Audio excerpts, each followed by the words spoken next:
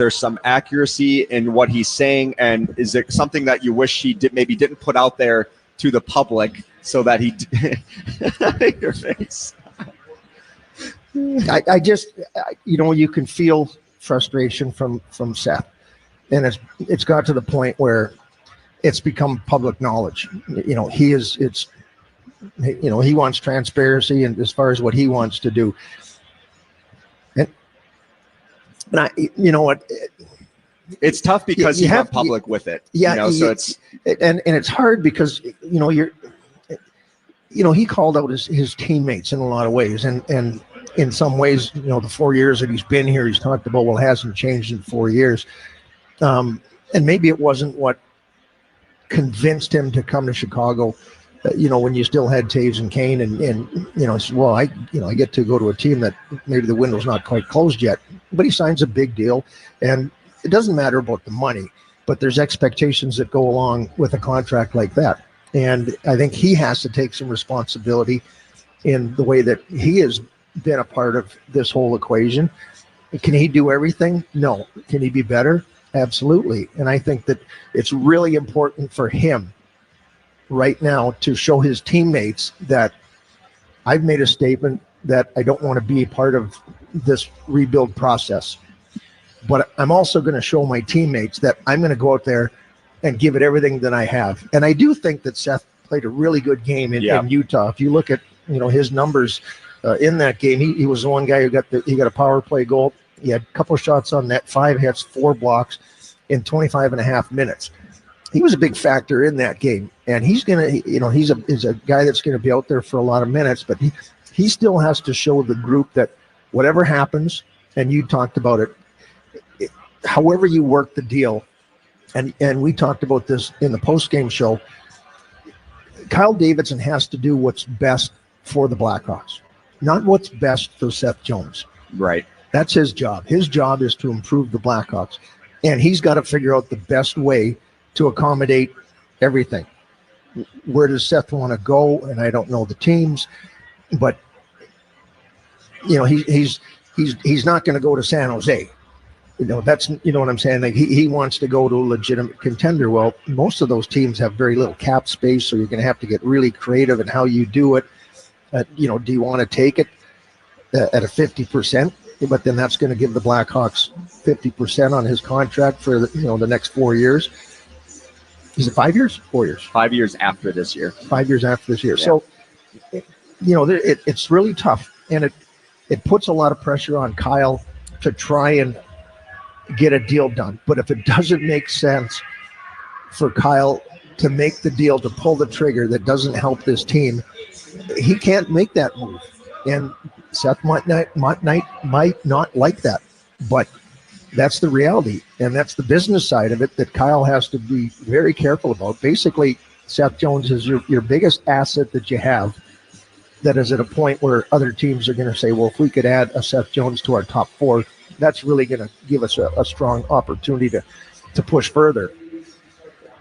And you have to make the right decision. So going back to what you're talking about there, I wasn't thrilled with what he said and how he said it, but there is a lot of frustration there, and it even puts more pressure on Kyle to look at the situation and see if this is going to work out. But it's also, as I said, individually for Seth Jones, he's going to have to look in the mirror. He's called himself out that he wants to leave town, go to a contender, but he's got to make sure that doesn't affect his performance. And if he's still here after the trade deadline, it can't affect his performance. Right? He's got to be a professional. He's got to understand that this is a tough situation. Maybe, as you said, something gets done when there's more time to look it over and figure out where you need to be in the off season and how you can improve your team moving forward. But if you take Seth Jones out of the equation of this team, that's a big loss on the back end, right, for a guy who munches on the blue line there with 25 minutes per game. All right, let's see if Seth Jones and the Blackhawks can bounce back. That's going to do it for the FanDuel Sportsbook Blackhawks pregame show. John and Troy have the call coming up next from Vegas. You're listening to Blackhawks Hockey on 720 WGN. Hockey season is in full swing, and with FanDuel, you can turn a little hunch into a true power play. Because right now, new customers can bet $5 and get $150 in bonus bets if you win. Put your first bet in the back of the net on FanDuel, America's #1 sportsbook and official partner of the Chicago Blackhawks. Must be 21 or older and present in Illinois. First online real money wager only. $5 first deposit required. Bonus issued is non-withdrawable bonus bets which expire 7 days after receipt. Restrictions apply. See terms at sportsbook.fanduel.com. Gambling problem? Call 1-800-GAMBLER. Whether it's a plumbing emergency or just a simple repair like a clogged toilet, Plumbers 911 is your source for the best licensed plumbers. Every plumber has background checks, insurance, and 10,000 hours of training. When you call 1-833-PLUM-911, you'll be connected with one of Chicagoland's most trusted contractors, like PJF Plumbing and Heating in Long Grove. Wherever you are, a Plumbers 911 contractor is always close by. Call 1-833-PLUM-911. Plumbers 911, where they do it right the first time. Retirement is your reward for a lifetime of hard work. But have you planned for the potential cost of long-term care? Hi, this is Brian Gordon, president of Gordon Associates, where we offer long-term care insurance. As people live longer, the likelihood of needing long-term care increases. Without a plan, those costs can impact your retirement savings and put a huge financial burden on your family. Gordon Associates has been helping families for over 50 years protect their health, retirement, and loved ones. We sit down with families to discuss their insurance options with no cost or obligation. Let us help you create a plan that ensures your care and preserves your financial security. Don't leave the future to chance. Secure your retirement, protect your family, and create a long-term care insurance plan today with Gordon Associates. Call us at 800-533-6242 or visit bestltcplan.com. Gordon Associates Long-Term Care Planning Insurance, because peace of mind is priceless.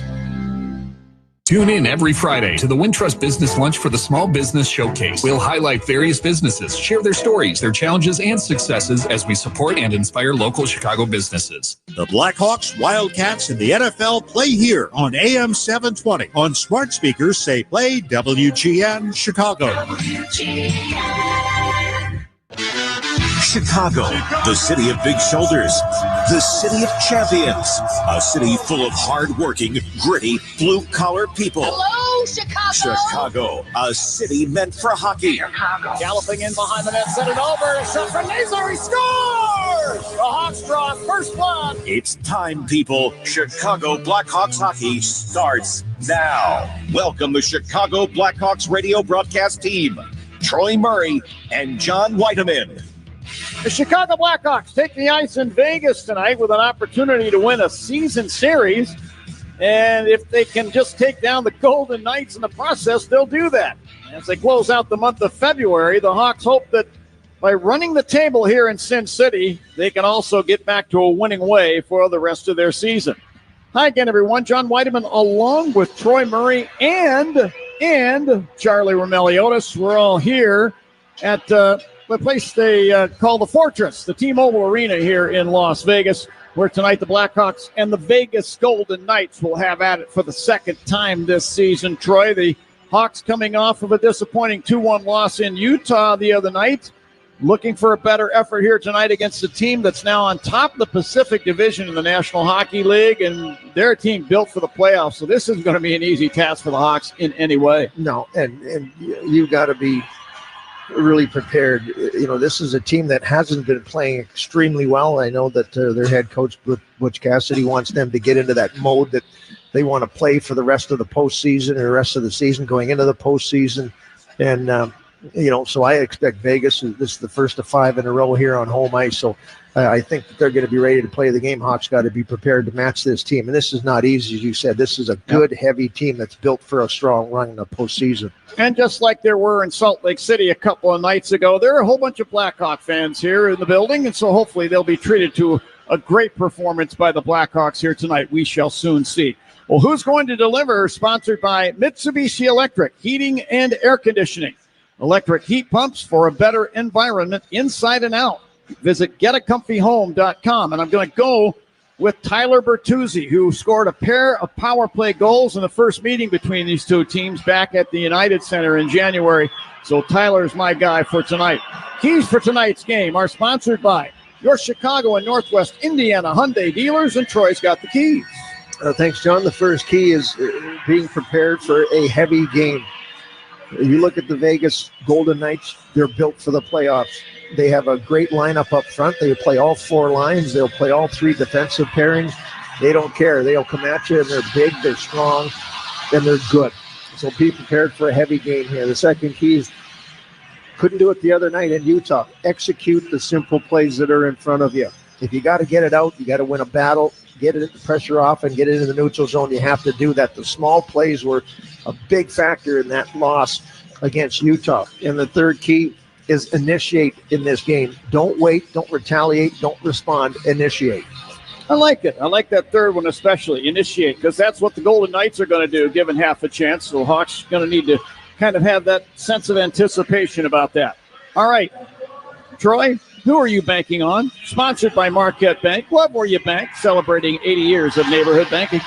I'm going to go with Ryan Donato in this one. You've got Bertuzzi and Donato. They're both going to play with Bedard, so Donato takes another step up there.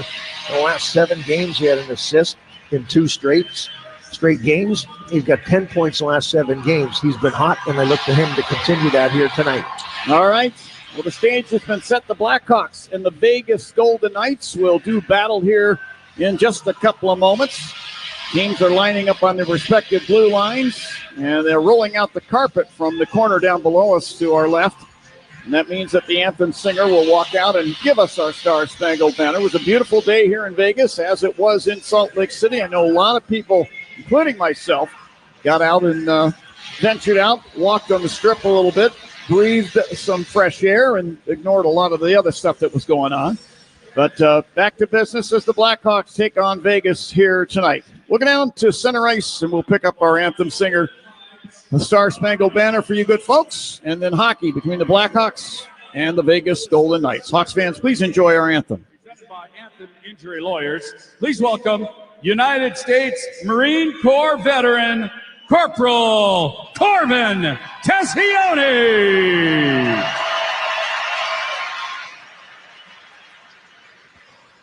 Oh, say, can you see by the dawn's early light what so proudly we hailed at the twilight's last gleaming, whose broad stripes and bright stars through the perilous fight o'er the ramparts we watched were so gallantly streaming, and the rockets' red glare, the bombs bursting in air, gave proof through that our flag was still there. Oh, say does that star-spangled banner yet wave o'er the land of the free and the home of the brave? Thank you, Carnell, and thank you for your service, Corbin. All right, nice job with the anthem. Let's get to our starting lineups for tonight, sponsored by the Mid-America Carpenters Regional Council. Strong alone, unstoppable together. In goal for the Vegas Golden Knights is going to be Ilya Samsonov, or Samsonov, whichever you prefer. I'll probably say it both ways tonight. He's 1-2-2 in his career against the Blackhawks. And looking down at the ice, we did not get starting lineups, by the way, from the Golden Knights organization as of yet. We're at the end of the building, so maybe it's just a little bit of a task getting those that information up here. But looking down on the ice, I'm seeing Zach Whitecloud at defense. It's Eichel's line. And it's Jack Eichel's line, so we'll finish up with that on the Golden Knights starting lineups. For the Blackhawks starting in goal, it's Peter Mrazek. Mrazek in goal against Vegas in his career. 5-3-0. At defense, Seth Jones and former Knight Alec Martinez up front from left to right. Tyler Bertuzzi starts at left wing, centering the Hawk opening line is Connor Bedard, and starting at the right wing is Ryan Donato. Referees this evening are Garrett Rank and Chris Schlenker, and the linesmen Bevan Mills and Travis Toomey. And as you can tell by those puck sounds, we're underway here in Vegas. Golden Knights get the puck. White Cloud firing it down the glass into the Hawk zone. Ends up behind the net. Seth Jones digs it out. He had a goal the other night in Utah. Passing up ice to the Vegas line to Ryan Donato. This puck deflects off of his stick blade and up into the protective netting and out of play. So we get a whistle stopping play. We're only 27 seconds into the contest, and of course, no score. And this reminder that all reviews in tonight's game are sponsored by Northwestern Medicine, with more nationally ranked specialties than any other hospital in Illinois by U.S. News and World Report. The teams at Northwestern Medicine offer second opinions for the toughest conditions. They'll face this one off at center ice again. Foligno out there against Hurdle. Tomas Hurdle wins this face-off. The Golden Knights get possession. And now the puck is deflected by Victor Olofsson down in behind the Hawk net. Hurdle there to Olofsson, left wing corner. He'll fire a tough angle shot. That's into the breadbasket of Peter Mrazek. And then he gloves the puck and holds onto it there. A whistle on a face-off in the circle to his right. Peter Mrazek is talking to the officials there. He thought that was going to be an icing call. He got hustled back there. Vegas did a nice job of denying that. Make sure you keep your feet moving. Blackhawks got schooled in the face-off circle in Utah, winning only 38%. Well, it's going to be Hurdle against Nick Foligno again on the draw. Linesman holding on to the puck for that extra second. Now he drops it. The Hawks get possession off the draw. Alex Vlasic tossing a pass up the left wing at center ice to Teuvo Teravainen. He redirects it down into the Vegas zone. Alex Pietrangelo with a pass up the left wing. Pavel Dorofeyev into the Hawk zone will fire a shot high and wide and up off the glass and eventually up into the protective netting. So whistle stopping play. And they'll say this shot was deflected out of play, so faceoff will stay in the Hawk zone. This will be in the circle to Mrazek's right. Good long stretch play up to the left wing side. Sharp angle shot. Mrazek fights this one off, goes up over his shoulder, I think, and rattles off the glass up into the netting. Philip Kurashev facing off with Brett Howden. Kurashev wins the draw. Hawks get possession. And then Brody turns it over at the line. Here's a shot from Kolasar. He shoots and scores. From the right wing circle in the Hawk zone, Keegan Kolasar fires this in behind Peter Mrazek. We're 1:06 into the hockey game, and Vegas has a 1-0 lead.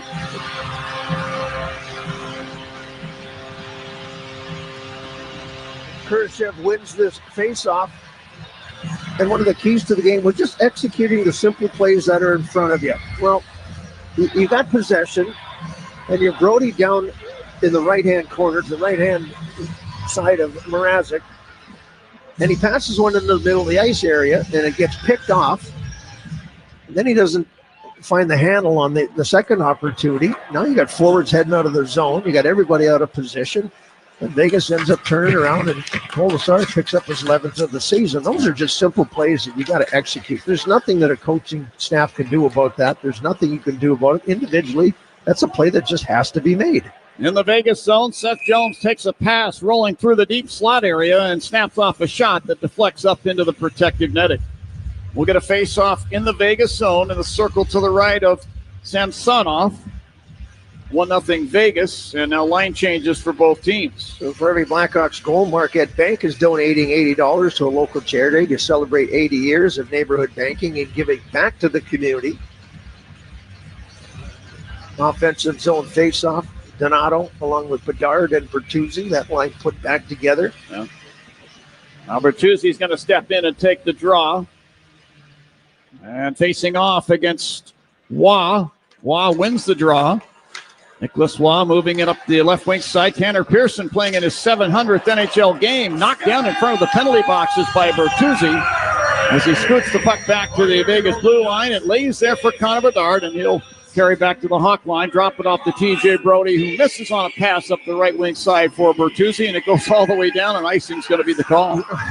I don't want to harp on it, but at the same time, again, and it just happened to be TJ Brody, he's trying to make a bank pass up to the far side, to the far blue line there, just have it redirected into the zone. He misses it. Now you're getting a defensive zone face-off.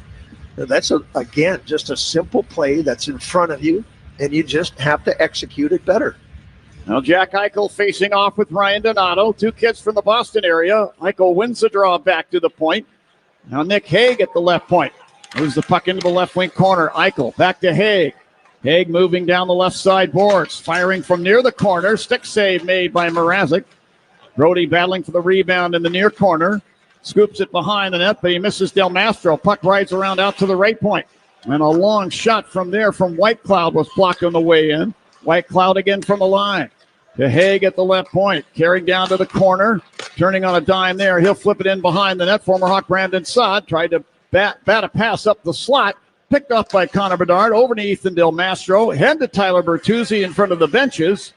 He's trying to free himself from a check from Mark Stone. And he cannot. And Saad takes the puck and bats it back into the Vegas end. That was a battle for the Hawks just to manage a couple passes there to get it to the red line. And didn't get it in, but at least they got a line change there. And again, I mean, you got full possession of a puck. You got to make better plays. Pavel Dorofeev put the puck into the Hawk zone to the left wing corner where Nick Foligno finishes his check on Tomas Hertl. Hertl now has the puck in the right circle. He'll turn and fire. That's blocked by Alex Vlasic. Hertl takes the puck back, gave it away at the point. Vlasic takes the puck, put it out to center ice. Ilya Mikheyev. He'll sting it off the right side glass deep into the corner in the Vegas zone. This is pushed away up the near side, and the puck bounces at center ice. Dorofeev sent it over in front of the Vegas bench. Nick Foligno there will dump it down into the Vegas zone on a delayed offside, and now the Golden Knights get the puck back. Braden McNabb put it around out down to the Hawk blue line. Former Golden Knight Alec Martinez whips it over to Seth Jones, who shot it ahead into the Vegas zone. We're going to get a whistle for offside on the Hawks. So now 16:22 left in the first, 1-0 in favor of Vegas. You have to wonder, Alec Martinez, the great success he had here in Vegas, number of good seasons, including a Stanley Cup win, what his feelings might be right now in his first return.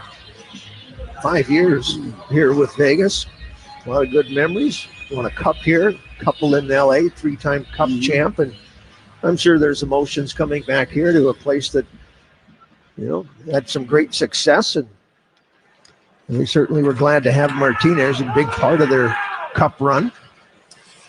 Now Mrazek to a dump in behind the Hawk net, drove the puck around, kept in by Alex Pietrangelo at the right point.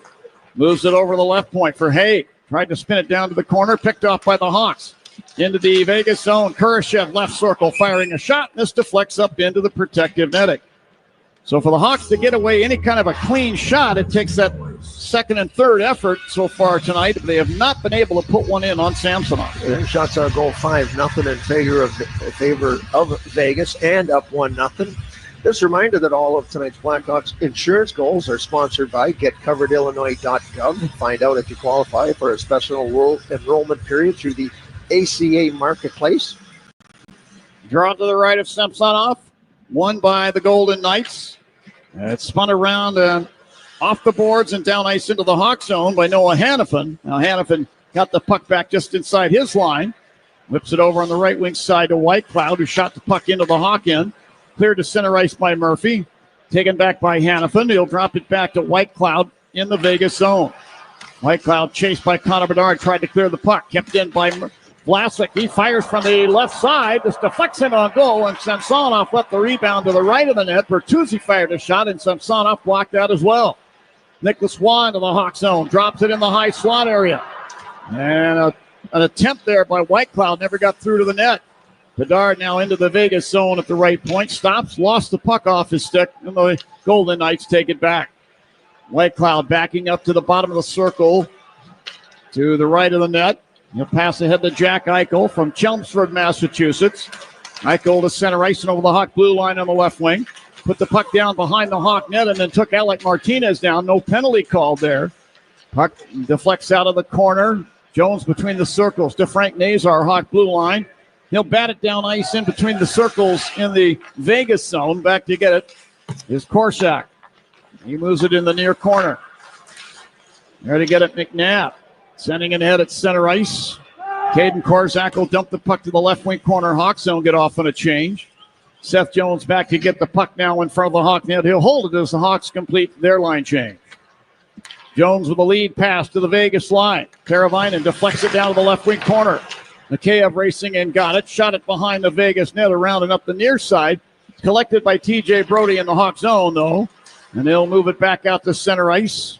And now Mikheyev flips it back down in beside the Hawk net. Mrazek steers it around to the near corner. Dorofeyev took it back. He put it in behind the net. Hurdle put the puck out to the line. Pietrangelo down to Pavel Dorofeyev. In the right wing corner, he is hit there by the Hawks' Ethan Del Mastro. Nick Foligno into skewered out, but not out of the zone. Pietrangelo hammers one from the high slot, and that's into the breadbasket, and then eventually into the glove of Peter Mrazek at the top of the Hawk crease. And a whistle stops play. We take our first break with 13:43 left in period number 1 here in Vegas.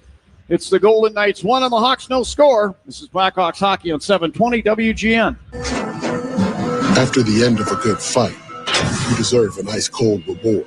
Modelo, the mark of a fighter. You've earned this rich golden lager with a crisp, refreshing taste. Because you know, the bigger the fight, the better the reward. You put in the hours, the energy, the tough labor. You are a fighter, and Modelo is your reward. Modelo, the mark of a fighter. Drink responsibly. Beer imported by Crown Imports, Chicago, Illinois. Get cash in a flash for your older wrecked car today. That old piece of junk car is still hogging up space in your driveway? Do something about it. Global Auto Recycling and Repair will take that rusty old bucket of bolts off your hands today, and you'll get cash in a flash. Family owned and operated, Global Auto has been serving Chicagoland for over 60 years, and they'll pay you cash in a flash to take away that old clunker that's been annoying you for way too long. Call Global Auto Recyclers at 847-608-4700 today. Hi, this is Dave Musil, owner of Four Seasons Heating, Air Conditioning, Plumbing, and Electric. Do you have a plumbing emergency? Call Four Seasons. An electrical emergency? Call Four Seasons. A heating or cooling emergency? Call Four Seasons. Same-day hot water tank installation needed? Call Four Seasons. Need a whole home generator? Call Four Seasons. We guarantee same-day installation on all heating, cooling, plumbing, and electrical needs. And no extra charge for nights, weekends, or holidays. For all the right reasons, call it 664 Seasons. Hey Hawks fans, this is Joey Anderson. Let's get back to John and Troy on 720 WGN. Blackhawk fans, next season marks 100 years of hockey in Chicago, and full and half season ticket plans are on sale now. Experiencing the rivalries, the celebrations, and the unforgettable moments that will define this milestone season. You don't want to miss this. Secure your seat today at blackhawk.com/membership. A great tribute here on the Jumbotron and a standing ovation for Martinez as the Vegas Golden Knights recognize the veteran defenseman for his time here in Vegas. It'd be pretty emotional for him. He acknowledges the fans there, but you know what? Just a real nice tribute there for Alec Martinez. You can imagine, I mean, he's human. You can imagine after spending that many years, his family was here.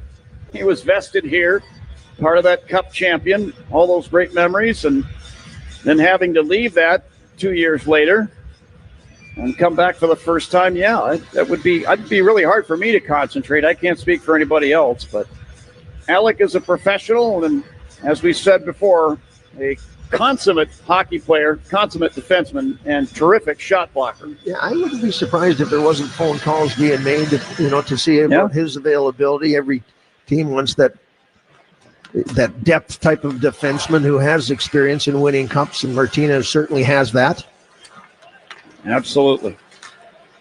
As we rejoin the play, here's Alec Vlasic in the left wing corner Hawk zone, gives the puck to Mikheyev. Put it up the right wing side to Teravainen, who can't clear the zone, and now Foligno at the line, works it free. And Mikheyev came along and pokes the puck over the blue line to center ice. The Hawks attack. Mikheyev will lead the rush into the Golden Knight zone, stopping along the right wing boards. Mikheyev tried to drop to the corner. Teravainen, the high slot. Vlasic put it in front. Here's Foligno with a shot. He scores! Nick Foligno ties the score. Bada boom, bada bing. 1-1 with 13:02 left in period number 1. Some good work around the net by Foligno. And a nice setup there by Vlasic. Foligno cleaned up the rebound, and we're tied at 1. This is just a good play to start with by Mikheyev to force the Vegas defenseman back. It's big Nick Hague, and he pushes him back. He ends up turning around, falls down, but he battles hard and gets this puck down to Teravainen, who finds an open seam all the way across to Vlasic, and Vlasic sends the shot to the net. It kind of redirects, I think, out in front, goes to Foligno, who had been circling around that area. He picks up the loose puck, goes to his forehand, and ends up beating the goaltender. Hawks tie this one up. Boy, that's a good effort all around, but starting with the speed of Mikheyev to back off everybody and get it into the zone, give them some offensive zone time. 12th of the season, and with that goal, it's time to break out the Bandito. Celebrate every goal of the season with El Bandito Yankee Tequila. Nick Foligno has the Hawks on the board, 1-1. Let's see if that puts some wind in the Hawks' sails here for the remainder of the game. Eichel into the Hawks zone. Drops it in the high slot, picked off now by White Cloud at the right point. Flips the puck down behind the Hawk net. It's a bouncing puck. Brandon Saad gathers it in. Saad away to the right wing boards. Tried to center for Mark Stone. Stone then tosses the puck down behind the net. Saad there. To Eichel along the left boards to Stone in the slot. Little slap pass picked off by Connor Bedard, and he'll flip it down ice into the Vegas zone. We get a whistle as the puck is knocked out of the air by a Vegas high stick. 1-1, 12:25 left in the first. John Paddock, who was a coach of mine when I played for the Winnipeg Jets, and longtime coach of the Regina Pats, general manager of the Regina Pats, and of course that's where Connor Bedard played his junior hockey in the Western Hockey League. He's in attendance tonight, and I had a little bit of a conversation with him earlier today, texting back and forth, and he's excited. He loves to see Connor. He goes to Winnipeg in the wintertime and checks him out, and you just want to be in a position. And I know that Connor has always been in touch with John Paddock, so maybe it spurs him on to some good things here tonight. We'll see. Meanwhile, back in the Vegas zone in the corner to the right of Samsonov, a battle ensues. Colton Dock was in the middle of it. The puck came free. Now Landon Slaggert took it away in the near circle, had it batted off his stick and down ice into the Hawk zone. He'll go get the puck and give it over to Alec Martinez. Shot it ahead at center ice off Dock's stick into the right wing corner. Dock racing in, finishing his check on Tanner Pearson. But the Golden Knights retain the puck. And it's spun down into the Hawk zone a few feet. Taken back by Murphy. He'll flip the puck back down ice into the Vegas zone. And from behind the net or beside the net, Nick Hague will pass it ahead. It's deflected down in behind the Hawk net by Hutton. Colasar hit back there by both Murphy and Maroon. Golden Knights retain the puck. A shot from the left point by Hague is into the glove of Peter Mrazek. Well, Keegan Colasar, who leads the Golden Knights in hits and penalty minutes, not that many penalty minutes, by the way, but you can definitely tell when he's on the ice, he likes to finish all of his checks. The game gets a little physical. Yeah, I mean, this is a big, heavy team, but they're a disciplined team. The fewest penalty minutes per game in the NHL at 5.5 minutes. So they know how to play the right way. They're disciplined, and they'll finish checks. They win board battles. They're heavy on the blue line there, which certainly is a big factor when you get into the postseason. Now Patrick Maroon on the ice. He and Nick Hague had to go back at the United Center. They're both on the ice. Let's see if we get round two.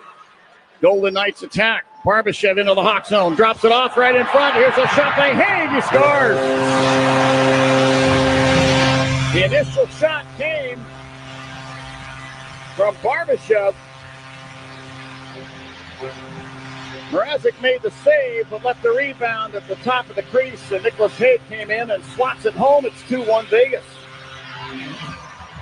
Barbashev and Hague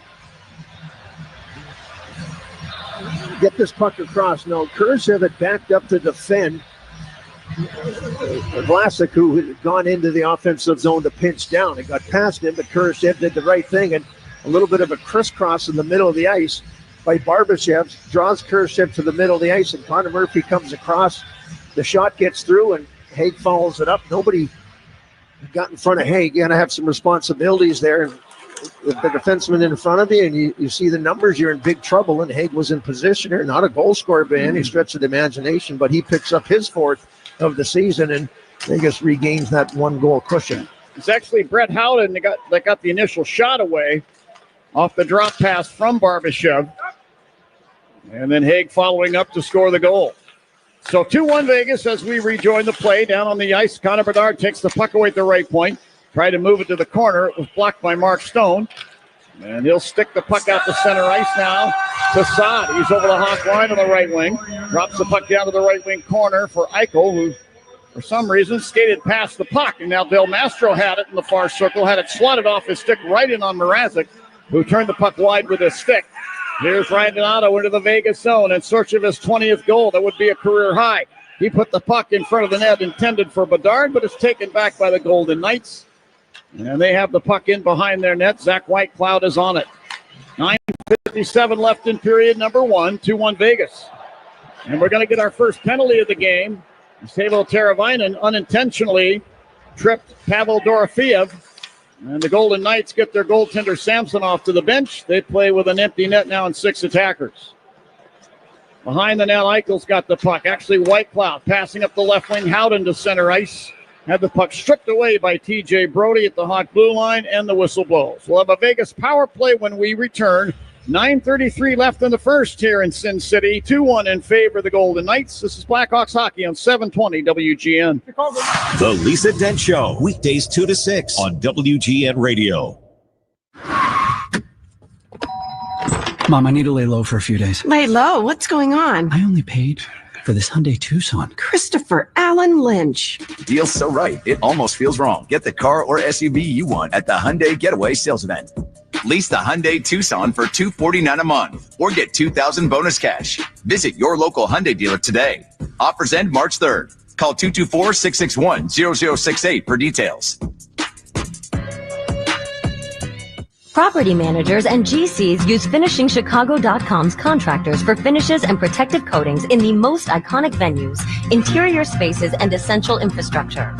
Our painters apply industry-leading commercial and industrial finishes inside and out, so your biggest assets always put their best square footage forward. FinishingChicago.com has your free list of painting, wall covering, glass systems, drywall finishing, and signage contractors. For a great finish, start with FinishingChicago.com. We asked people why they sold their homes to Grandview Homes instead of using a real estate agent. I decided that spending the time and money to rehab the unit and sell it through conventional means was not in my best interest. They give you a fair price offer, close quickly, and pay promptly. The process with Grandview was virtually effortless. Whether you have a hard-to-sell home, want a stress-free sale, or simply need to sell your home fast, Grandview Homes is the name you know and the name you can trust. Visit GrandviewHomes.com to discover the easiest and fastest way to sell a home. Hey, Chris Chelios here. It's time to break out the Bandito. El Bandito Yankee Tequila. So smooth, it's criminal. Break out the Bandito, baby. Back to Vegas, joined by Charlie Romeliotis. Great to have you on the road, bud. We've had some fun, haven't we? Unbelievable. This is one of my favorite buildings in the entire NHL, so I'm glad I was able to elbow my way into this radio booth to join you guys. You didn't have to elbow. There's plenty of room. There's plenty of room in the booth, so we got room for 3. But, hey, impressions of the building and of the game so far. I mean, it's been kind of an exciting night. And look at the sprinkling of Blackhawk fans all over the building. I was just going to say, there's a sea of red here in Vegas. The Blackhawks fans travel well. I saw a lot of them outside, too. So sure. It's been a fun day so far. Well, here's the draw to the right of Mrazek, and the Hawks get control. And Mikheyev tried to belt it up the boards and out, and ends up at the line. Good play by Mikheyev there to knock it away from Dorofeev, but the Golden Knights get it back. And then it's picked off between the circles now by Foligno. He'll clear the puck down ice into the Vegas zone. And the Golden Knights on their first power play will start up. Tomas Hertl at center ice on the left wing. Makes a pass from Noah Hannafin. Drops it off. Here's Eichel through center over the Hawk line on the left wing. Checked off the puck by Murphy. It lays behind the net. Vlasic pounds it around at the left wing side. Foligno battling with Stone. Puck comes free to the corner. Murphy's got it there. Del Vlasic along the left side boards, and he'll clear a bouncing puck to center ice, and Noah Hannafin will grab it there for the Golden Knights. Big pass, Eichel over the Hawk line, stopping near the left point. Put it down left wing corner. Mark Stone centers in front. Picked off by Vlasic, and he'll clear it all the way down. 105 on the Vegas power play. Nazar at the top of the Vegas crease tried to deceive Samsonov, who had the puck behind the Vegas net. Samsonov made a pass ahead. Here's Hannafin down the left wing. Hawk zone with a shot right into the glove of Peter Mrazek. He'll hold on to it there. Faceoff will be in the circle to Mrazek's right. 2-1 Vegas. Hannafin got the puck in the offensive zone. He really didn't have to try and force a play there. You throw it to the net, that gives everybody an opportunity to regroup, get some fresh penalty killers out there. You get into the offensive zone, you want to try and set it up. That wasn't the best decision there by Noah Hannafin. Face off to the right-hand side of Mrazek. It's going to be Nazar facing off with Nicholas Waugh for the moment. Now Waugh's been tossed off the dot. It's going to be Nazar against Ivan Barbashev, who won a cup with the St. Louis Blues and with these Golden Knights in 2023. As did Pietrangelo, his teammate in St. Louis. Off the draw, Hawks get control. Landon Slaggert along the left boards will wipe it up that side and all the way down and then get off on a change. On comes Kurashev and Colton Dock in a penalty kill regiment. Now Martinez stepping up, tried to get into the face of Raphael Lavoie, could not. Golden Knights get the puck. Olofsson firing from the left circle, broke his stick with the volley. The puck is knocked out to the line, kept in by Pietrangelo. Pietrangelo at the right point. Put it down to Barbashev, top of the right circle. He'll leave it now at the right point. Olofsson to Waugh, bottom of the left circle. Pietrangelo high slot, shoots, he scores. This deflects, I believe, off of Ivan Barbashev and in behind Peter Mrazek for a power play goal for Vegas. They now lead 3-1.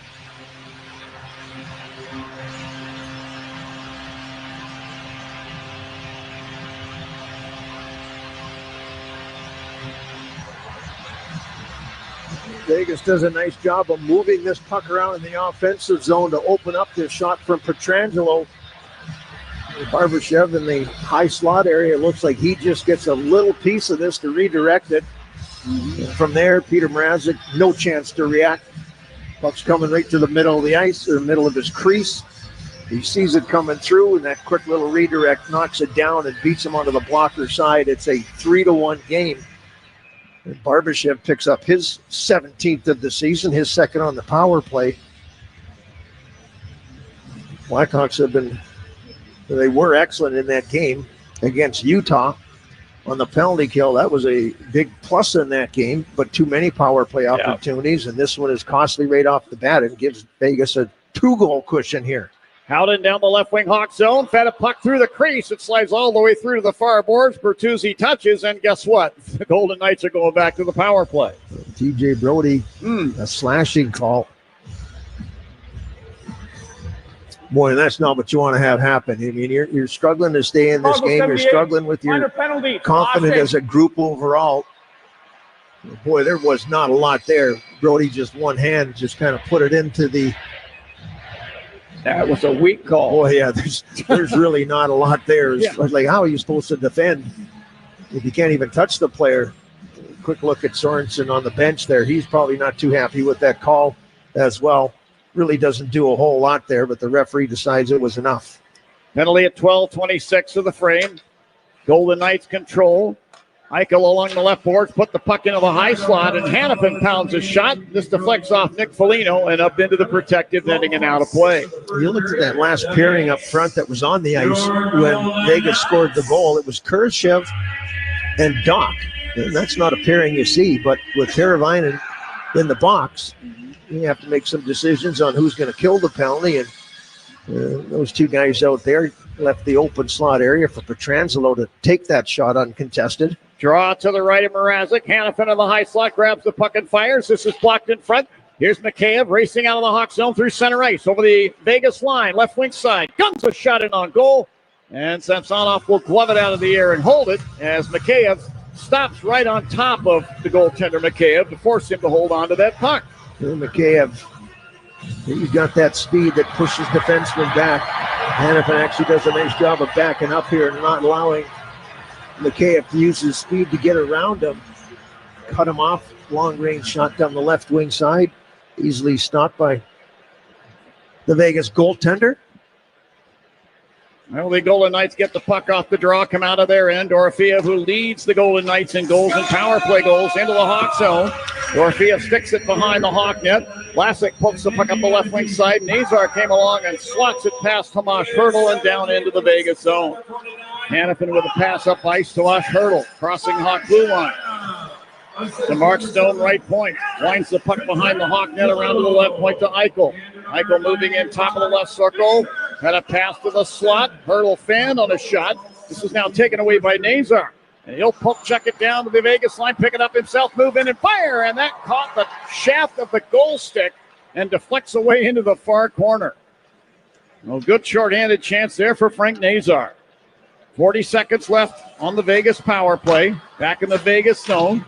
Raphael Lavoie, a newcomer to their lineup, passing it ahead at center ice into the Hawks zone. Barbashev firing for the left circle. This will deflect up into the protected netting and out of play. Nice job there by Mikheyev to back check all the way into the zone, into the ice, down deep. You really like the fact that when you have Nazar and Mikheyev out there on the penalty kill, you got to really respect those two guys' speed. Hawks only have the one shorthanded goal this season. That was by Mikheyev. But they've had some opportunities. They are a threat. Draw to the right of Mrazek. Foligno battling for it. Pokes it out to the left point. And Pietrangelo put a pass into the slot for Waugh. He didn't see it coming. Hit him in the skate. Deflects over to Martinez, who clears it up the left wing glass and down. 15 seconds on the Vegas power play. Barbashev deflects a pass down ice in on Mrazek, who winds it behind the net with his stick. Round to Jones, to Teravainen, over to Martinez between the circles. Pulls out the 7-iron, lifts the puck through the air and down ice into the Vegas zone. Brody is out of the box, and the Hawks are at full strength. Pietrangelo into the Hawks zone to Colasar, right wing circle. Del Mastro for the Hawks, reaching out, poke checks it away, and moves the puck ahead to Bertuzzi at center ice on the left wing. He backhands it across the rink into the right wing corner, Vegas zone. Nick Vaslav drives it around, not out. Del Mastro grabs the puck left point, put it down behind the net. Bertuzzi, he left it in front. Here's a shot from Bedard that goes high and wide off the deflection. I think Colasar get in there at the last second with a stick. Bedard behind the net to Murphy, right circle, fires. Samsonov down with a butterfly save. The puck leaks out right to Pietrangelo. He'll lift it out to center ice. Barbashev into the Hawk zone. Lost the handle on the puck. Mrazek swats it away to the far corner. Barbashev grabs it, tries to center. This deflects away to the near boards. Howden at the left point. Sends it down to Colasar back in the net. Battling there with Del Mastro. Colasar put it around out to the left point. Braden McNabb will stick the puck back down ice behind the Hawk net into the right wing corner. Former Hawk Brandon Saad there. Turning off a check to Colasar right corner. Put the puck out to the right point. And it's grabbed there by Caden Korsak. He moves it down now to the corner. Here's Howden cutting through the high slot to McNabb. Left circle behind the back pass in front. His shot just wide by Saad. Oh, and then Connor Bedard collides with Keegan Colasar, who goes down awkwardly, and a penalty is going to be called here to Connor Bedard. Looked like Bedard just caught him with his head down, hit him with an open ice check. But the referee saw it differently, and Vegas will be going back to the power play when we return. With 4:10 left in period number one, Vegas leading 3-1. This is Blackhawks hockey on 720 WGN. What's up, Blackhawks fans? Enjoying the game should be easy, so don't overthink it. What to wear? Done. Just toss on your lucky jersey. Don't know what to serve your friends? Easy. Pick up some pizza from your go-to and grab some Bud Light to stock your fridge. See, it's that easy. Just like Bud Light, which is always brewed with 4 simple ingredients for a clean Bud Light. Easy to drink, easy to enjoy. Enjoy responsibly. 21 plus. Anheuser-Busch, Bud Light Beer, St. Louis, Missouri. Heart surgery is no one's dream of retirement. I'm Beverly. And at 79, my cardiology team at Northwestern Medicine worked together to identify and replace a diseased valve in my heart without open heart surgery. Even better, I would be back on my feet in just days. With access to the top heart and vascular program in Illinois by U.S. News and World Report for 17 years, the nurses, cardiac surgeons, and cardiologists at Northwestern Medicine's Central DuPage Hospital are experts in non-surgical options for patients with aortic valve disease like Beverly. Using a catheter, her team inserted her new valve, then inflated a small balloon to secure it in place. Almost immediately, blood flow was restored. Thanks to my wonderful team, I'm enjoying the retirement I had always dreamed of. Because what makes us better makes you better. Northwestern Medicine. Learn more at nm.org/better. Your radio home for the Hawks, Cats, and the NFL, WGN. Now back to the game. The Bedard in the box. And the Blackhawks on the third penalty kill of this first period. They had 3 in the game against Utah, and that was too many, 5 overall in the game. I think they're going to give it an interference call there as he does make contact.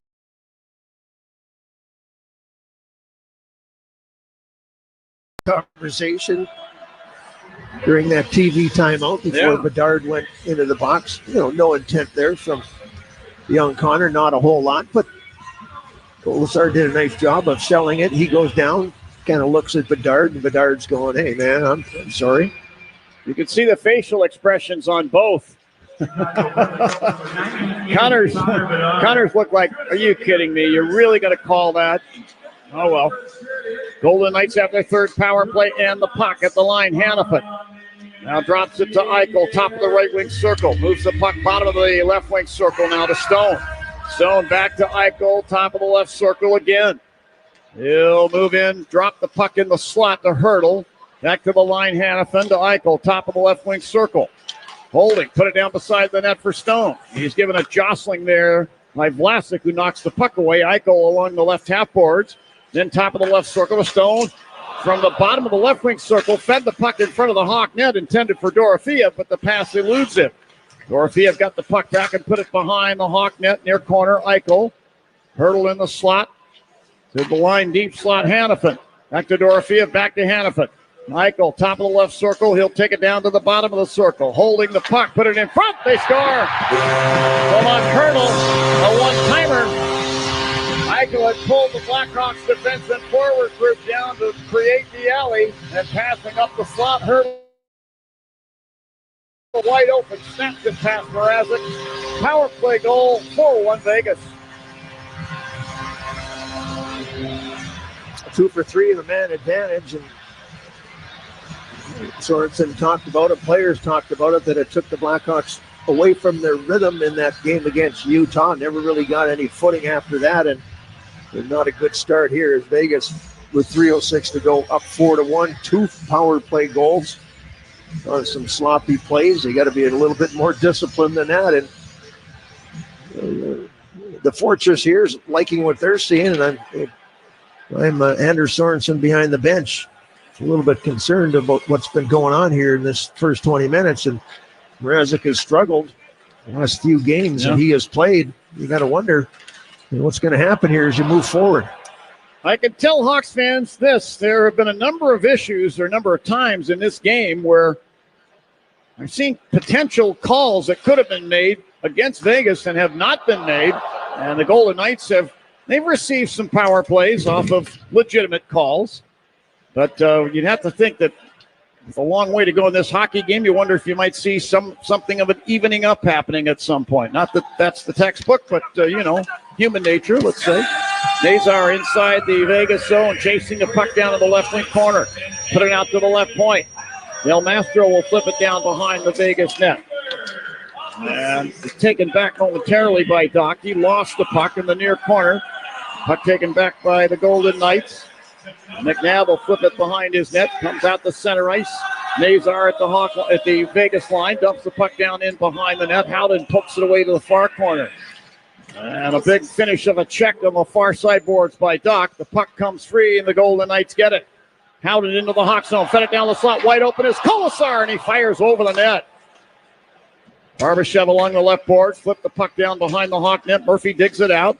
Passing up the left wing. Doc can't clear the zone. The Golden Knights retain the zone. Haig at the left point. Flips the puck to the corner. Del Mastro had it for a moment. Lost it to Colasar, who then lost it to Landon Slager to the Hawks. To center ice he goes and hands it off to Nazar, and he'll dump the puck down the boards in behind the Vegas net, get off on a change. Golden Knights right back up ice. Olafsson from Arnkodsvik in Sweden. He'll stick the puck down behind the Hawk net. Vlasic will put it around at the far side. Dorofeev took it away. Right circle, moves in, fires. He scores. For Pavel Dorofeev, who comes into this game leading the Golden Knights in goals. He adds another. This goal scored at 18:57, giving the Golden Knights a 5-1 lead. Well, where do you want to start on this one? Yeah. Mrazek had the puck behind the net. Vlasic kind of caught in the middle of no man's land and goes around the boards to Donato, but he's got some pressure on him. He can't get the puck out. And all of a sudden, again, plays that are there that you just lose battles. Maybe you don't get him out. Donato, he's a guy that's going to work hard. And then Vlasic kind of ran into Dorofeyev. Picks up his 24th of the season. He leads the Golden Knights in goals, and that was just a gift. 5-1 Vegas as we rejoin the play at center ice in front of the benches. Teuvo Teravainen backhands the puck into the right wing corner, Vegas zone. Noah Hannafin got to it in front of Ilya Mikheyev. Put it around to the far corner. Teravainen centering the puck. This is picked off by the Golden Knights White Cloud. They're backhanded to center ice. Doubling back Philip Kurashev will drop the puck back in the Hawks zone to Martinez. Over to Jones along the right boards. Ahead up the right wing now to Teravainen into the Vegas zone. He dropped it into the left wing corner. Mikheyev fired from there. Knocked away with a stick from Samsonov. Then Del Mastro takes the puck on the left point. Swats it down behind the Vegas net. It's taken out of there by Hannafin. He'll drive it around the left wing dasher and down. No icing called as Brody's back to get the puck behind the Hawk net. Brody to Del Mastro along the right side boards. Hawk blue line. Passing it ahead for Craig Smith at the Vegas line. He deflects the puck down in behind the Vegas net, and there's the horn. Mercifully, 20 minutes are in the books. The Blackhawks trailing 5-1. They were outshot 15-9 in the game. The Golden Knights 2 for 3 on their power play, and the Hawks have some regrouping to do, I would think, involving a little bit of discussion in the dressing room now after 20 minutes. Boy, that was, disheartening for the group. Wanted to respond after that tough outing against Utah. Soderblom was excellent in that game to keep the game close. And, in some ways, there's a lot of similarity going on between that game and what's happening here. The difference is Mrazek hasn't been able to make the saves that Soderblom did. And I'd be surprised if Mrazek starts the second period here. You got to go to Soderblom and give Mrazek an opportunity to just regroup. You can't, for a goaltender's mindset, I know as a veteran guy, you might be upset, but at the same time, my mind, I think you have to make that decision that you're going to have to go to your other goaltender. But, a lot of them go to the keys, just executing the simple plays that are right in front of them. And they're not doing it. They're just not connecting on a pass. They're not. Great example is the last play there. You got and it's really Vlasic, it goes to Donato. He loses the board battle, and all of a sudden Dorofeyev, he comes in and he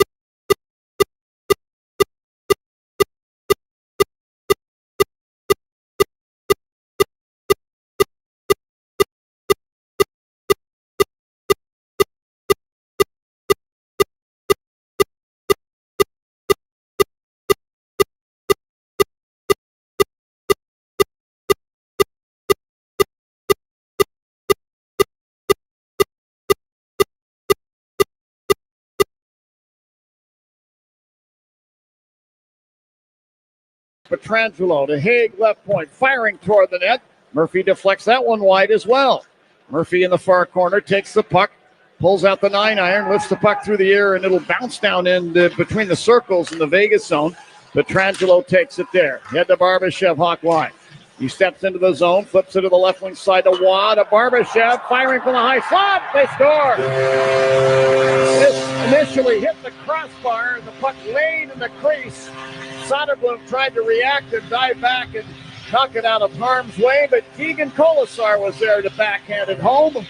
And it's now 6-3 in favor of Vegas. This was all caused because it was a terrible line change up front for the Blackhawks. Puck was just sitting in the hands of Petrangelo in the high slot area in the defensive zone for Vegas. And the Blackhawks forwards went off on a line change, and that put them in a tough situation. Vegas took advantage of the numbers to get into the zone. Great shot from Barbashev to beat Soderblom, and it hits the post, and then Colasar there to bang that one in front of Connor Bedard, who was just coming on the ice trying to scramble back. So for Keegan Colasar, that's the second 2-goal night of his career. And he had one in October against Calgary. 6-3 in favor of the Golden Knights as we rejoin the play. Pearson in front of the benches at center ice, shot the puck across the rink, picked off by Donato, back into the Vegas zone, left circle, toe drag, and a shot! Oh, and Samsonov had trouble with it, loose puck in the crease. Everybody jamming at the puck, and it looks like Samsonov lays on his side on top of the puck in the paint of the crease. You get a huge crowd. Probably you got 9 out of 10 guys, at least, skaters on the ice in the blue paint. Referee was right there behind the net there. I didn't see him, looking for an opportunity to blow the whistle dead. So that must have been alive inside the crease. All right, 6-3 Vegas with 5:43 left in period number 2. This is Blackhawks hockey on 720 WGN. What do the Blackhawks and United Airlines have in common? The next generation has arrived, and the future looks bright. New planes are joining the United Airlines fleet every week, decked out with Bluetooth connectivity, screens and power at every seat, and bigger overhead bins to fit everyone's carry-on. Book your next trip on the United app or United.com today. United Airlines, proud to be the official airline of the Chicago Blackhawks. With so much uncertainty in the world right now, it's more important than ever to help our neighbors in need. That's why Sutton Ford and the Matson Auto Mall is assisting the Salvation Army by making sure everyone is taken care of this season. At the Salvation Army, it's their goal to make sure families can stay in their homes and parents can put food on the table. More than ever, the Salvation Army needs your support. Go to salarmychicago.org and help those in need tonight.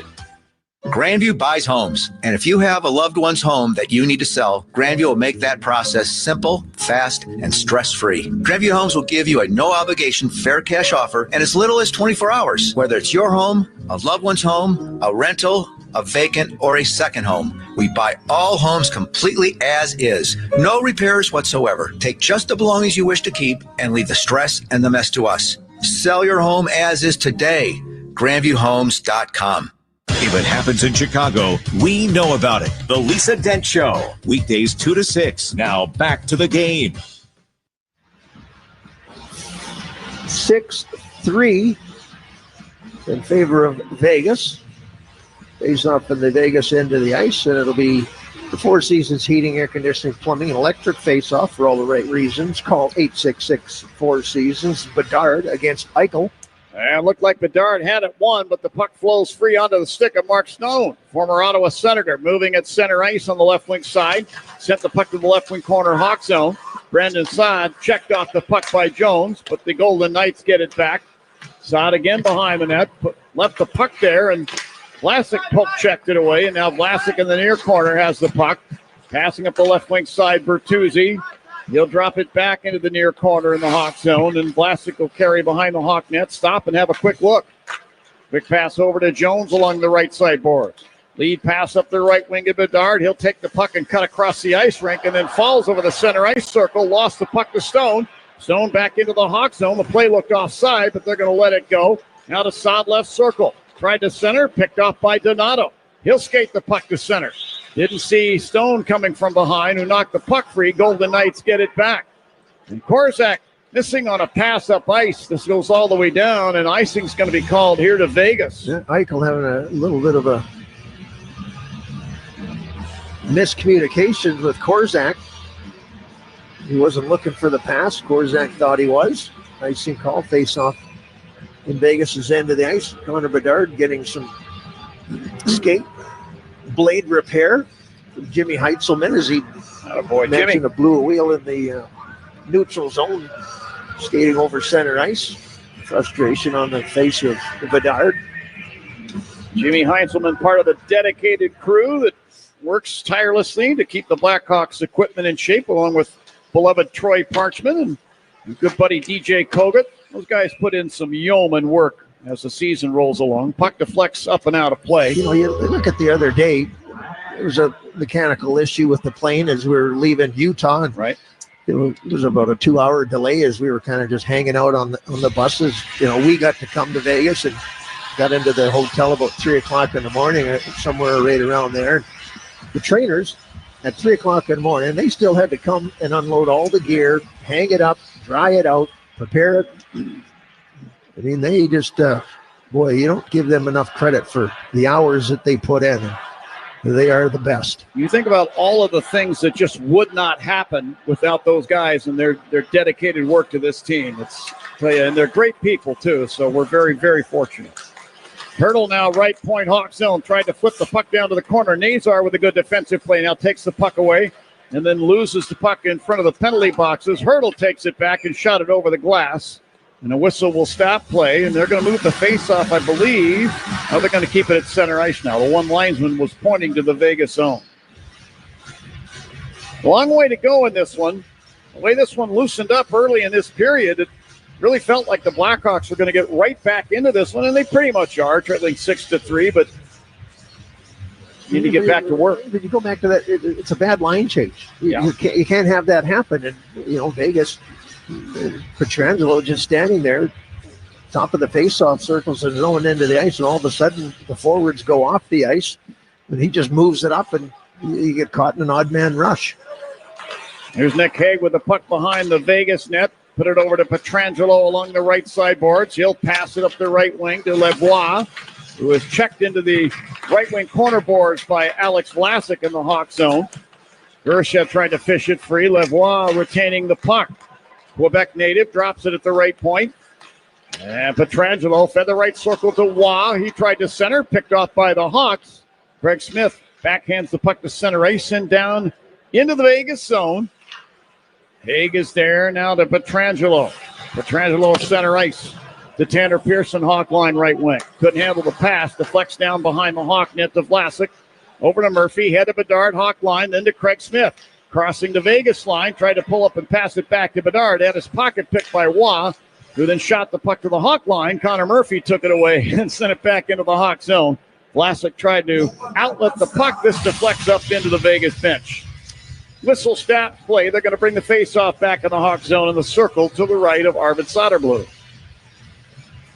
So far, Arvid has faced 9 shots. He's allowed 1 goal.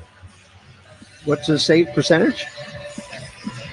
9 shots, 1 goal. That would be, you see, 8 of 9 would be. Gosh, you got 87%. So the 2 for 2 and the 2 for 3, you could figure that one out. But the 8 out of 9, I don't know. You keep it below 5, Troy. I think I got a good shot. In the far corner, Hawks on White Cloud wins the puck battle. Got it to Barbashev left circle. Try to center the puck, picked off by the Hawks. Donato. He'll stick it off the glass just across the Vegas blue line. Brett Howden paused the puck down to the ice at center ice. Tyler Bertuzzi battling with Barbashev, front of the penalty boxes. Bertuzzi got it to Del Mastro. Over to Jones. He'll step ahead to the Vegas line and snap a shot in on goal. Samsonov knocked it wide with a pad. Bertuzzi reclaims the puck along the left boards to Bedard, left corner. A back pass up the slot, deflects back down ice into the Hawk zone, and Seth Jones is back on the puck. Head to Colton Dock at center ice in the right wing. Dropped it over the Vegas blue line a few feet. Kolasar took it away for Vegas. Quick pass up the left wing side into the Hawk zone.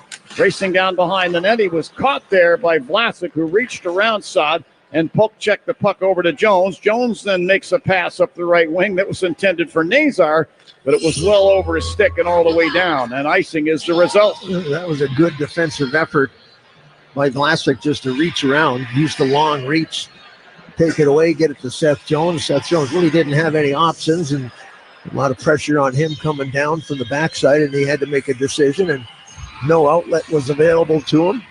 Let's get to Nazar's line out on the ice. I'm looking around the crowd here, Troy. I know that the Golden Knights have red in their color scheme, and they do have a red sweater. One of them is red in color, but there are a ton of Blackhawk fans in the building here tonight. They've been somewhat vocal. Had a little bit to cheer about here. Let's see if the Hawks can give them something else with 1:43 on the clock. Vlasic firing from the left point. Vegas zone. That goes wide off a deflection. Colton Dock leaving the puck along the right boards. Now to Nazar beside the right circle. Here's Frank Nazar into the right circle. Tough angle shot. Pad save made by Samsonov. McNabb pokes the puck to the line. Nice keep in there by Martinez. To Nazar along the right boards. He made a between-the-legs pass into the high slot that misses everybody. Stone's got the puck into the Hawk zone to Saad. Coughed up the puck. Vlasic the other way. Head to Slaggert, then to Donato. Over the Vegas line on the left wing side. Back to Slaggert along the half boards. He sent the puck to the corner. Nick Hague there to take it back for Vegas. Passing up the right side. Mark Stone, Vegas blue line. He'll shoot it across the rink into the Hawk zone. Murphy back to get the puck with under a minute to play in the second period. Murphy passing to Teravainen, stepping into the Vegas zone along the right boards, leaving it for Mikheyev. To the bottom of the circle, Donato, a little spin beside the Vegas net. Goes backhand to forehand, couldn't get a shot away. Mikheyev pokes it out to the left point where Murphy runs over Dorofeev, and the puck ends up back down ice in the Hawk zone. Del Mastro carries behind the net, pulls up and stops for a quick look as the Hawks assemble for their breakout. Del Mastro to Teravainen, near circle, knocked down, but moves the puck across the rink to Murphy. Head to Mikheyev at the Vegas line. He chops it into the Vegas zone, but the Golden Knights get the puck back. Pietrangelo whips a pass ahead. Olofsson Hawk blue line, deflects it into the right wing corner where Del Mastro will try and clear it out. Now he ends up going behind the net with a pass to Murphy. 6 seconds for the period. Murphy clearing the puck to center ice. Nazar took it away with 2. Nazar into the Vegas zone. He's going to run out of time. He was about to get wide of Noah Hannafin down the right wing side and angle back in front of the net. If he had 3 more seconds, he could have done it. But he ran out of time, and the period comes to an end. Just looking, and you didn't see a lot of TJ Brody out there. He went into the boards and it looked like he kind of twisted his ankle there, and he was in a lot of pain. I didn't see him out there for the last little bit there. It looked like the Hawks were going with 5 defensemen. Nick Foligno already out of the game. I have no idea what happened there. For Vegas, they're missing a couple of big pieces. William Karlsson is out right now, and Shea Theodore played in the Four Nations and broke his wrist, broke his arm. Just kind of a play that happened. He got hit along the boards and broke his wrist, and he's out for weeks. The first game. Yeah. Canada's first game. Yeah. And then, so it was a big loss for Canada, but also that's one of the things that they get, concerned about when they play these international tournaments, and you got the Olympics coming up here, and you're getting all the best players in the world, which obviously is the best players on your team in the NHL. And when you take that risk that you could lose, your top players, Vegas is in that situation now, and he's going to be back for the playoffs, and a broken bone is just going to heal. It just takes time. But at the same time, you look at, he's the best defenseman that Vegas has, and he's out. And those are the things that you worry about if you're an ownership, if you're running a hockey team, about losing those top players in those international tournaments. Yeah, it's great to see him participate, but then, as you said, you hold your breath. Kelly McCrimmon, their general manager, George McPhee, their president of hockey operations. I know they couldn't have been too happy about that, but We should mention something before we send it away here, folks. It is near the trade deadline, obviously, and we are seeing scouts pretty much everywhere we go. And one of the scouts that I was able to see here tonight, former Blackhawk Troy Brouwer, who won the Stanley Cup with the Blackhawks in 2010. Great to see Brouwer. He's scouting for the St. Louis Blues. He's living up in Calgary, and he's enjoying his opportunity to kind of get out and watch some hockey and stay in the game, which is important. He looks like he can still play. Sure does. Great shape. He was boy, I really liked his game. Big, strong, power forward type of player. Certainly was. Good guy, too, so good for Troy. Well, 6-3 in favor of Vegas after 2 periods here in Sin City. The shots on goal, by the way, in period number 2 favored the Golden Knights 9-8, 2-period totals. The Blackhawks with 16, the Golden Knights with 24. Soderblom came on in goal and allowed only 1 Vegas goal on the 9 shots, so kind of stabilized the net position, if you will. 6-3 Vegas after 2. Charlie Romeliotis is standing by in Blackhawk Central. He's going to have a full intermission report, and then third period action will follow along. We'll find out if the Hawks can add 3 more to the score and make this one interesting. Stick around. It's a good one. This is Blackhawks hockey on 720 WGN. After the end of a good fight, you deserve an ice-cold reward. Modelo, the mark of a fighter. You've earned this rich golden lager with a crisp, refreshing taste. Because you know, the bigger the fight, the better the reward. You put in the hours, the energy, the tough labor. You are a fighter, and Modelo is your reward. Modelo, the mark of a fighter. Drink responsibly. Beer imported by Crown Imports, Chicago, Illinois. Hearing I had cancer was devastating. Learning vital organs would be temporarily removed to reach it had me speechless. I'm Jessica. When I found out I had a tumor stretching from my heart to my hip, the first thing I thought of was my family. Then my cancer, cardiology, and transplant team at Northwestern Medicine came up with a plan to save my life. Nationally ranked for cancer by U.S. News and World Report, Northwestern Memorial Hospital was one of the only hospitals in the nation with the collective expertise to perform Jessica's 10-hour surgery. After temporarily removing her liver and kidney to reach the tumor, they replaced the damaged vein and removed the additional cancer that had grown into her heart. My team stopped at nothing so that I'm able to be here with my family. Because what makes us better makes you better.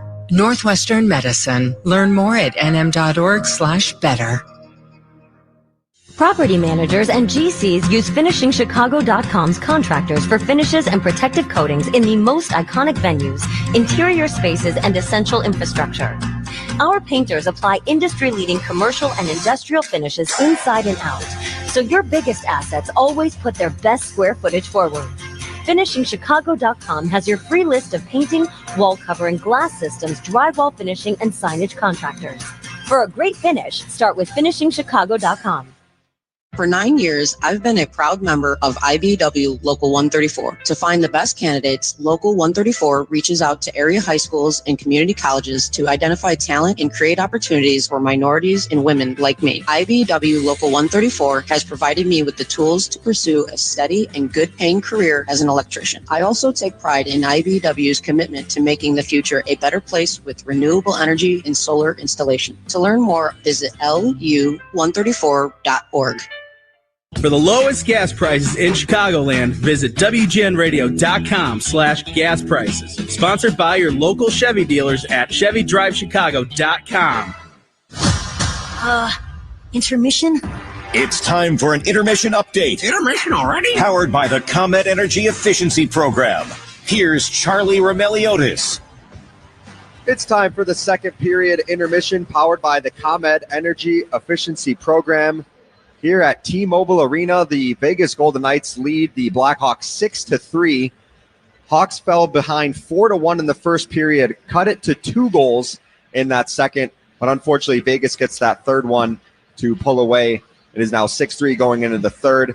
Let's see what the Blackhawks can mount a comeback here in the third period at T-Mobile Arena. We had 11 other games on the NHL schedule, and almost all of them have gone final except for one. So let's start in Boston, where the New York Islanders upset the Bruins 2-1 despite being outshot 39-27 6-20. David Pasternak scored the lone goal for Boston, his 31st of the season. He's now up to 16-game point streak. He's on an absolute roll for the Bruins. In Montreal, the Canadiens beat the San Jose Sharks 4-3 in overtime. It was a Cole Caulfield winner. In extras, Nick Suzuki recorded the primary assist on Caulfield's overtime winner. He also finished with 2 goals, so that's back-to-back 3 points for Nick Suzuki. The Columbus Blue Jackets defeated the Detroit Red Wings 5-2 behind 2 goals for James Van Riemsdyk for the Blue Jackets. Alex DeBrincat also scored his 26th of the season for Detroit. The Tampa Bay Lightning shut out the Calgary Flames 3-0. Nikita Kucherov scored his 27th of the season, and Brandon Hagel also had 2 points in the win with an empty net goal and an assist. We had a Stanley Cup final rematch in Florida.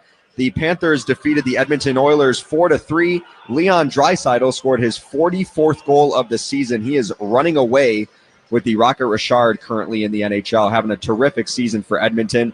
The St. Louis Blues defeated the Washington Capitals 5-2. Philip Broberg scored twice in the Blues win. The Carolina Hurricanes knocked off the Buffalo Sabres 5-2. Mikko Rantanen and Taylor Hall, who were acquired by Carolina a few weeks ago, each scored goals in the victory. You had the Pittsburgh Penguins knock off the Philadelphia Flyers 5-4 in overtime. Evgeny Malkin recorded the overtime winner for Pittsburgh. It was his 4th point of the night. He had 2 goals and 2 assists. You had Erik Karlsson and Matvei Michkov also had 2 goals for Pittsburgh and for Philadelphia. The Nashville Predators defeated the Winnipeg Jets 2-1. And the Utah Hockey Club rolled past the Minnesota Wild 6-1. Clayton Keller had 5 points for the Hockey Club, a goal and 4 assists.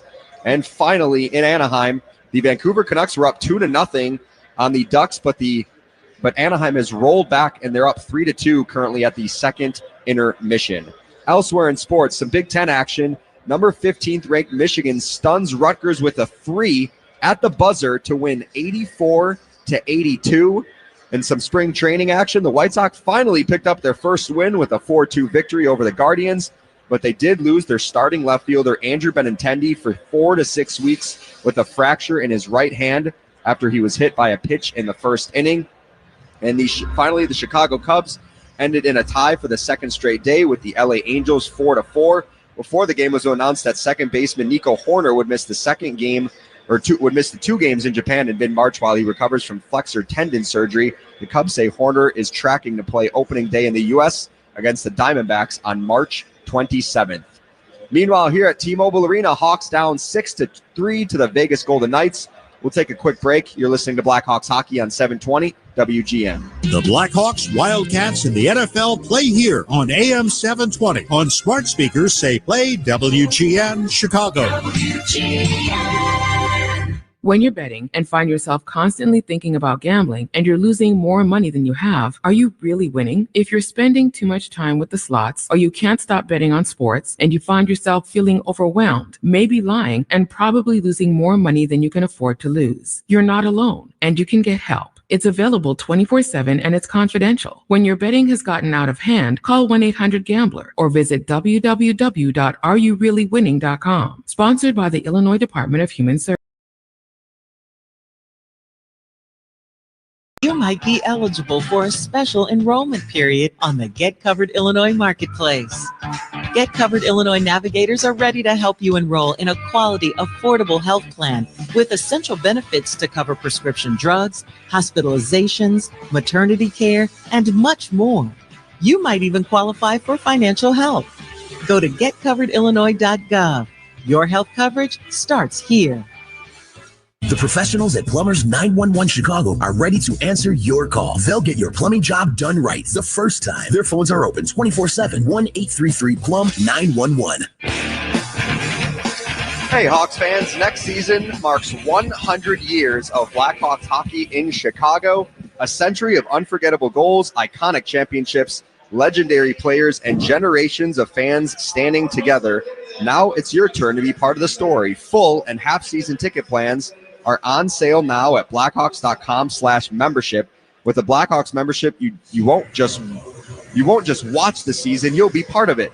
Experience the rivalries, celebrations, and moments that will be talked about for the next 100 years. Secure your seat today at blackhawks.com/membership.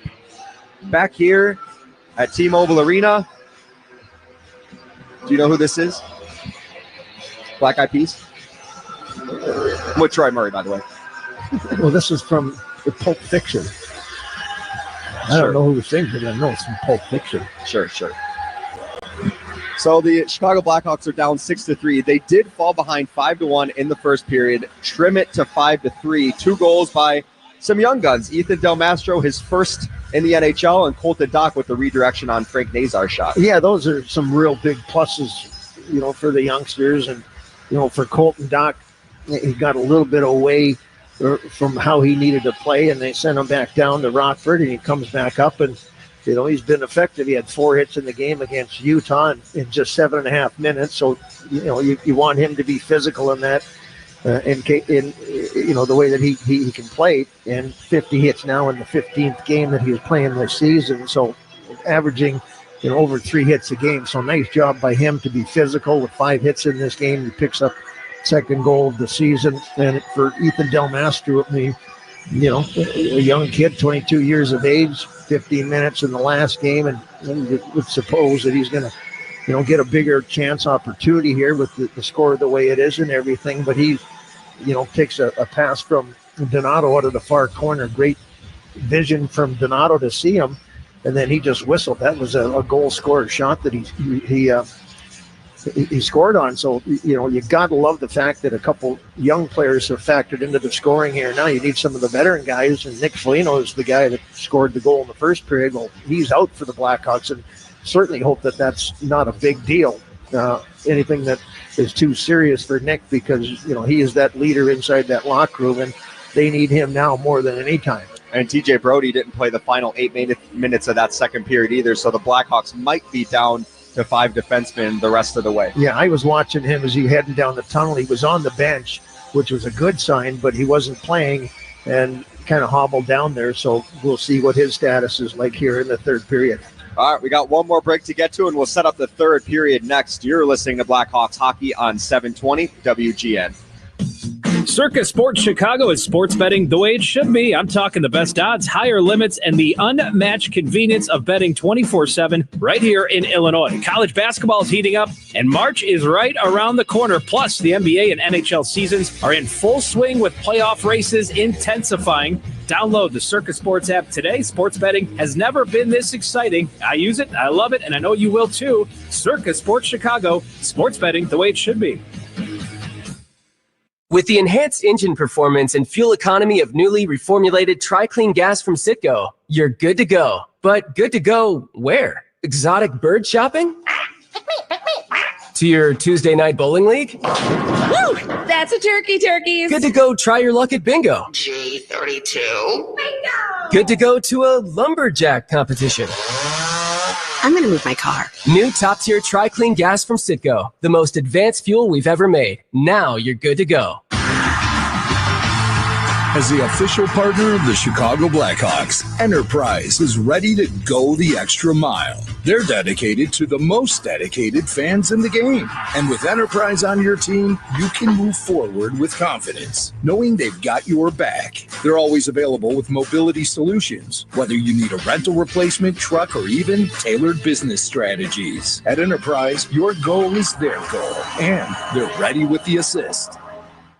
Cold weather and hockey season go together hand in hand, but your home isn't a hockey rink, and you want it to be the perfect temperature no matter the season. With Mitsubishi electric heating and air conditioning mini split systems, you get the ultimate comfort and efficiency every time, even in those difficult to heat places in your home. Their units are designed to deliver consistent comfort where you need it most. Check out Mitsubishi electric heating and cooling mini split systems today at getacomfyhome.com. Tullamore Dew Irish Whiskey, the original triple distilled, triple blended, and triple cask matured Irish whiskey. When it's game time, it's Tully time. The third period is next. The third period. Here for a recap is Charlie Remeliotis. Back here at T-Mobile Arena, the Blackhawks and Golden Knights are hitting the ice for the start of the third period. It's It's been all Vegas in this one. They've got 6 goals through 2 periods. Hawks have 3. One of those was Ethan Del Mastro scoring for his first NHL goal. Murphy in the right wing corner. Leaving it for Donato. Rolls off with a check. Fed it over. Left circle. Del Mastro shoots. He scores! Ethan Del Mastro's first National Hockey League goal with authority. Beats Samsonov over the shoulder. And the Hawks are now back to within 2 of the Golden Knights, trailing 5-3. Somebody get that puck. For every Blackhawks goal, Marquette Bank is donating $80 to a local charity to celebrate 80 years of neighborhood banking and giving back to the community. Nice to see Ethan Del Mastro get that first one out of the way. Colton Dock scored the second goal of that second period, or I should say the first one, but 1 of 2 in that second. That was his second goal of the season. Let's see if the Hawks can turn in a little comeback here as we're heading into the third period. Let's finish the game strong. Sponsored by Finishing Chicago. For commercial painting, wall covering, drywall finishing, or glazing contractors, go to finishingchicago.com. Charlie, you normally ask me what it's going to take to get back into the game for the Blackhawks or to win a game if they're in that position. If you were to ask me that question right now, I would say a prayer. Yeah. But other than that, same energy that they started the second period with. I love their energy to start the second period.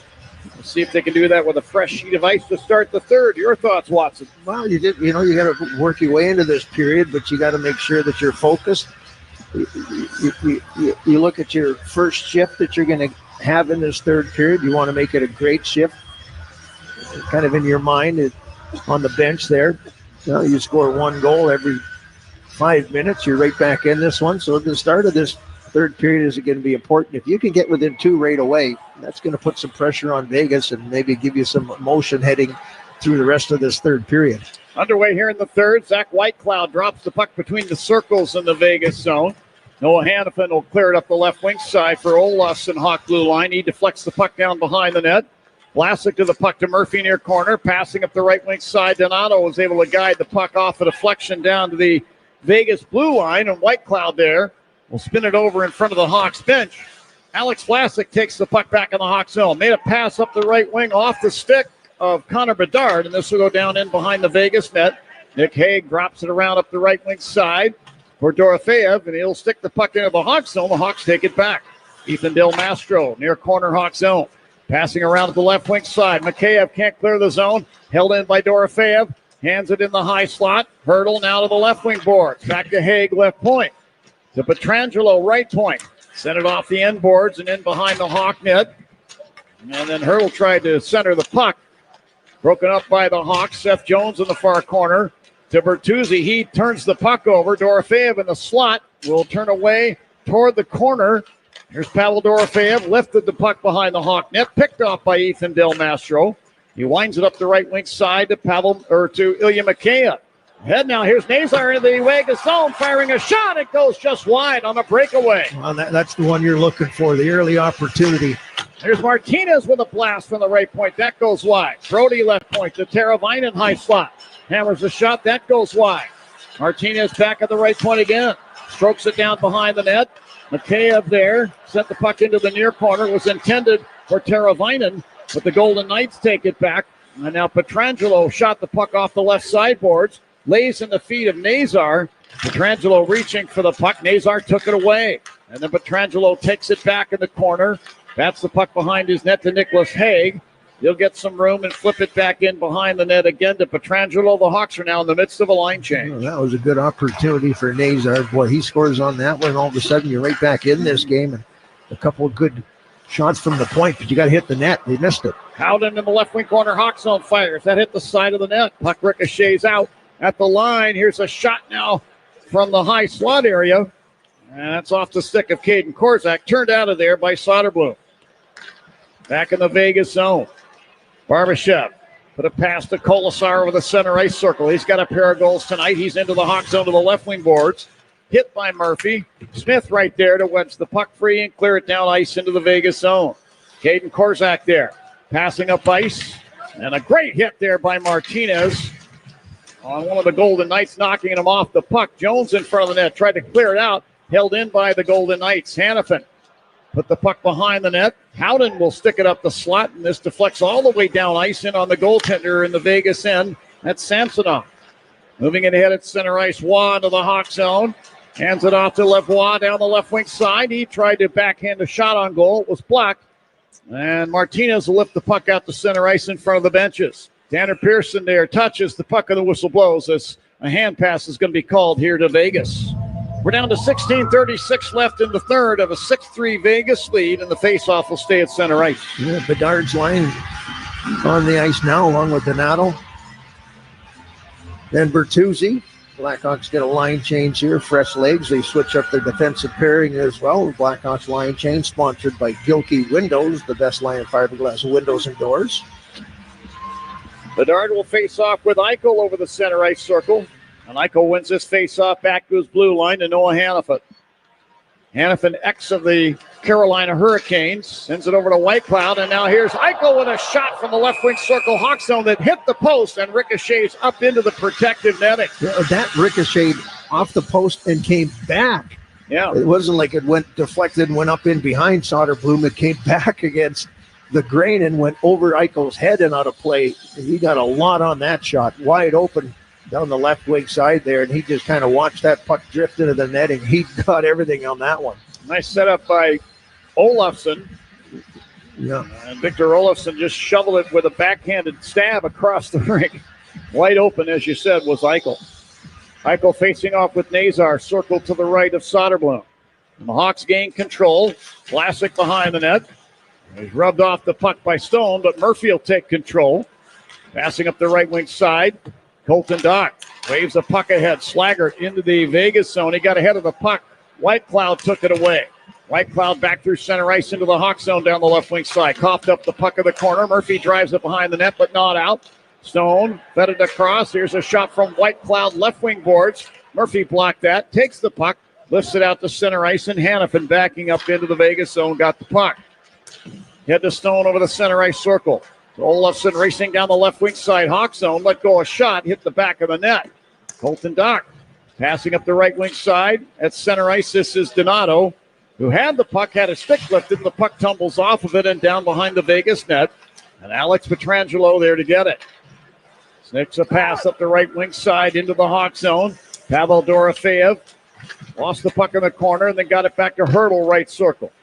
To the high slot now. Pietrangelo back to Tomas Hurdle. Near the right point, over to Nick Hague, high slot, sends one toward the net, glove down in the air by Soderblom, and that one redirected off the ice and up into the glove of Arvid Soderblom. Was that Brandon Saad that got a piece of that just completely changed the direction of the shot coming in? Wow. Yeah, I think Saad got a piece of that. What a great reaction save. That is so hard for a goaltender because your momentum is heading in one direction. You see where the shot's coming through. You have the lane. And then all of a sudden it changes direction. He did an excellent job of going against the grain and his body momentum to find that puck. Here's the draw to the right of Soderblom. Hawks control. Del Mastro behind the net. Snaps the pass up the left wing side for Teravainen, and this deflects down ice into the Vegas crease. And Samsonov will glove it to the ice and hold it for a whistle. And a face-off to his right. Down to 15:07 left on the clock. See what we get as far as substitutions are concerned on the part of the Blackhawks. Bedard gets on the ice there. You need him to find some confidence, and you need him to start creating some offensive opportunities for his line mates. Donato get kicked out of the face-off circle. So Bertuzzi will come in. Bedard along the boards. And Bertuzzi wins the draw. Bedard in the high slot to Jones, right circle. Moves in, fires. Pad save made by Samsonov. He was down to the butterfly position. Bertuzzi grabs the rebound behind the net now to Bedard, right circle. Here's Bedard now at the right point. Flips it down to Bertuzzi back in the net. Try to put it in front. Deflected away to the corner. Donato there. Sent a pass into the high slot area that was intended for Del Mastro, but it's over his stick, and the puck goes all the way down the ice. Del Mastro behind the net now. Sent it around up the right wing side to Donato. He had it taken away by Barbashev. Barbashev of the Golden Knights into the Hawk zone. Falls on a stick. No penalty called. Here's Howden, gave away the puck at the line. Bedard fishing it ahead off the right boards, intending to get that to himself at the Vegas line, but it was beaten to the puck by Hannafin, who clears it away. And Whitecloud in the corner, passing up the left wing. Noah Hannafin over the center ice circle now. will drop the puck back into the Vegas zone. And White Cloud will grab it there. Head to Waugh. Over to Hannafin on the left wing side. Back to White Cloud. Back to Waugh. Racing into the Hawk zone to the left wing half board. Stopping there. They'll stroke it down behind the net. Brody has the puck for the Hawks. Tied up, but moves it free. Martinez near corner to Kurashev, right wing side to Maroon at center ice to Smith. Hands it off to Maroon over the Vegas line. He'll lift it down the boards in behind the net. Nick Hague there to get the puck and clear it up the left wing to center ice. Martinez stepped up to break that up and knock it back into the Vegas zone, and now the Golden Knights take control again. Hague with a pass to Waugh, center ice, who shot it ahead into the Hawk zone. Craig Smith caught an errant high stick in the mug, but he's going to continue to play. He hands the puck off to Frank Nazar coming by through center ice. Nazar then loops back to center ice from just inside the Vegas line. Had the puck but tried to give it to a teammate. The Golden Knights work it free and get the puck back.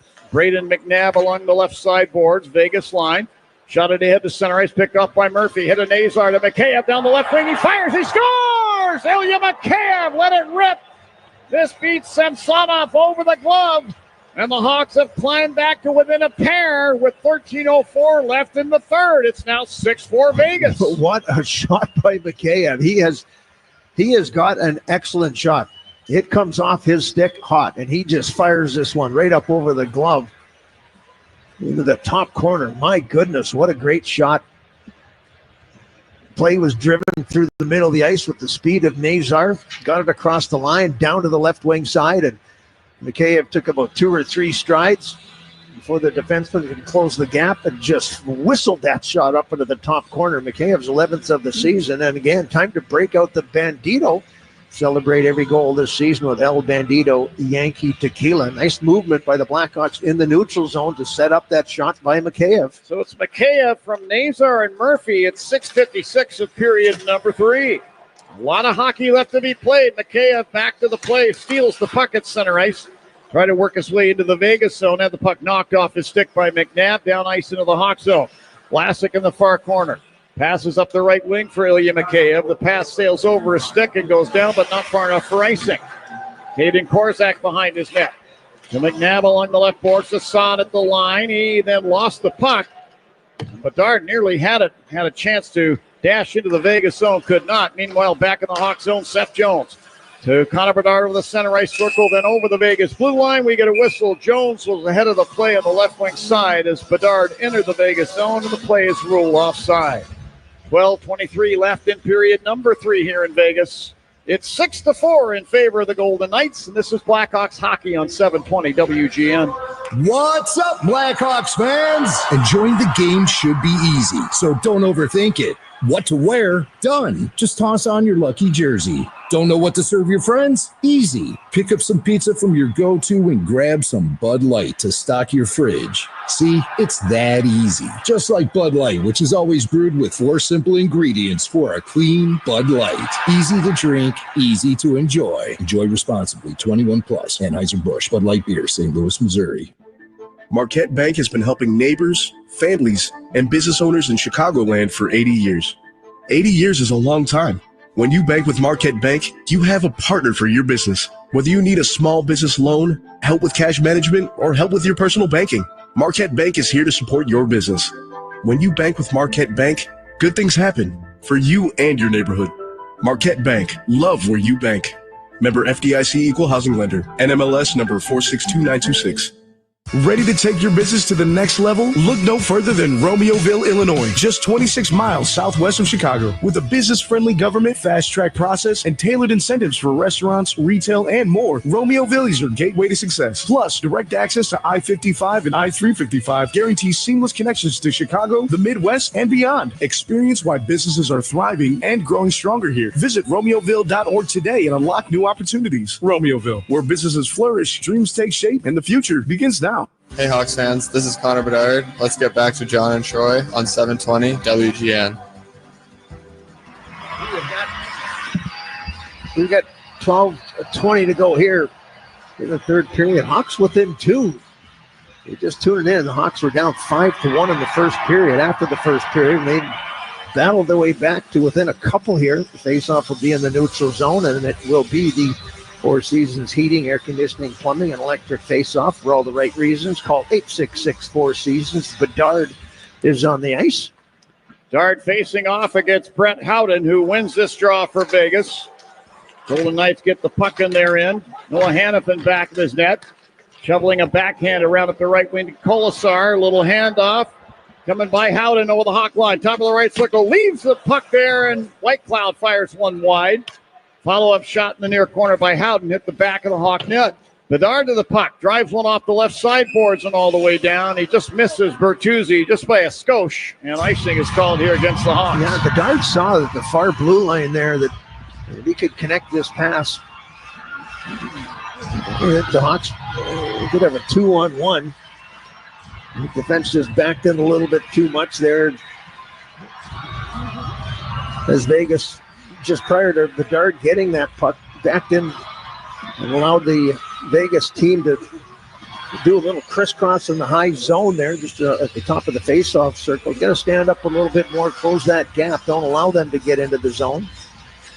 Here's Bedard facing off now with Barbashev. Circle to the right of Soderblom. Vegas gets the puck off the draw. A drive from the top of the right circle off of Dorofiev's stick. Is turned away by Soderblom. Another long shot blocked in front by Murphy, who diligently manning his post made sure that none of the Golden Knights could get to any kind of a rebound. Works the puck free to Donato, who waves it across the ring to Bertuzzi, and he'll fire down the left wing side into the Vegas zone.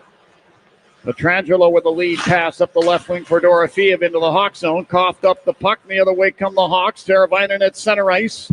Trying to leave the puck on the right wing side for Nazar into the Vegas zone. Nazar to the puck.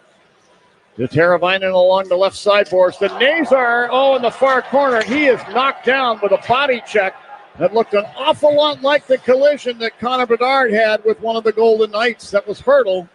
No penalty is called as they continue to play. In the near corner in the Vegas zone, Haig will drive the puck up the near side into the Hawk zone. Seth Jones guides it behind the net, but Tanner Pearson took the puck away, then lost his stick. The puck comes free to Ilya Mikheyev along the left wing boards. Head to Nazar at center ice.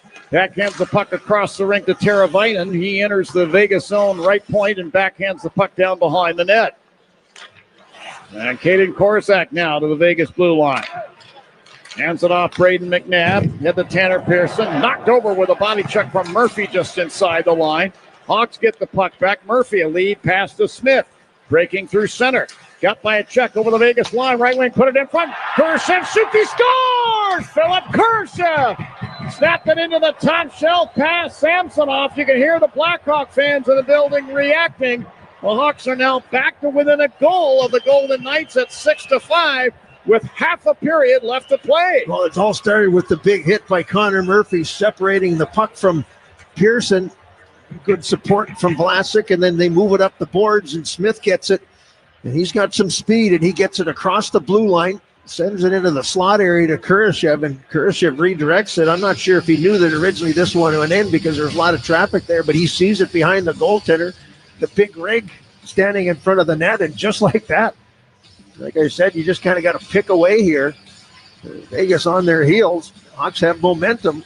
And again, it's time to break out the Bandito. Celebrate every goal this season with El Bandito, Yankee Tequila. I guess we are in Vegas, so yeah, why not? When in Vegas? Well, whatever. I'm not going to finish that sentence, So the goal at 9:44 of period number 3, and suddenly the Hawks have got the momentum. Former Golden Knight Alec Martinez put it out to the left point. Craig Smith fires, and that hit Patrick Maroon, posted up in front of the net. In behind the net now, Kurashev fights through a check. Took the puck to the left wing corner, then up the boards. Spins it back in behind around to the right wing board. Seth Jones grabs the puck. Put it back in behind the net into the far corner. Nobody there but Alex Pietrangelo of the Golden Knights. Had to Jack Eichel center ice. Got it in over the Hawk line down the left wing to Olofsson, who fires high and wide. Puck rides around to Colton Dock along the left boards. Tried to use his skate to kick the puck to a stick. He had it swatted away down the boards and behind the Hawk net to the near side to Jones. And a pass up the right wing now to Dock at center ice. He'll wave it down behind the Vegas net. Schlager finishing his check on White Cloud, who then moves the puck out. Barbashev into the Hawk zone down the right wing. Ran out of room in the corner. Alex Vlasic pushes him off the puck in the corner. The Golden Knights get it back, however. Hannafin at the left point. Passing over to White Cloud. He sticks the puck to the left wing corner. Keegan Colasar there. Will wave it behind the Hawk net, and a great steal by Nazar, lifting the stick of Howden and taking the puck out to center. He got it to Slaggert over the Vegas line left wing. To Nazar in the left wing corner, then to Slaggert. The puck rolls off his stick, and Colasar will take it back for Vegas. Head to Barbashev over the center ice circle, lifted into the Hawk zone. Here's Colasar weaving down the slot. Colasar to the left wing corner. Check there by Doc. Put the puck to the point. Haig fires. That's blocked by Doc. Slaggert the other way. Will skate at the center ice on the left wing and then dump the puck down the boards into the Vegas zone and get off on a change. A good hard-working shift by that line. Nazar's been really noticeable in this game, and a lot of it's because of his speed. Now Del Mastro flips the puck into the Vegas zone. Donato wins a battle for the puck from Pietrangelo, but goes down. And no penalty is called as they continue to play. Here's Hurdle over the center ice circle, dumping the puck to the left wing corner Hawk zone.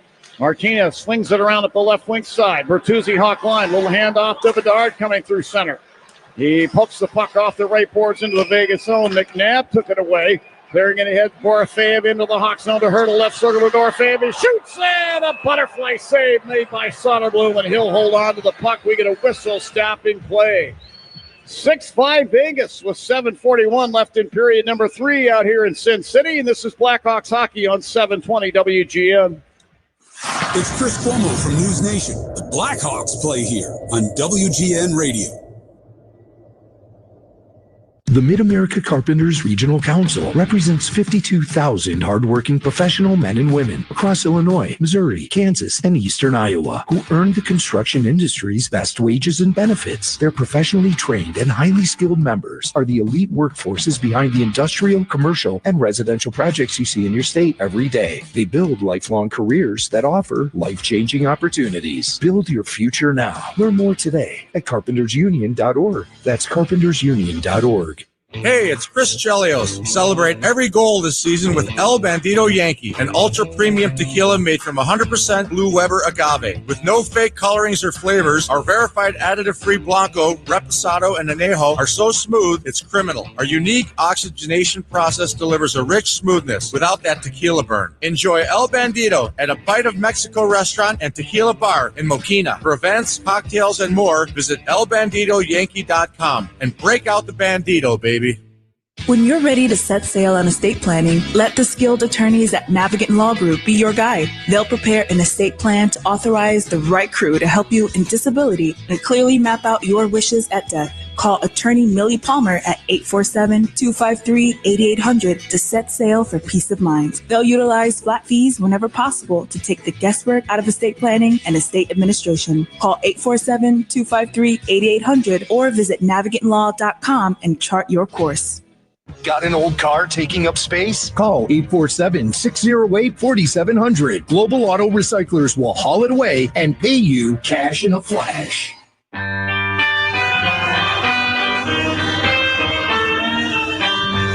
On the 27th in 1977, Stan Mikita tallied the 500th goal of his Hawk career, and it was on the 27th and 12th that the Hawks obtained Johnny Oduya in a trade with the Winnipeg Jets, and he made his NHL debut.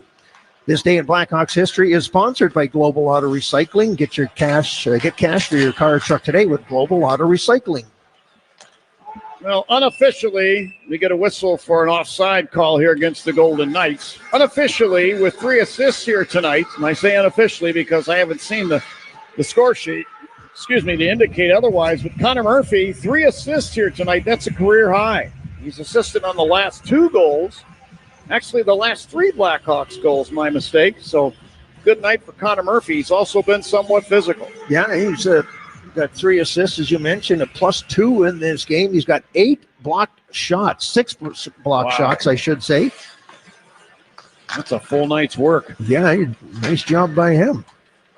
Here's Bertuzzi at the Hawk blue line, left wing side. Shot a pass through to Connor Bedard, who gains center ice, and he's hit by White Cloud in front of the penalty boxes as he dumps the puck into the Vegas zone. But it's cleared back out to center ice now. Hannafin shot it ahead. Eichel, Hawk blue line, surrounded by 4 Hawks, decides to dump the puck to the left wing corner boards. Jones tried to pitch it out, taken away by Mark Stone. Don't put the puck to the corner to Olofsson. He's checked off the puck there by Jones, who shovels it behind the net to Martinez, who outlets to center ice. Bertuzzi over the Vegas line, right wing side. Pulls up in the circle, fed a pass to the slot. This is off the stick of Donato, and the Golden Knights take the puck back. Stone at the end of his shift, center ice on the right wing, will dump the puck down the boards in behind the Hawk net. Murphy back to get it there.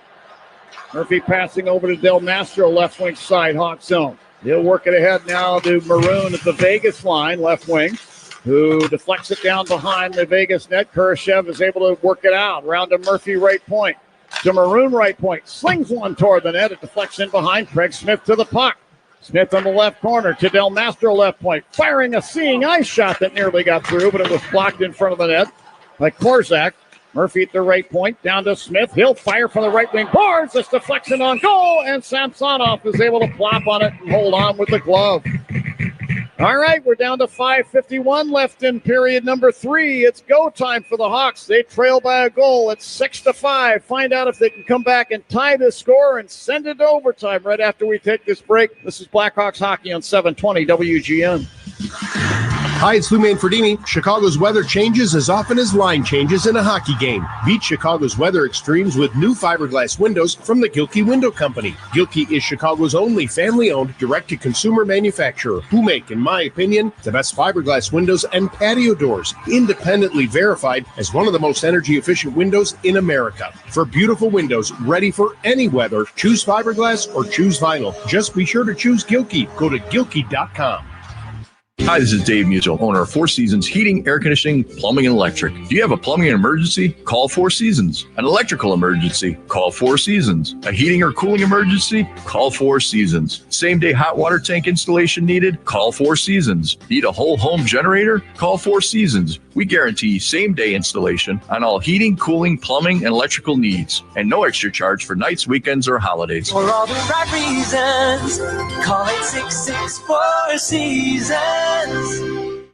Big games, big energy, Big Ten basketball. It's all happening in Welsh Shrine Arena right now. You only have a few chances left this season to catch your Cats take on Big Ten foes at home, including a senior night battle against conference newcomers UCLA. Don't wait to grab your seats. Limited tickets remain at nusports.com/tickets. Come enjoy the most entertaining in-game viewing experiences in Chicago by visiting nusports.com/tickets. Visit nusports.com/tickets to secure your seats today. This is Chris Chelios, and you're listening to Blackhawks hockey. Now back to the game. Winnipeg was hot as can be, but they did lose today, so they snapped their 11-game win streak, but they remain hot as they are in the top of the Central Division standings, and actually the top of the NHL standings. San Jose with still one win coming into today's action in their last 10. Who's hot, who's cold? Sponsored by Plumbers 911 Chicago, where they do it right the first time. From behind the Vegas net, Pietrangelo clears the puck around Assad at center ice. He'll hand it ahead, and Hurdle enters the Hawk zone to the left circle and snaps a shot into the glove of Arvid Soderblom, who holds on. We'll get a face-off in the circle of Soderblom's right, down to 5:39 on the clock.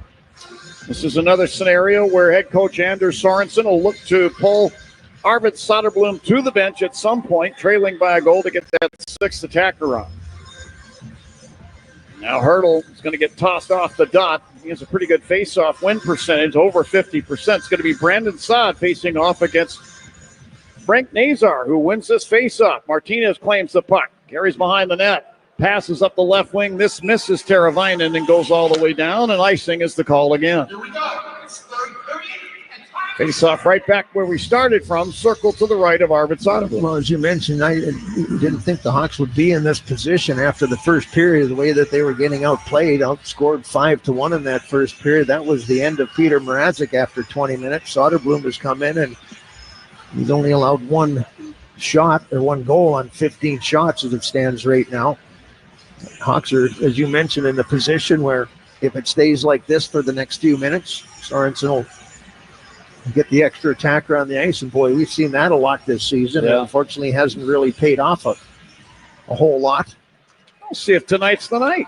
From the draw. Tonight could be the night. Yeah. Martinez clears to the line. Stone grabs the puck, fires it toward the Hawk net, deflects wide.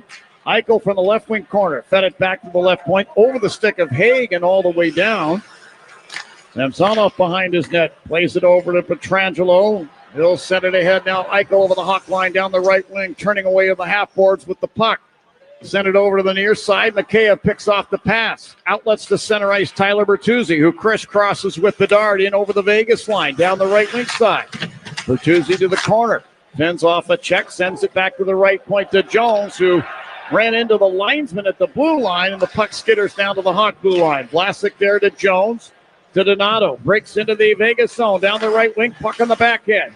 Carries around to the left wing half board. Donato at the left point. Will stroke it back in behind the net. Bertuzzi there to Jones, top of the right circle. Backing up, he'll flip it down behind the net. Nicholas Haig grabs the puck. Lifts it through the air to center ice to Keegan Colasar. He's got a pair of goals. He hands it off to Ivan Barbashev over the line. The Colasar left wing circle. Back pass now to Hannafin. He fires for the left point. Stick save made by Soderblom. Golden Knights get it back. Oh, and a shot from the right wing sideboards deflects off the skate of one of the Hawk players and goes behind Soderblom. They score. I believe it's going to be Barbashev on the goal. I think this goes off the skate of Barbashev and then off the skate of Seth Jones. Just a real lucky play. Just throw it towards the net, and I don't know. I don't think Barbashev actually got a piece of this. It just went maybe right off the skate of Seth Jones. Get another look at this. Just a play, a wheel around. No, he does get a piece of it right in the slot area between the face-off circles. And then it goes off the skate of Seth Jones, off the near post and in. So 4:15 to go. Down by 2. Oh, that's a tough break. Hawks had all the momentum in their favor and playing well. So 7-5 in favor of the Golden Knights. As Jim Carrey was wont to say one time in the movie Dumb and Dumber, so you're saying there's a chance. Let's see if the Hawks have that chance. Skating out of the Hawk zone is Del Mastro to center ice up the right wing, and he backhands the puck down into the Vegas zone. Hannafin behind the net, holding the puck down, 3:45 on the clock. Hawks trying to complete a line change here. Now Hannafin holding his Docklehead to the bench, and the Hawks are able to complete their change. Hannafin passing to Eichel at center ice on the right wing. Sent a pass rink wide, intended for Olofsson, but it's over a stick. Maroon will guide it to center ice. Smith picks up the puck. He's into the Vegas zone, right wing side. Sends a tumbling puck in front of the net, just wide. Eichel grabs it. He'll skate it back the other way. Crossing the Hawk line down the right wing. Puck checked away by Martinez. Stone came along, got the puck. And Stone, top of the right circle, will wind up and crank it off the left corner boards. Eichel grabs the puck there. Eichel with 3 minutes now. Gave it to Olofsson, who fires for the left circle. Chest save made by Soderblom. Stone to the puck, along the left boards. To Eichel beside the net. He digs it and tried to feed it up the slot. This is broken up by Maroon. Over to Martinez. He'll lift the puck through the air and wide of the Vegas net. Icing's going to be the call here against the Hawks. Yeah, if you look at it, 2:48 to go here, you have your timeout in your pocket. You wanted to get some offensive, fresh players out there in the ice. You're not going to do it. So you got to win this faceoff so you can get a line change here. Maybe get Bedard and whoever else you want out there, and then you still have your opportunity to call a timeout. Get Soderblom on the bench here as quick as possible, I would say. Now the draw to the right of Soderblom. The Hawks get control. Vlasic along the left wing boards with the puck. Put the puck in front of the Hawk net to Martinez. Send a pass up the right wing side at center ice to Smith. And he'll deflect it down behind the Vegas net. Alex Pietrangelo there to get it. Passing up ice, Colasar center ice to Barbashev over the Hawk line left wing. Send it over to Howden, right wing corner. He centers the puck, lays in front of the net, and Barbashev pokes it free to the near corner.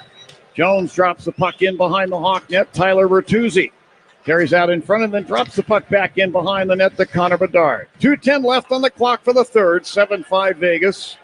Bedard hands the puck off to Seth Jones. He gains center ice. Soderblom heads to the Hawk bench. 6 attackers for the Hawks. Now back at the Hawk blue line. Teuvo Teravainen to the puck. He's chased down behind the net there by Brandon Saad.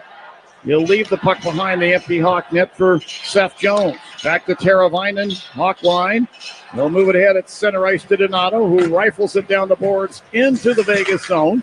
Puck circles the net and poke checked out to center ice by Dorofia. At the Hawk blue line, Seth Jones. Passing on the right wing side for Nazar. He deflects it down behind the net, then goes in to get the puck. To Bertuzzi along the left wing boards. Bertuzzi left wing corner. Sent it behind the Vegas net up the near side. Picked off by the Golden Knights. Dorofeev tried to poke it out of the zone. Held in at the right point by Donato for a moment, but the puck pops out to center ice. And at the Hawk blue line, Teravainen's got the puck. Ahead to Donato. He'll flip it back down to Teravainen behind the Hawk net. He steps out, passes up the right wing to Nazar, center ice, uses his skate to hand the puck off to Donato. He'll drive it down the boards into the Vegas zone. This circles the net, ends up on the left wing side to Bedard. Hooked it behind the net to Donato. The Bertuzzi right wing corner. Back to Donato, back of the Vegas net. To Bedard beside the left wing circle. He enters the circle and fires a tough angle shot, and this deflects wide of the net, around the glass, and back down into the Hawk zone. Vlasic back to get the puck there. To Kurashev, turning at the Hawk blue line. Quick pass on the right wing. Bertuzzi over the Vegas line. Tried to flip it in front. It came back to him off a deflection. To Bedard beside the right wing circle with 28. Bedard at the right point. Backhands one over the Vegas net. Picked off in the left wing corner. Kurashev to Jones left point. To Bedard at the blue line. Deep slot over to Donato. He'll fire from the right circle. That pass, or that shot is blocked. And Eichel will go for it. He fires it wide at the Hawks' empty net. Seth Jones back to get the puck. There is no icing. 6 seconds left in the game. Kurashev's got the puck. Banks it at center ice to Bedard with 2. Over the Vegas line. He won't get a shot away. And there's the horn ending the game. Vegas wins tonight 7-5 here in the land of Sin City. And we'll tell you more about it right after we take this break. This is Blackhawks Hockey on 720 WGN.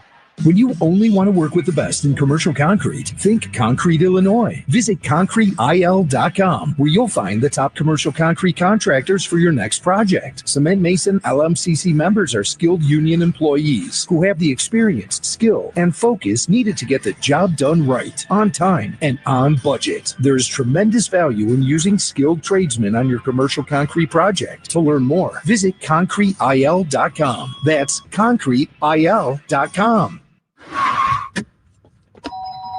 Mom, I need to lay low for a few days. Lay low? What's going on? I only paid for this Hyundai Tucson. Christopher Allen Lynch. Deal's so right, it almost feels wrong. Get the car or SUV you want at the Hyundai Getaway Sales Event. Lease the Hyundai Tucson for $249 a month or get $2,000 bonus cash. Visit your local Hyundai dealer today. Offers end March 3rd. Call 224-661-0068 for details. We asked people why they sold their homes to Grandview Homes instead of using a real estate agent. We needed to sell Mom's home quickly and with a company we could rely on. No showings, no closing costs, no staging, no real estate agent fees, no added stress. Whether you have a hard-to-sell home, want a stress-free sale, or simply need to sell your home fast, Grandview Homes is the name you know and the name you can trust. Visit GrandviewHomes.com to discover the easiest and fastest way to sell a home. You're listening to Chicago Blackhawks hockey. Now, back to the game. We're back to Vegas. John Weideman along with Troy Murray and Charlie Romeliotis. You got the band back together. For Blackhawks hockey as the building empties, we'll tell you that the Blackhawks entered this game hoping to take down the Vegas Golden Knights and win their second game against Vegas of the season series. It didn't go their way.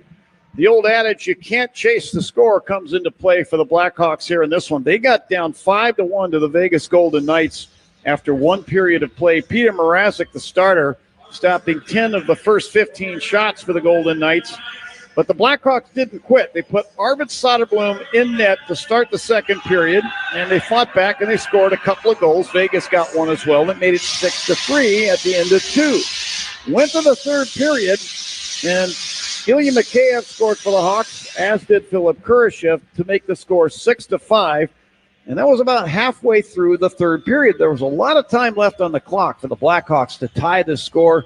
They just couldn't find the tying marker.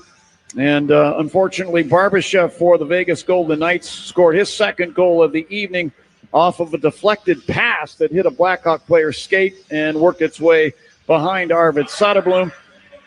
And the Blackhawks end up losing the game. This is the fourth straight loss for the Hawks, who now see their record fall to 17-35-7.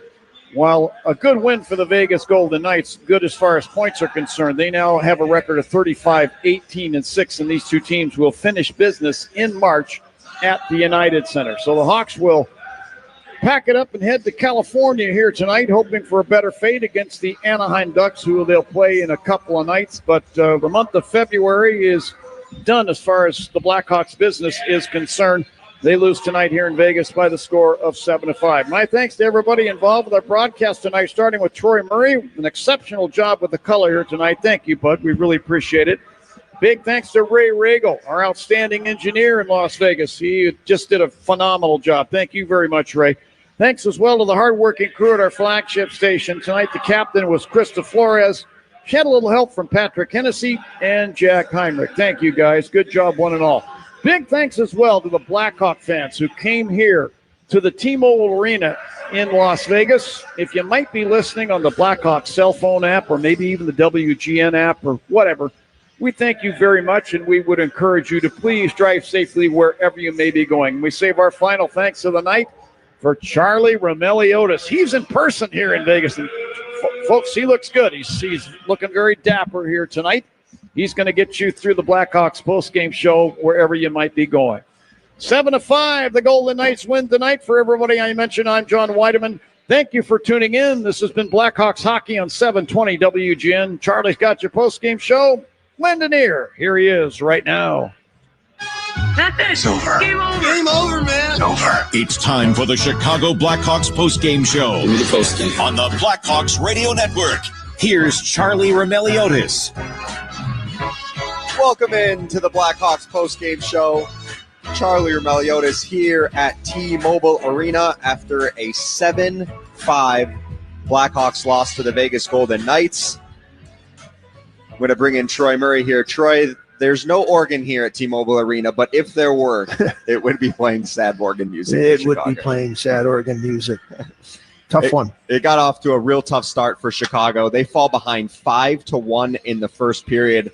They mount some sort of miraculous-ish comeback in the third period, but it never felt like the Hawks were actually in it. Vegas was in control from the start.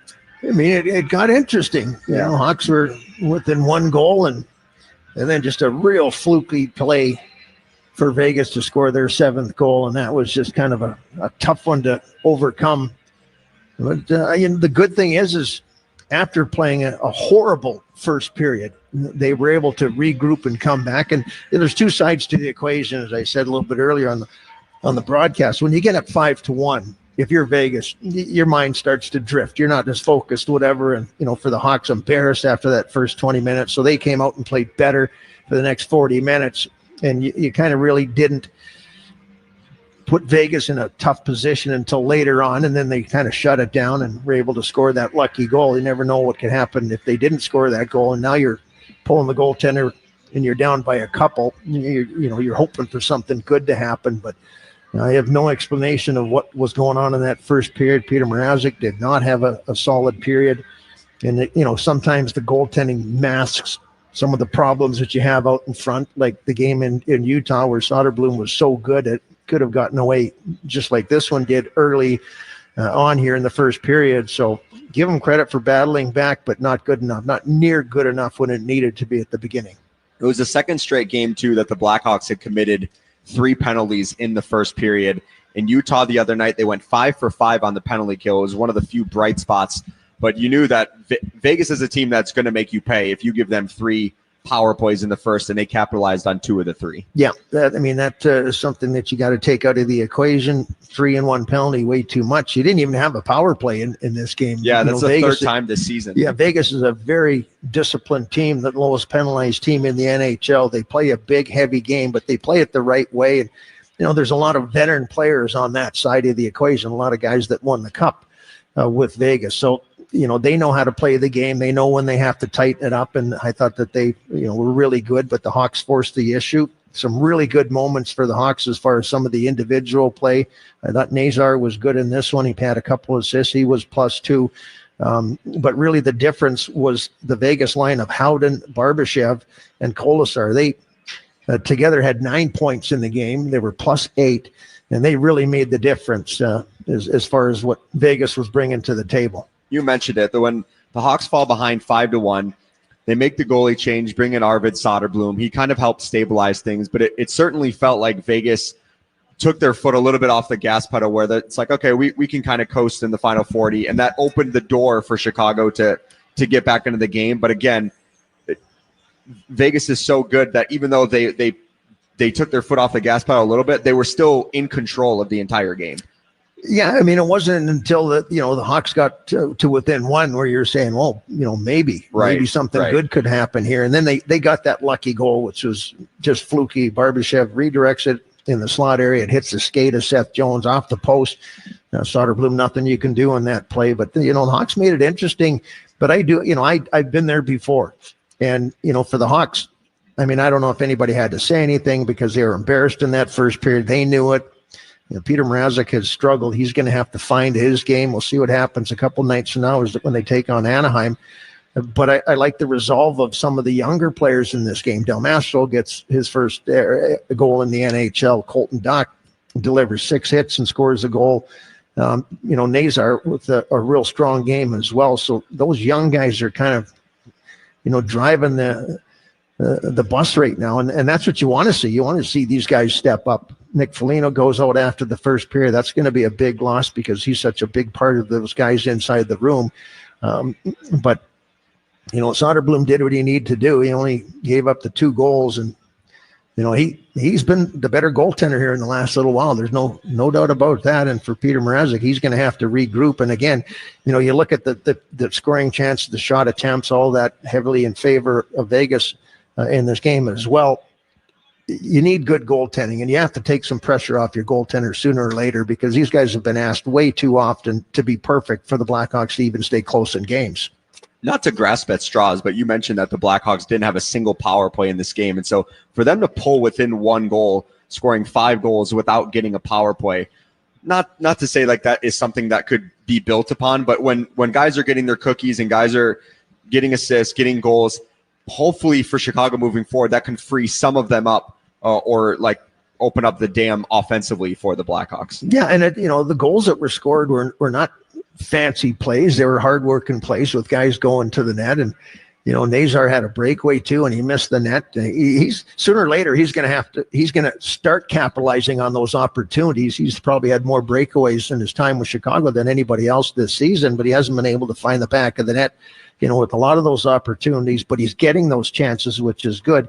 And if you look at, in this game, and I don't want to be critical, but, Connor Bedard, another very quiet game, if you want to call it that. He was -2. He had 1 shot on goal. He did have 6 shot attempts, but, he's the guy that you're looking for to create the offense. And when he's on the ice on the power play, he's got time and space to be creative. That's when he's at his best. He's going to have to find a way to, go through these checks as the games get harder and harder as you move towards the end of the season with so much on the line for a lot of the opposition teams. He's going to have to find a way to be better and to be in control of 5-on-5 play.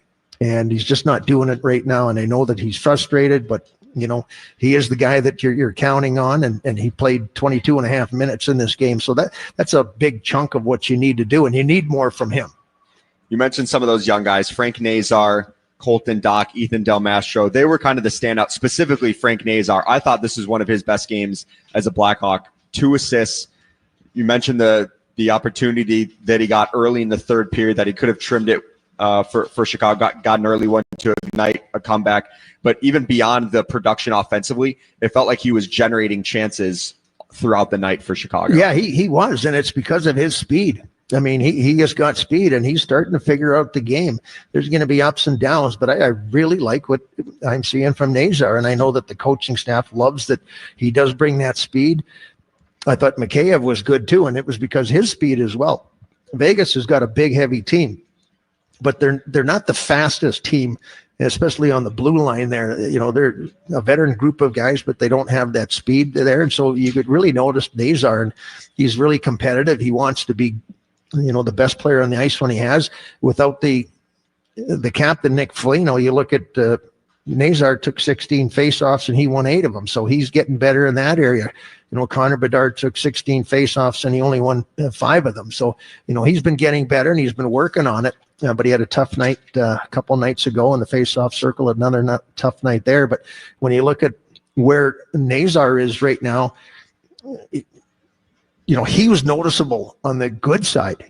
And unfortunately, Bedard was noticeable on the other side of the equation where he just couldn't get anything going. And it's just because of the speed of what Nazar brings.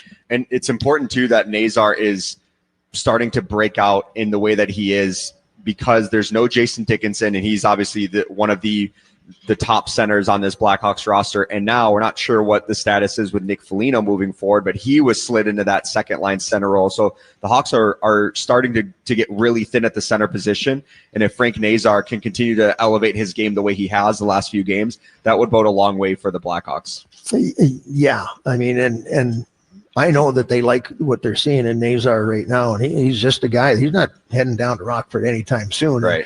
He's just trying to figure out how the game is played. And once he goes into the off season, they'll work on some specific things. He's a guy that just he's got to, I think, overall he's got to get in better shape. And that's not a knock, but it's hard to play and you have to be in great shape. And the younger players, as they come into the NHL, more often than not, those are the players that are in the least shape of the NHL group that comes in, because the older guys know how hard it is and know how hard it is that they have to work in the off season. And the young guys, they think they're working hard, but all of a sudden, you see all these videos about what Connor McDavid does in his off season training. They're going, whoa, wait a minute.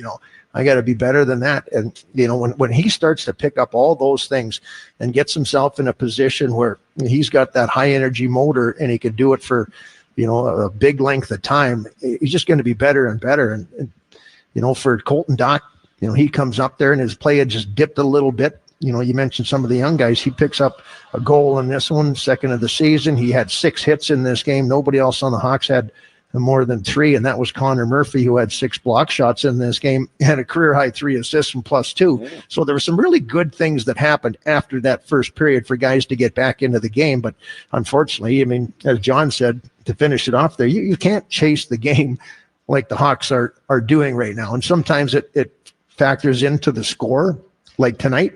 Sometimes it doesn't factor into the score, but they chased that whole game against Utah. They were not the better team. You mentioned, too, Ethan Del Mastro scores his first career NHL goal. I noticed, too, in the third period, they had changed up the pairings where it was Martinez and Jones to start.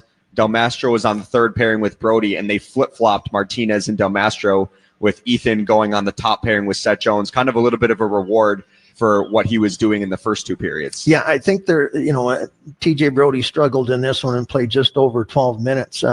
It just wasn't his best game. And, Del Mastro, he's a big kid. You want him to play. He's got to make, and he's another guy it's a big learning curve for him. And he's got to figure out what he needs to do. And he's really got to simplify his game until he, picks it up to this NHL level. He hesitates a little bit to make plays, but you can see that he can and has the ability to visualize what's going on. He just got to execute those plays a little bit better. But, for him, what a great shot. And he was even in this game in 18 and a half minutes. So, good for him to pick up some of that ice time that was taken away from some of the veteran players and take advantage of it.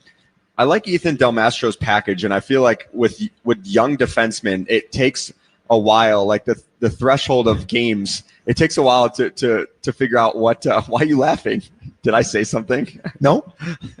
It takes a while for young defensemen for you to figure them out. I don't even know where I'm going with my question now because I'm trying to replay my brain what I'm saying. Yeah, don't go there. All right. Oh man, this is a bad idea for me. You were talking about. It's a bad idea to be in Vegas with you. You were talking about Del Mastro. Del Mastro. Like, as he navigates life in the NHL, just on the ice, off the ice. You just want to keep talking about dumb No, ass jokes? get to your question. Charlie, go ahead. Give me the question. I'll take it for you. No, Let's let Troy have a moment. I'm waiting for the question. I feel like I'm going to get clipped later. I still don't know what you're talking about. Oh, man. All right, let's shift gears. How about Connor Murphy? 3 assists. We'll stay on the back end. We'll just shift away from Ethan. You mentioned 3 assists, career high. John had mentioned on the broadcast. Also, you mentioned 6 blocked shots. I mean, what'd you see from him in this game and over the last few games? Well, he's a competitive guy, and he competes, and he's a guy that is in great shape. He, when it comes into training camp, he's right at the top of most of the testing that they do, and he's a pro out there. And his last assist that he got, he delivered a huge hit to separate the puck. Vlasic covered up there, got it back to Murphy, who moved it up to Nazar as he was skating through the neutral zone and pushed everybody back because of his speed. But Connor Murphy's a competitive guy, and he competes, and that's a great example for the younger players where he's involved physically most of the time. You saw him take a penalty yesterday or on Tuesday against Utah, where he was defending Connor Murphy or Connor Bedard. You got me all messed up now. Helping out Connor Bedard, he got a roughing penalty for it. But that's what you want to see from a veteran guy who understands what he needs to do in his role that he plays on this team. And 3 assists is good for him. I mean, that's way out of his kind of wheelhouse, as John had mentioned. That was this career high for him. But it's the 3 hits that he had, 3 big hits and the 6 blocks, and that's what he does best, is how he defends and competes. You think we'll see Arvid Soderblom in Anaheim on Saturday? Boy, that's a good question. I would assume that's the direction, but they'll certainly discuss what they need to do. It wasn't supposed to play in this game, but a real rough first 20 minutes for Peter Mrazek, who gave 5 goals on 15 shots and just didn't look comfortable. Lost his net a few times, and the team didn't play very well in front of him, but a goaltender's got to make those 1 or 2 big saves at the beginning to keep his team in, especially in a building like this where it can get loud. The emotion can be taken advantage of by the home team, and he just didn't make that save that they were looking for. How much did you love / hate having me in Vegas with you? Well, the odds were no, it was good to see you last night. We hung out and we had fun. Enjoyed a libation or 2 or 3 or 3. But we did go to bed at a lot of at a reasonable time. We did. At least I did. Well, I did too. I don't know. Okay. But only one of us made it to morning skate. And that was me. That was you. Yeah. How excited he was which is surprising. There was 0 chance I was out, and not because I was out late last night. It's because we were at Stadium Swim all day. And shout out to the folks at Circa. They really spoiled us over the yesterday and today. And so there was 0 chance I was like, go to morning skate, sit poolside watching the golf that was on the big screen. So you do realize that our bosses are probably listening to the fact that I was with my boss. Okay, well, then you're good. I made it clear. Okay. I did get a bad some bad, got like a little nose, some red right here. I was wearing a hat and I got like a white mark, so I'll have to clean that up. But it was fun. It was fun. Thanks for. You had your hat on backwards, didn't you? Yeah, I did. Yeah, that doesn't help. Yeah, that's okay. Well, it was fun to be here. Thanks for letting me elbow my way into the radio booth with you guys in Vegas. Safe travels to Anaheim. Well, you punted our engineer Ray. Like he's even gone now, but he didn't even have a seat and nothing. I stole his seat. So I fly back to Chicago tomorrow. You guys are going to Anaheim tonight. Yeah, if you let us go. I'll let you go now. Actually, I kind of want you to miss the flight. So you're going to have to fly with us commercial. All right, Troy, good stuff. We'll talk to you on Saturday. All right, that's the great Troy Murray. We got more to get to coming up on the Blackhawks postgame show, which is going to roll on after this on 720 WGN. The Blackhawks, Wildcats, and the NFL play here on AM 720. On smart speakers, say play WGN Chicago. WGN. What do the Blackhawks and United Airlines have in common? The next generation has arrived, and the future looks bright. New planes are joining the United Airlines fleet every week. decked out with Bluetooth connectivity, screens and power at every seat, and bigger overhead bins to fit everyone's carry-on. Book your next trip on the United app or United.com today. United Airlines, proud to be the official airline of the Chicago Blackhawks. Whether it's a plumbing emergency or just a simple repair like a clogged toilet, Plumbers 911 is your source for the best licensed plumbers. Every plumber has background checks, insurance, and 10,000 hours of training. When you call 1-833-PLUM-911, you'll be connected with one of Chicagoland's most trusted contractors, like PJF Plumbing and Heating in Long Grove. Wherever you are, a Plumbers 911 contractor is always close by. Call 1-833-PLUM-911. Plumbers 911, where they do it right the first time. Transform your backyard with Architect. This time of year, your backyard might feel lonely, but come summer, it'll be the most used spot of your home. And nothing will make it more useful than a beautiful outdoor deck or patio from Architect. So why wait until the weather gets nice to do something about it? Get ahead of the best weather of the year by having Architect create your dream deck now. Their expert professionals work year-round to create amazing decks, patios, outdoor kitchens, and porches that blend form, function, and affordability. Plan ahead and build in the cold months to enjoy the warm months. And maximize your outdoor time this summer with the Architect Early Bird Special. Get $1,500 off your purchase on a minimum $20,000 spent if you call 847-496-4333 by Thursday. Visit architectofchicagoland.com for more info or call 847-496-4333 before Thursday to save $1,500. Murphy in the right wing corner. Leaving it for Donato. Rolls off with a check. Fed it over. Left circle. Del Mastro shoots. He scores! Ethan Del Mastro's first National Hockey League goal with authority. Beats Samsonov over the shoulder. And the Hawks are now back to within 2 of the Golden Knights, trailing 5-3. Somebody get that puck. We are back on the Blackhawks postgame show here at T-Mobile Arena. Charlie Meliodas here, helping you break down a 7-5 loss to the Vegas Golden Knights. That was Ethan Del Mastro's first career NHL goal. Really nice for him. And somebody did grab that puck. I believe it was Connor Bedard that grabbed it. I saw him flip it over to one of the trainers when the Blackhawks went back up to the bench. So nice to see Ethan Del Mastro get that. We were talking about Frank Nazar earlier. 2 assists in the game. He was a +2, 2 shots on goal. One of the guys that really stood out in this hockey game for the Blackhawks. He spoke to the media a little bit ago. Let's listen in and hear what he had to say. To come back, play that well, and then not be able to finish it off. Yeah, it's obviously it sucks. Them scoring that last goal off a bad bounce, and when we're that close and just kind of rolling, feeling good with each other, and happy on the bench and standing up, and then something like that goes in. It's a little demotivating, but just the resilience to put in a few goals and come back in this game. It's not easy coming back from 5-1 deficit. So just to be able to be in that game is shows the resiliency we have. How comfortable are you feeling right now? It seems like you're supposed to come out of the break and you're pretty aggressive around the puck a lot. And what's your comfort level right now? Honestly, really good. I think it's just more confidence, just getting that first half of the season under the belt, knowing that, deserve to be here and can play with all these guys on the ice. And a lot of the guys in the team just, being nice, talking, and, make me feel comfortable. So that helps a ton. So just feeling good and hopefully help get some more wins. But So some chemistry with you and Landon and Colton all playing together? Yeah, we've played together before in Rockford. So, it's always good to play with those guys. I know what they're going to do, know their style and how they're going to play. And I thought we did pretty well together.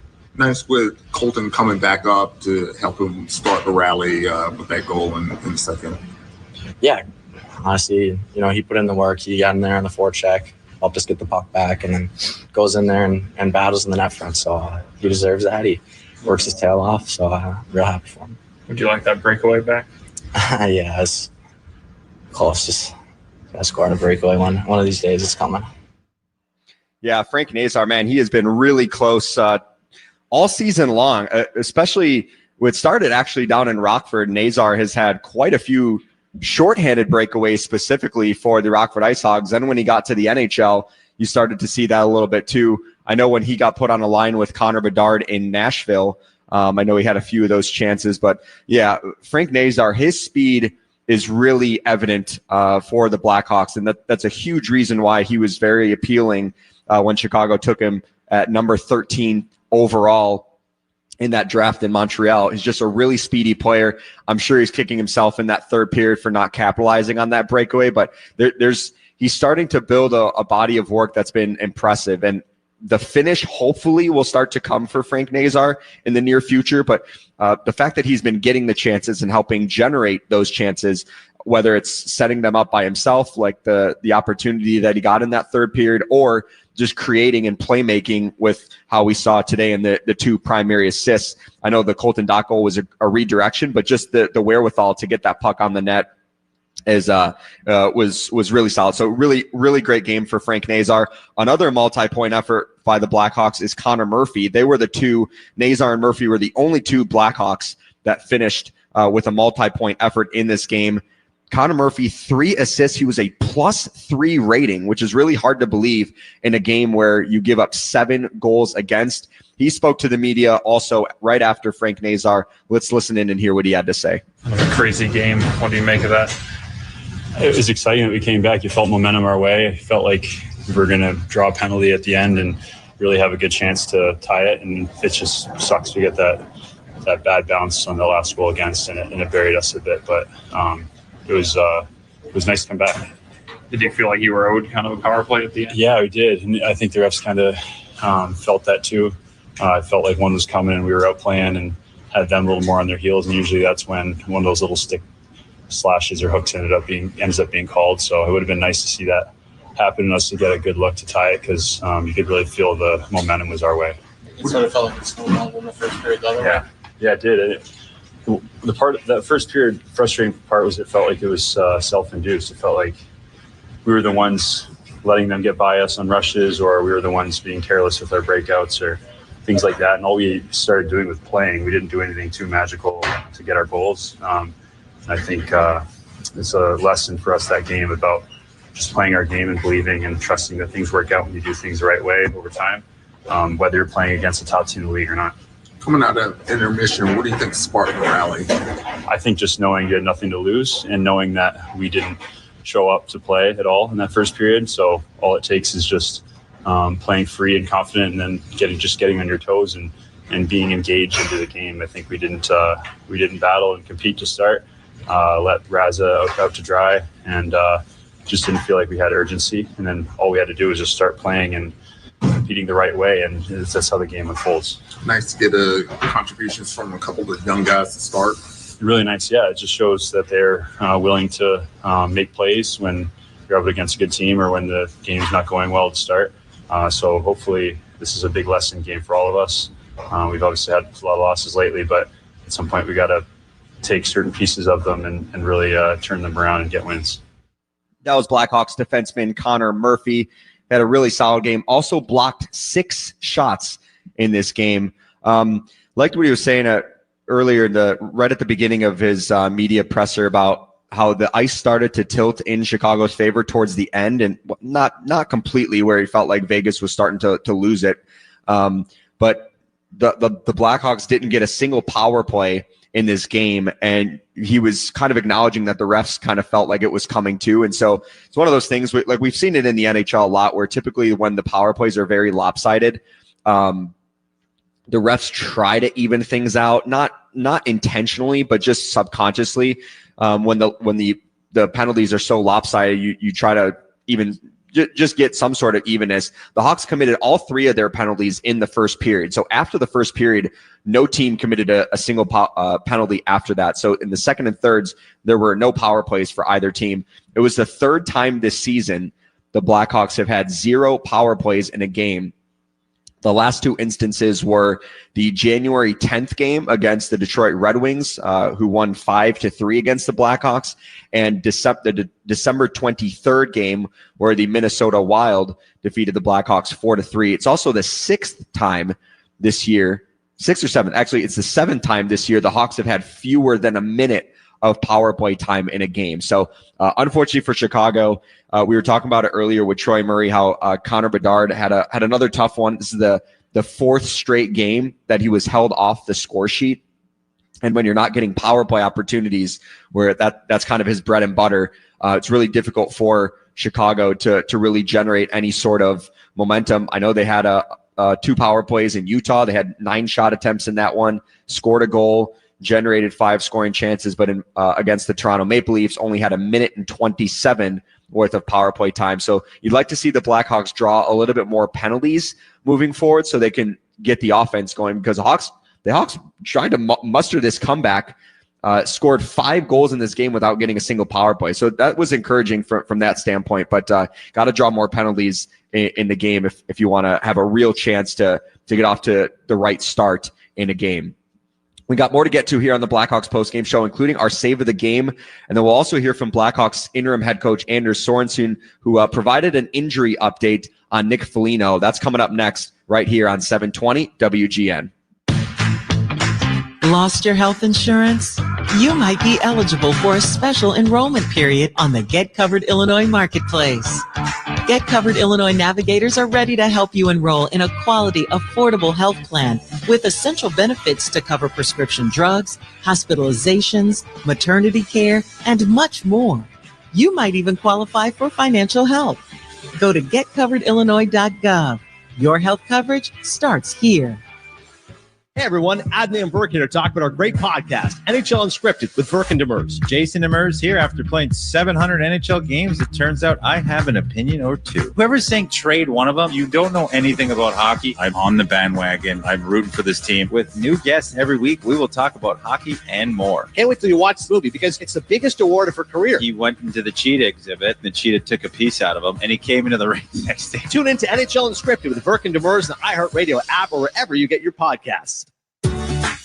I'll bet you're saving as best you can to retire someday and have a nice life. But how nice is that life going to be if you aren't taking care of your health, your oral health? Let's plan for healthy teeth. Otherwise, what are you going to do? Be on a cruise someday, eating applesauce? I want you to invest in your smile twice a year. Let's make the habit of going to Main Street Smiles in Barrington. I'm John Williams. That's where I go for regular checkups and those issues that sometimes come up. You don't want to wait on that. And Dr. Amar Patani at Main Street Smiles in Barrington can do it all. Teeth whitening, orthodontics, implants, veneers, or just good old-fashioned cleaning. In fact, for you, the new patient, Main Street Smiles will give you a checkup, a cleaning, a fluoride treatment, and a treatment plan. Talk about long-term planning. You don't want your funds or your teeth to run out someday, so let's plan for a healthy future and a bright smile. Click on mainstreet312.com, mainstreet312.com today. Near the right point, over to Nick Hague, high slot, sends one toward the neck, glove down in the air by Soderblom, and that one redirected off the ice and up into the glove of Arvid Soderblom. What a great reaction save. That is so hard for a goaltender because your momentum is heading in one direction. You see where the shot's coming through. You have the lane, and then all of a sudden it changes direction. He did an excellent job of going against the grain and his body momentum to find that puck. That was tonight's save of the game, which is sponsored by the ComEd Energy Efficiency Program. Learn more at comed.com/poweringbiz. It was the save of the game was by Arvid Soderblom, but it was Peter Mrazek that had started this game for Chicago. Gave up 5 goals on 15 shots for a .667 save percentage. Obviously, Soderblom came in relief in the second period. This is the third time in the last 4 starts that Mrazek has given up 5 goals in a game. He had that one really solid game against the Nashville Predators before the break where he stopped 31 of 33 for a .939 save percentage. And so I thought maybe that was a really good performance that Peter was going into the break with. Unfortunately, the two coming out of the break haven't been very great. And I think the Blackhawks making the goalie change in the second period was maybe less about Mrazek and more about the team just was not ready to play in that first period. I'm sure Peter would like to have some of the saves back, but it got so it was kind of just boom, boom, boom right away that Vegas, and especially with two of them coming on the power play, hard to fault Mrazek or kind of pin that first period on him. Felt more of trying to get the attention of the entire team. Soderblom finished with 16 saves on 18 shots for an .889 save percentage. I imagine we're going to see him on Saturday against the Anaheim Ducks. I know the last time that Arvid was in Anaheim, he had that terrific performance. I think it was 38 saves on 40 shots. But if you look at some of the quality of those 38 or of the 40 shots, most of them were from high danger areas. And so it's going to be interesting to see whether Sorensen tries to go back to Mrazek so he can get that bad taste out of his mouth, or if he kind of capitalizes on the performance that Soderblom had in the final 40 minutes of this game. Blackhawks interim head coach spoke to the media a little bit ago, also provided an update on Blackhawks captain Nick Foligno, who left this game at the start of the second period, undisclosed injury. So let's listen in and see what Sorensen had to say about the loss and the injury update to Foligno. It's kind of a crazy one. How would you assess it? Well, yeah, it was crazy. Obviously, the first period, it was, we're down 5-1, but we had some chances. Scoring chances were actually even after the first, and we're down 5-1. So, say what you want about that, right? But and then obviously, I thought we had a little push, turn the tide a little bit, and but gave up too much, obviously. It seemed like the young guys are maybe helping that push there in that second. Absolutely, yeah. I thought, Frankie, I thought was really good. I thought Deli stepped in and did some good things as well. Yeah, it was Docker as well, so it was positive. But I think as a group, we can't wait to be down 5-1 to play with the urgency, right? So the urgency has to be there from the get-go. What was working so well for Nazar? It seemed like he was all over the place, second and third period. Skating. It's just skating, right? It's all it is. A lot of times it's working and skating, either with the puck or off the puck. Do you have any update on Foligno? Day to day right now.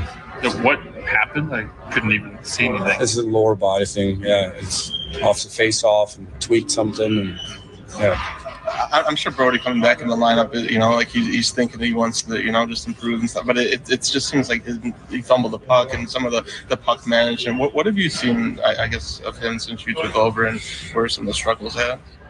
Yeah, I mean, obviously today, a tough start to the game, right? I think he's pressing a little bit. He's been in and out of the lineup a little bit. He knows it, that he hasn't played well. We've talked about it. So I think you put extra weight on your own shoulders at times, and it goes the wrong way. Do you still ride with him, or do you think about putting Allen back? Well, it's something we'll discuss. And the decision to pull Mrazek, was that just get 5 goals, or did you? More for the group. That wasn't on him. I mean, we can't behave like that in front of him at times, right? We got to win some of those battles. Obviously, they scored 2 power play goals, but we got to be better in front of them. Murphy was saying you felt like you guys were kind of over the power play there in the third. Were you just planning not to get one?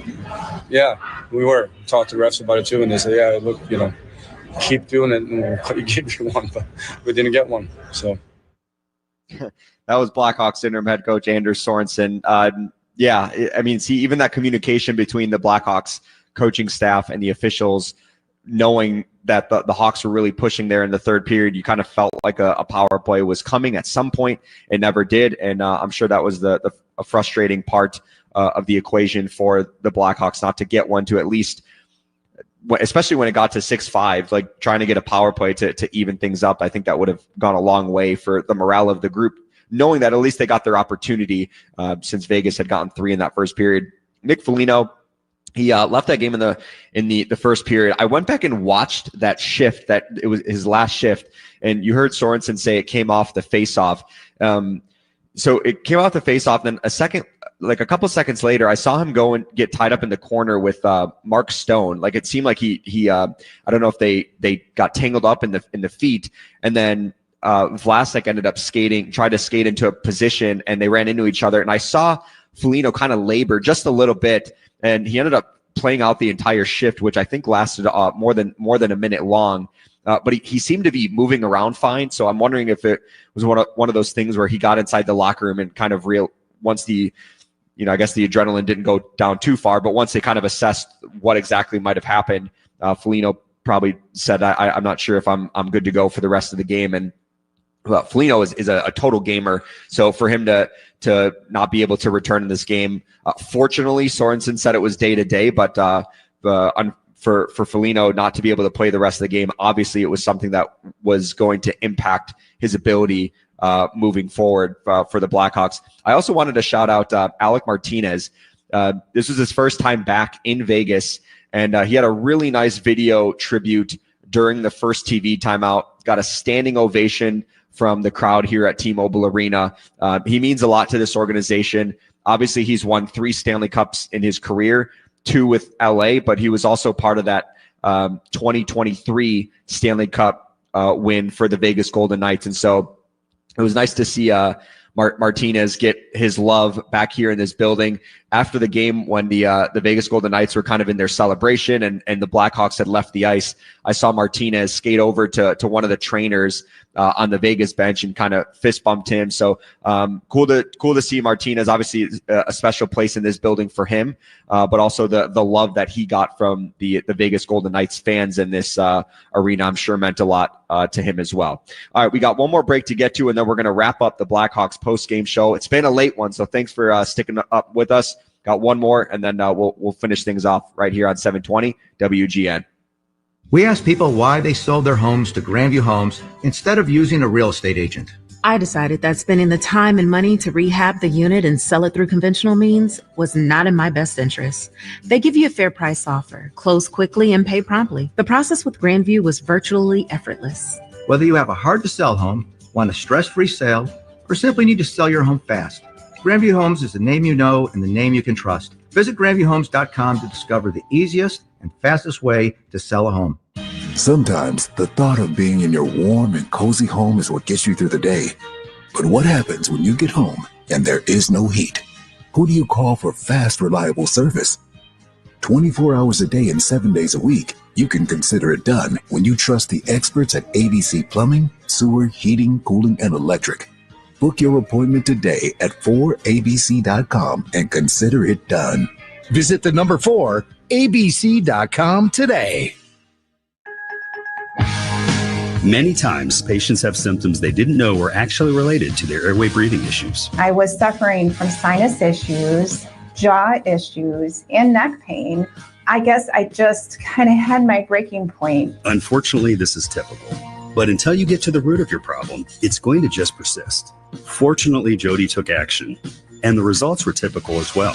My quality of life is so different. But one of the first things that I noticed was my breathing. I don't ever remember being able to breathe like that.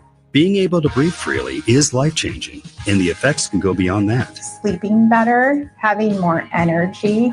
And it seemed as if all of those symptoms that I had just melted away. And thank heavens for that, because at Advent, results are what drive us, helping you breathe well so you can live better. Results may vary. Most insurance accepted. He strides to center, trying to protect the puck across the line. McTavish to Strome. And a little pumpernickel to boot. Back here on the Blackhawks post-game show. That leads us right into our next game preview, which is sponsored by Plumbers 911 Chicago, where they do it right the first time. It's a goal by Ryan Strome for the Anaheim Ducks, who are now 8-2-1 in their last 11 games. They've been playing some really good hockey as of late. They did have an injury to their starting goaltender, John Gibson, unfortunately. So it doesn't look like he's going to be returning in time for this game. Lucas Dolstall started in this game for tonight's game against for the Anaheim Ducks against the Vancouver Canucks. They rallied from 2-0 down. Anaheim did to beat Vancouver 5-2. So they're on a real nice high note. The Ducks are going to be without Trevor Zegras, one of their top young forwards, because of a suspension. He got hit with a 3-gamer after an illegal hit that he made on the Detroit Red Wings a few games ago on Sunday. So he's not going to be available for Anaheim. The Ducks have been rolling as of late. While the commercial break was going on, I was looking up the Arvid Soderblom stats, and the last time the Blackhawks were in Anaheim, it was November 3rd. in a 4-2 Blackhawks win, Arvid Soderblom was the number one star of the game, and it's because Anaheim in that game had 93 shot attempts, which is tied for second most the Blackhawks have allowed in a game this season. 54 scoring chances Anaheim generated.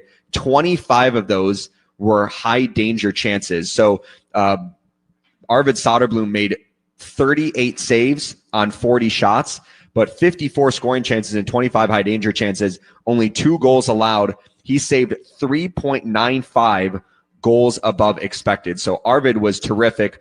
Hawks are in a situation now where I'm not sure which goaltender they're going to go with on Saturday. I imagine it's going to be Soderblom because of the game that he was coming off of, but I'm not sure if the Blackhawks want to completely overwork Soderblom, although they are coming off the break, so he should be somewhat fresh. But the Hawks it's been a tough sledding since that Four Nations face-off. Hawks dropping every single game in regulation since. They're going to wrap up this 3-game road trip in Anaheim on Saturday. So it's been a tough trip for the Blackhawks so far, but hopefully they can finish things out on a positive note in Anaheim on Saturday.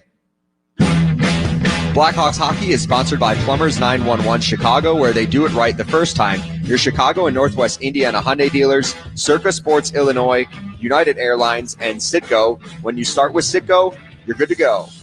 That's going to do it for the broadcast tonight. Big thanks to our production crew back in Chicago of Jack Heinrich and Patrick Hennessy. They were led by our engineers, Ray Regal here in Vegas, and our captain back at the station, Krista Flores. For John Weideman and Troy Murray, who brought you the call from T-Mobile Arena, I'm Charlie Meliodas signing off after a 7-5 Blackhawks loss to the Vegas Golden Knights. Thanks for being with us, and we'll talk to you on Saturday night. I'd say that was a pretty successful broadcast. You've been listening to Chicago Blackhawks hockey on Blackhawks Radio, 720 WGN, streaming on WGNradio.com and through your smartphone with the WGN app. This is John Landugger. We're just a click away when you set the first button on your digital dashboard for WGN. Find out how at WGNradio.com. It's 36 degrees and partly cloudy at 12:30. Good morning. I'm James Sears. An elderly woman's been sexually assaulted in a home invasion. Plus, the U.S. Attorney General is upset over what wasn't released in the Epstein files.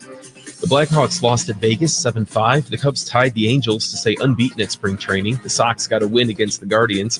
Northwestern hosts Iowa tonight in Big Ten basketball. The pregame at 7:45.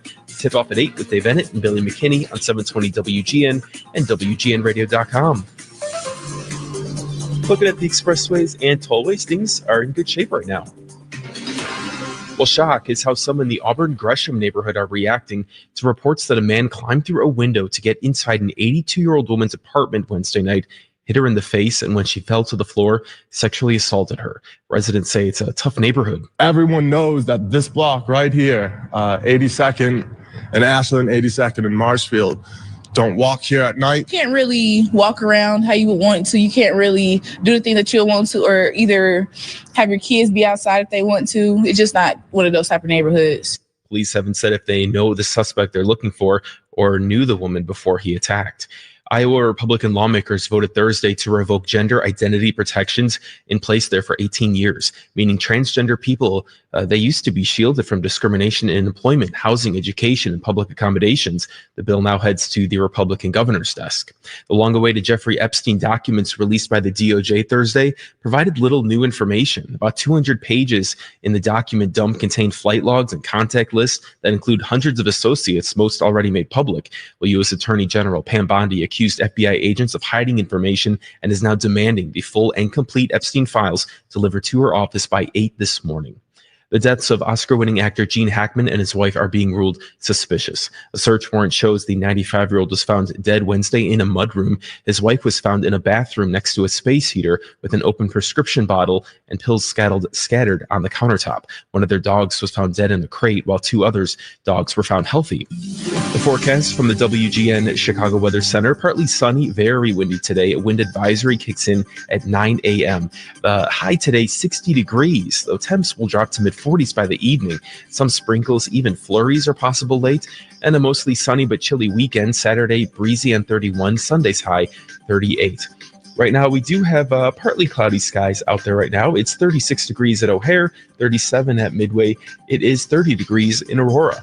I'm James Sears, WGN News. Next news when it happens. Next scheduled news at 1 o'clock. With the enhanced engine performance and fuel economy of newly reformulated TriClean gas from Citgo, you're good to go. But good to go where? Exotic bird shopping? To your Tuesday night bowling league? Woo! That's a turkeys. Good to go try your luck at bingo. G32. Bingo! Good to go to a lumberjack competition. I'm going to move my car. New top-tier TriClean gas from Citgo. The most advanced fuel we've ever made. Now you're good to go. Hey there, WGN listeners. I'm Jeff from JeffBuysYourHouse.com. And just like you, I trust WGN to keep me informed, from news and weather to sports and business. And when it comes to selling your home, trust matters. Just like WGN keeps it real with no-nonsense, compelling, informative talk, we keep home selling simple and straightforward. No repairs needed, no clean-out required. And you pick the closing date because we believe you should be in control of your journey. For nearly 20 years here in Chicagoland, our local veteran-led team has helped homeowners sell fast.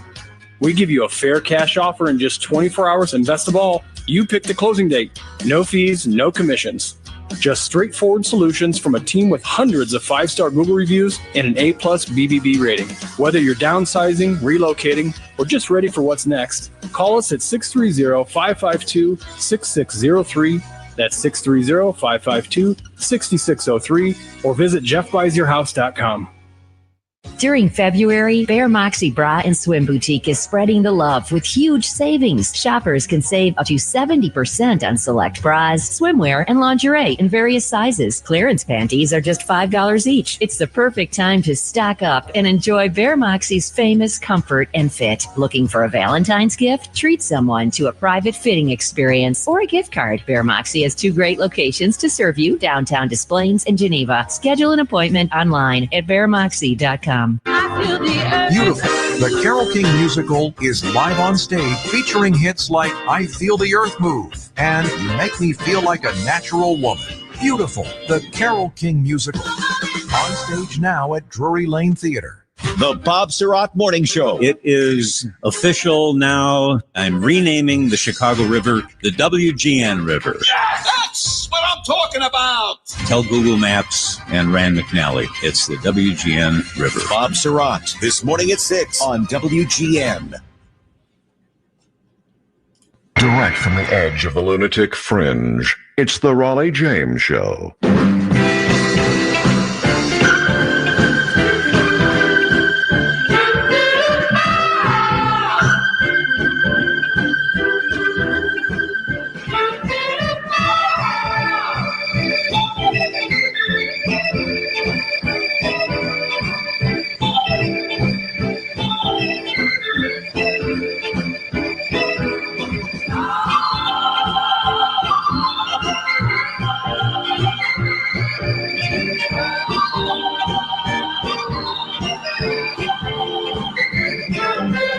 WGN Radio. I'm Raleigh James. It's a short show. We got about 20 minutes to spend together, so if it's on your mind, get in fast. 888-876-5593, 8888 Raleigh. Years ago, Bill Cosby had a great routine on I Started Out as a Child. It was about the New York subway system, and he said that it was very entertaining. They put a nut in every car. This explains, by the way, why I don't like commercial airline traffic. And there was a United Airlines flight from San Francisco to Chicago earlier this month that punctuates the whole story. Apparently, the flight takes off. Everything's fine. No mechanical problems. A passenger becomes unruly. The man gets out of his seat, accosts the flight attendants, and demands to know where are the Mormons.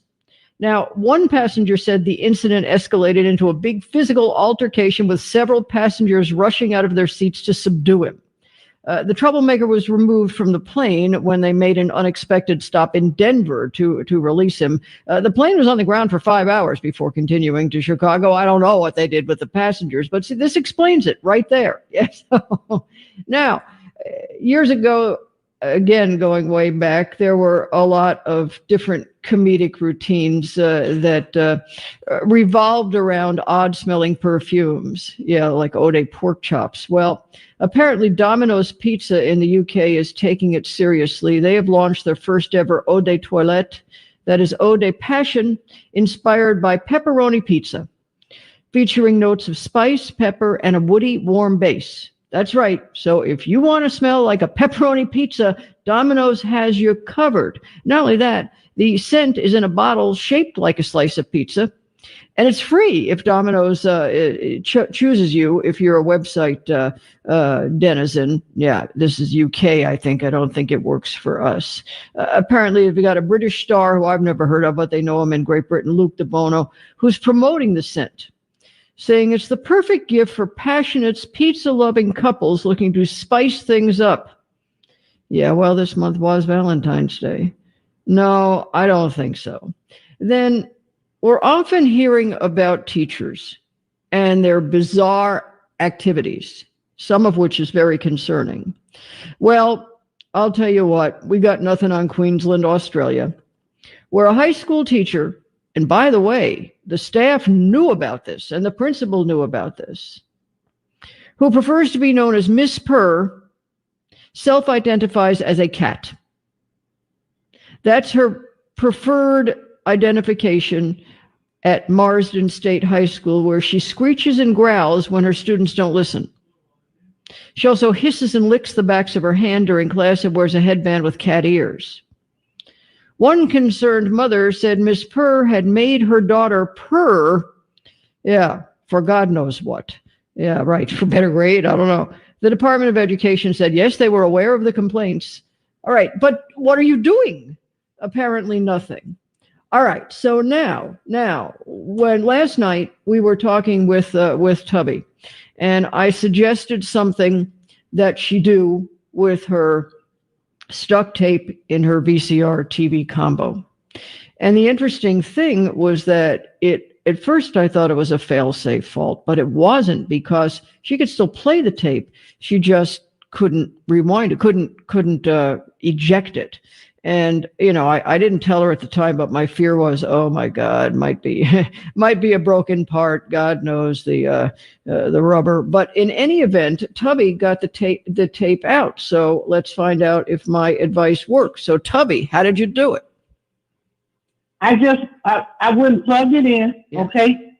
And I got a limited choice of plugs in this place, okay? Right. And I'm resetting up the house so I could be more comfortable. Really retired, but anyway, I could reach it, so I did it, and because it had been unplugged since I couldn't, right, do it before. And when I plugged it in, I think you had said, see, mine's got like a power button. Right. So what I did was unplugged it in, went straight to the power, and then went straight to the eject.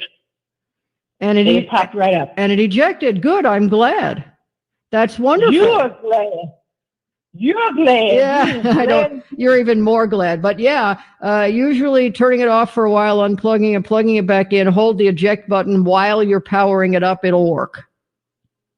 Yeah, and you know what? I always forget about that stuff. Okay, we're going to have two more areas. I do have that reference for, because, I'm going to get me another one of those, with my boyfriend, I went to housing.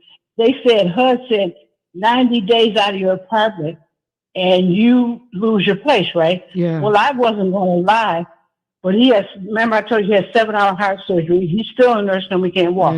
But what got me so bad, they said it's a HUD rule. And I had gone to them because you have to change the classification of your housing, for handicap. Right. So when I was going to go to try to rehousing, oh my God, I can't believe some of the rules they have in this world. Anyway, and she was no help whatsoever. She came over there like the Gestapo.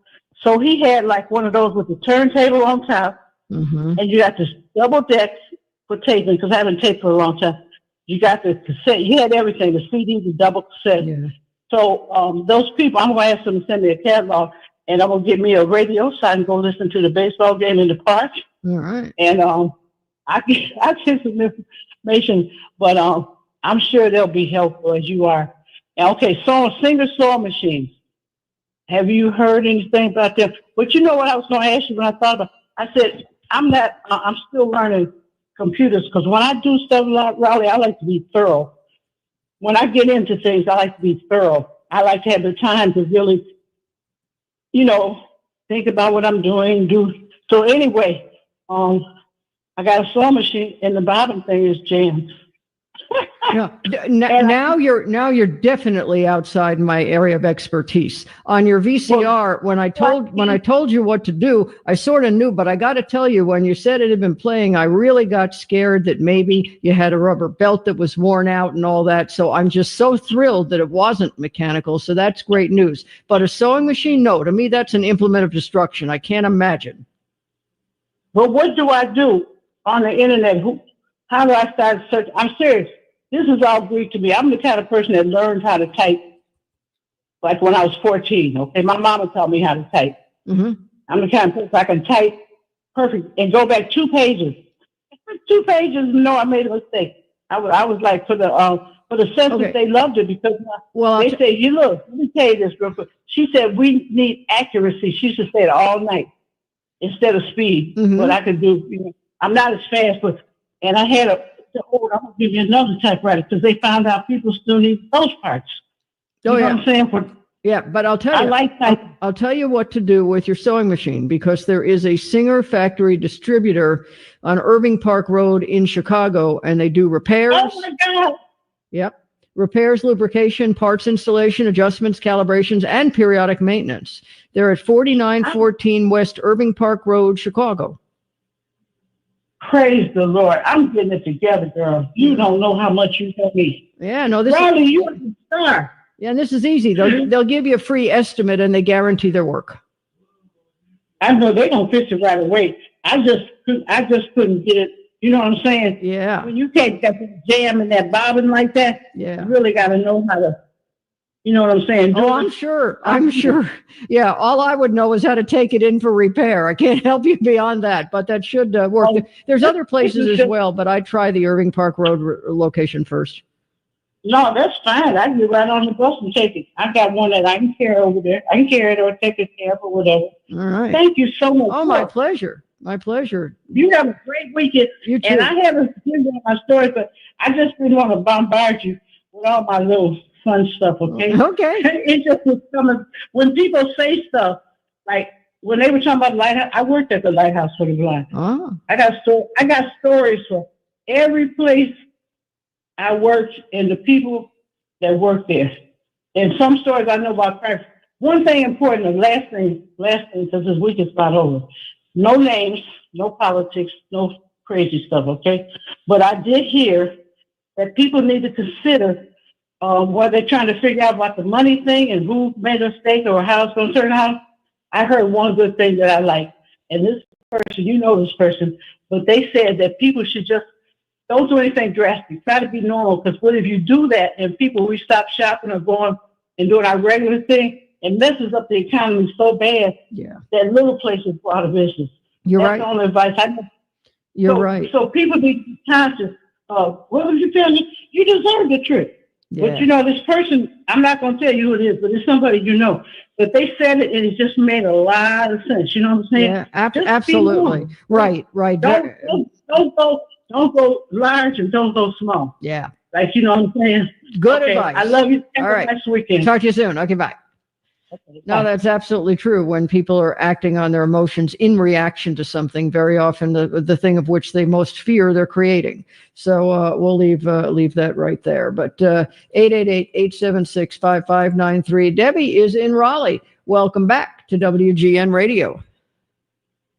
Hey, it's been a while since I called you, maybe a month, but what have you been doing? I lost my best friend that lives here, who was on a ventilator and then on a trach, and she succumbed from other medical causes, and she was on, she had COVID followed by MRSA, and she just couldn't come out of it, I'm so sorry, but with a litany like that, it's a very big loss for you, but it's better for her. Yeah.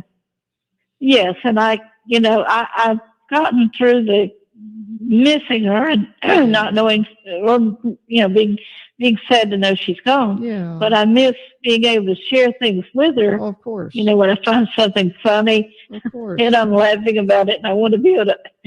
Right. Oh no, I know. But I can't. And you think, I'll call. Yeah, right. That's exactly it. I know. And then it's like, oh God, no, I can't do that. Yeah, it's tough. Yep. Yep. But the funny thing is, there was a story a few days ago about a college student who had an inflatable doll, and his roommate came back early, and he didn't want the roommate to know about it, so he went out and was putting the doll on fire. Oh no! And he burned part of the door. I'm sure he did. Those lifelike things have all sorts of toxic chemicals. They're not supposed to be set on fire. Yeah. I know. So I wanted to share one great story with you. Yeah. There were 3 girls. Excuse my voice. I'm sorry. There were 3 girls who were in their teens. One needed a heart transplant, and she got that. But they were able to take parts of her heart and give it to 2 other girls that needed mitral valve prolapse surgery. Yeah. Mm-hmm. And that was out of Duke. So people that want to hear it might want to look that up. And finally, there's something on YouTube called I Can Tell You Your Birthday in 1 minute. I'm sorry, not your birthday, your name. I can tell you what your name is in 1 minute. It's on YouTube, and it's the funniest thing I've ever heard. Okay. I'll look for that. If I can get out what I'm trying to say, I'll be okay. But, I'll absolutely look for that. I can't record the script. All right. All right, listen, thanks a lot. Yeah, good to hear from you. Thanks, I appreciate it. Okay. All right. So, yes, 888-876-5593. We got Dave on the north side who's got a request. Jim is in Richmond. James on the south side, and hopefully we'll get to you. But if not, there's Monday Night Trivia coming up because this is an incredibly short show. So I'll stop talking so you can start in moments here on WGN Radio. We're Chicago's very own WGN. You're late for work and still have to drop off the kids at school. You jump in your car, hit the garage door remote, and nothing happens. Now what? Green Tea Services, service to a green tea. Hi, it's Chonya Khoury from my family business, Green Tea Services. Right now, we have a garage door maintenance special. Our trained technicians come out and adjust the springs, check the cables, inspect the rollers, tighten hinges, and give your door and opener a complete lubrication. All for just $47. Service to a green tea. This time of year, garage doors tend to fail. Don't get stuck in or out of your garage. Call for our $47 garage door maintenance special. Call Green Tea now for details. 800-5-GREEN-TEA. Green Tea Services, service to a green tea. 800-5-GREEN-TEA. 800-5-GREEN-TEA or greenteaservices.com. Listeners are always asking me about QC Kinetics treatments. I'm John Williams. They want to know if they should consider it for their joint pain. If you're wondering if you are a good candidate, let's see if the answer is yes to any of these questions.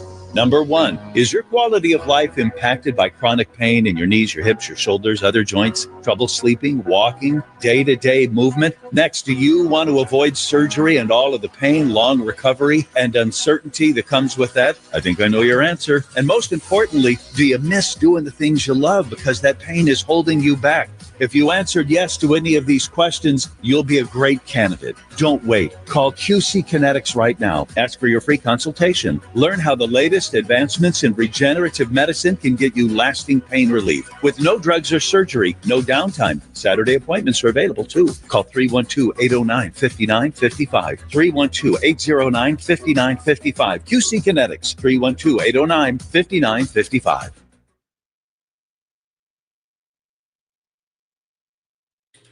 No, maybe it's my turn. I don't know. Nobody said anything to me, but we'll forego the bumper. And what I will do, because we've got, a couple of calls and all that, and scant 7.5 minutes left. Dave on the north side's got a request. What you want, Dave? Hey, how you doing? All right. How about yourself? All right.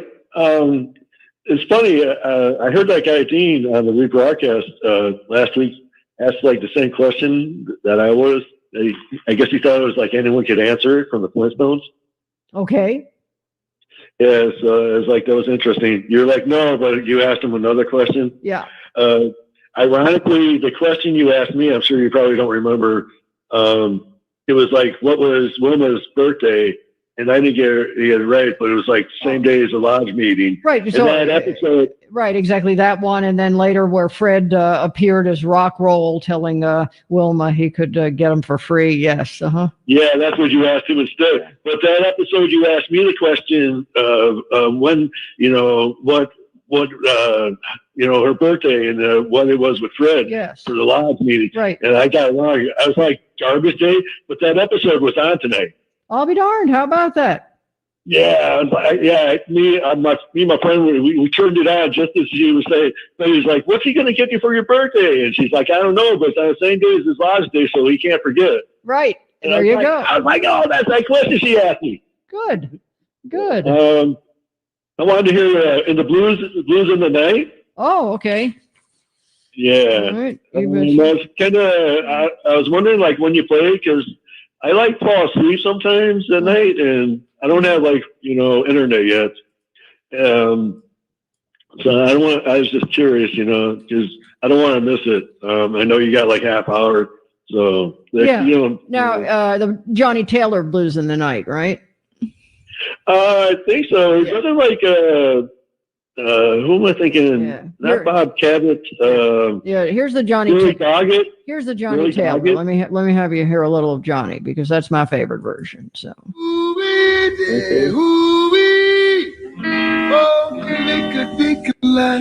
I echoing back the blues in the night. Let me tell you, baby, my mama done told me when I was in knee pain. Yeah, it's got a nice backbeat. That's sweet. No, I've never heard that. I've heard several versions, but I've never heard that one. All right, well, I'll play more. I thought Bill Doggett or something. Yeah. I'll play I'm more. not sure who it is. And I've got Joe Turner, of course. No, there are many. That's one of those songs that take your pick. Yeah, I'd like to hear Joe Turner too. I love Joe Turner. Oh yeah. Well, I'll have you hear a little of that too.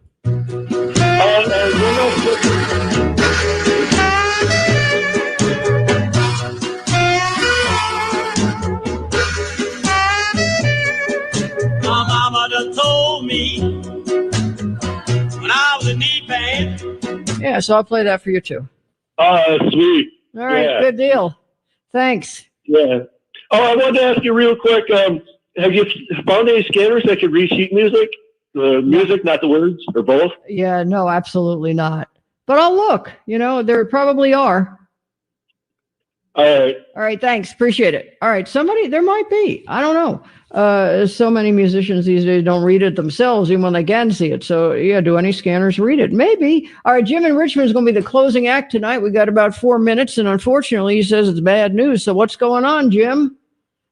My friend who drives me everywhere? Yes, the one who's leaving. And she's finishing up on her massages and stuff. Yeah. And she's going to retire. But yesterday she did her massages, and at the last minute she ran over and took me to Janesville to get my eye drops, and then got back home. Yeah. And dropped me off and then went back home. And she got home and there was a message from the coroner. What? And her brother passed away. Oh, I'm so sorry. And the coroner office was looking for her, and here she's driving me around. Oh my God. Now, was her brother sick? No, he was in not in assisted living, but where you're a senior and you senior living. He was 68. That's young. And it was just sudden. She doesn't know anything yet because I haven't talked to her today and she's had to do. She's going to have to do all this stuff and empty the apartment and all that. Of course. But the thing is she's done that for every family member. Yeah. And then she told me, if you leave the planet, I'm going to be really pissed. Well, good. Well, then she needs to continue to help you, take care of you. Absolutely. Right. But she's, be the one that takes care of me when I go. Yeah. So that's why I didn't call last night. I was very upset. Oh, absolutely. So- Well, my condolences to her. 68 is so young, and especially when it's unexpected. But as I always say, none of us have ever said, "Dear Lord, let me linger." So this is good for him, but just a bitch for her. I'm so sorry. Right. And I haven't, talked to her today because I left her alone. Of course. She's got more than enough on her hands. She knows you're there. Right, but they haven't told her what happened, so They may not know. know. There might be an autopsy involved in this. They really may not know. Right. Oh, so man. I will let you go, What a and shock. thank you for taking my call. Okay, thanks. Appreciate it. Okay. All right. So, speaking of deaths, we still don't know exactly what the deal is with Gene Hackman. And it's interesting because they had search warrants and they had all the utilities come to see, and there's no sign of any type of leak whatsoever that anybody could find. Because normally it looks like, well, this is, carbon monoxide poisoning or something of that ilk, but does not look like it. The dog, by the way, that died with them was a German Shepherd. And from what I understand, it was an adopted dog that had wandered onto their property. And they had two other dogs. They didn't say what kind, but they survived it. So I don't know. Nobody seems to have a real clue as to what's going on with that. And it mixed deals. Like some people reported that they went and the door was locked, and another person said, well, I went and the door was ajar. So there's a lot of information they're going to have to find out. So rest in peace. That's one of those real shocking things. So, all right. On that note, we apologize to James on the South Side because we didn't get there, and he sent, of course, a lot of stories. But there's always next week. And let me see here in the waning seconds about next week. See what or actually I could look at Carol's show prep because she always tells me. All right. So Monday, March 3rd, we're going to be about an hour delayed. All right, for Monday Night Trivia because of the Blackhawks hockey. And that is the only sports interruption next week. Other than that, it's full shows ahead. Hopefully you remembered the new moon and you wrote your prosperity check. Next thing to note is the full moon is Friday morning, March 14th. So we'll pick it up there tomorrow night. It's a replay of Monday Night Trivia. I don't remember if there's a straggler or not, so you got to listen. And then we'll, I don't think so, though. I think we'll start with a new question this coming Monday right after the Blackhawks. Until then, that's a wrap. We thank Adam for keeping us on the air and John for screening your calls. But above all, I thank those of you who called. It makes it a pleasure to do. We'll talk again soon. I'm Raleigh James. It's WGN Radio. Bob Surratt with things to remember in the morning. Don't hit the snooze button. Do some stretches. Rinse and repeat. Hope we're part of your routine. Weekdays 6 to 10 a.m. on 720. WGN Chicago. The Next Star Media Group station. It's 36 degrees and partly cloudy at 1 o'clock. Good morning. I'm James Sears. A controversial idea coming to Chicago's streets, more speed cameras. WGN traffic. Right now, looking at our expressways and tollways, things are in good shape out there. The Chicago Department of Transportation plans to install 50 new speed cameras on Chicago roadways. WGN's Dana Rebick with more. A CDOT spokesperson says they are working to finalize the locations and by state law can only put cameras within 660 feet of a school or park, but will consider crash data and requests from city council members over the past 3 years. There will be a 30-day grace period once the new cameras are installed, drivers getting a warning in the mail. 6 to 10 miles per hour over will get you a $35 ticket, 11 and over, and it jumps to $100.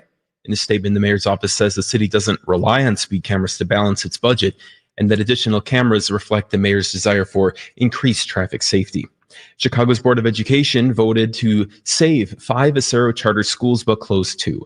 Back in December, the board approved a bailout for 7 Acero schools, but later backtracked, saying it would require more funding than allowed under state law. The board says Acero's Paz and Cruz campuses will close in the spring.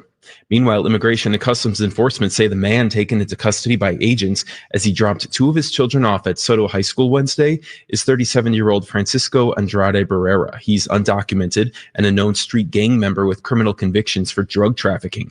ICE says he's been removed from the U.S. twice, back in 2005 and again in 2013. An 84-year-old Montgomery man faces dozens of charges for allegedly sexually assaulting boys over a span of 15 years in Kane County. WGN's Ryan Burrow reports. The Kane County State's Attorney's Office says Michael Ferris was involved with organizations including the Boy Scouts and a train club. Over 15 years from 2008 to 2023, they say he sexually assaulted at least 5 children, and they believe there are more victims. He's charged with 23 counts of criminal sexual assault and 67 counts of aggravated criminal sexual assault. Prosecutors say Ferris admitted to 5 more victims Thursday. After his arrest Wednesday, he will remain in custody until trial. President Trump says he's moving forward with his plans for tariffs on Canada and Mexico. He announced Thursday that 25% tariffs will take effect this coming Tuesday. The punitive 10% tariff on China will be doubled to 20%. The president says the tariffs are an effort to stop the flow of fentanyl into the U.S. Are you not seeing the progress that you wanted in order to... I don't see it at all. No, not on drugs. We've done a great job. The country should not be allowing those drugs to come into the United States of America, and we're not going to allow it to happen. Canada's prime minister said he is preparing millions of dollars in retaliatory tariffs.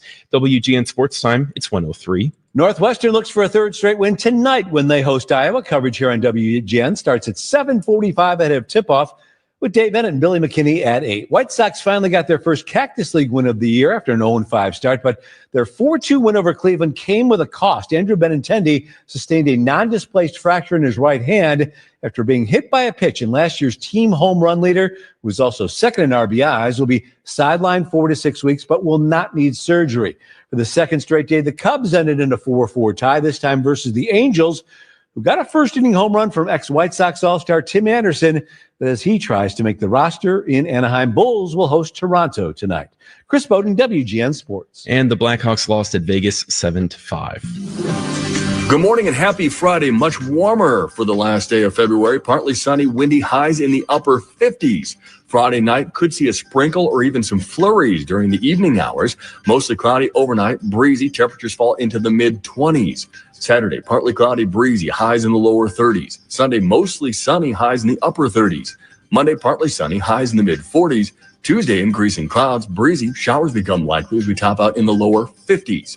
From the WGN Weather Center, I'm meteorologist Mike Jansen. We have cloudy skies and 35 degrees at O'Hare, 36 at Midway. I'm James Sears, WGN News. Next news when it happens. Next scheduled news at 1:30. Are you ready to shake things up at Potawatomi Casino Hotel, Milwaukee?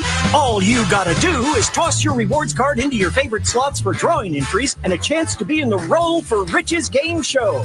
What's on the table? Oh, just $300K in cash and prizes. Play this March, and Thursday nights, you could get on the winning streak that, frankly, you deserve. Let it ride and Roll for Riches. Only at Potawatomi. More info online. Must be 21 and a rewards member to play. It's time to manage your business finances instead of them managing you. Whether it's cash, liquidity, risk, or investments, the Treasury Management Solutions from Republic Bank of Chicago can maximize your cash flow, enhance your liquidity, minimize your risks, and optimize your returns. Get connected with the Republic Bank Treasury Management team at ourbankchicago.com and experience banking beyond expectations. Republic Bank of Chicago, member FDIC. Bob, what's your bright side? I'm an old geezer. In my lifetime, I've had the pleasure of listening to Wally Phillips, Bob Collins, Mike Odell, John Williams, and absolutely great people, including Steve and Johnny. You guys are great. Now you're our bright side. Today at 1:45 on WGN.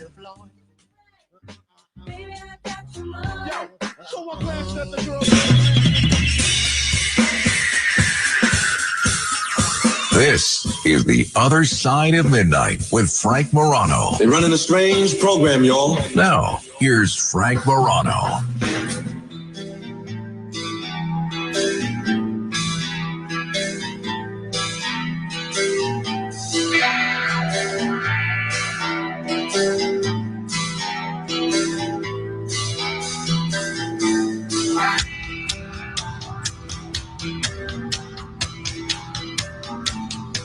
Good morrow, everybody. This is The Other Side of Midnight. I'm Frank Morano.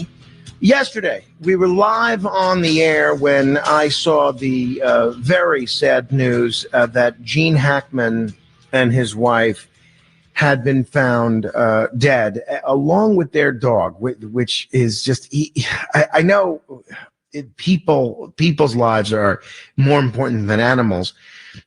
But there's something so much sadder when there's also a dog that's dead. And, this happened. I saw this news flash right as I was interviewing Debbie Schlussel. And it became sort of a hodgepodge of talking both about Gene Hackman's career and what might have happened with this situation. The first thing that Debbie Schlussel theorized is that maybe this was a carbon monoxide leak.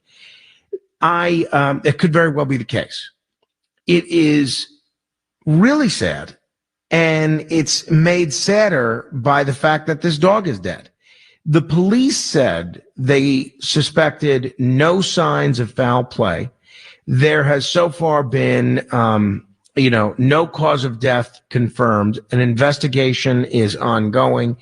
A police warrant has now revealed that Gene Hackman's wife, who was a pianist by the name of Betsy Arakawa, was found decomposed with bloating on her face and mummification in her hands and feet. Now, I don't know what that means. Well, I know what it means, but I don't know what it means.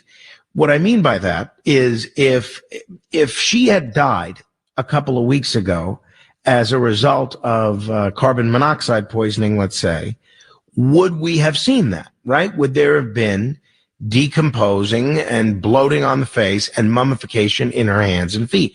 Or is that an indication of something else? According to the Mail Online, Gene Hackman had the same signs of decomposition as his wife. Is that an indication that they both died around the same time as a result of carbon monoxide poisoning? Or is it as a result that they were involved in something else? Maybe murdered, maybe taking their own life.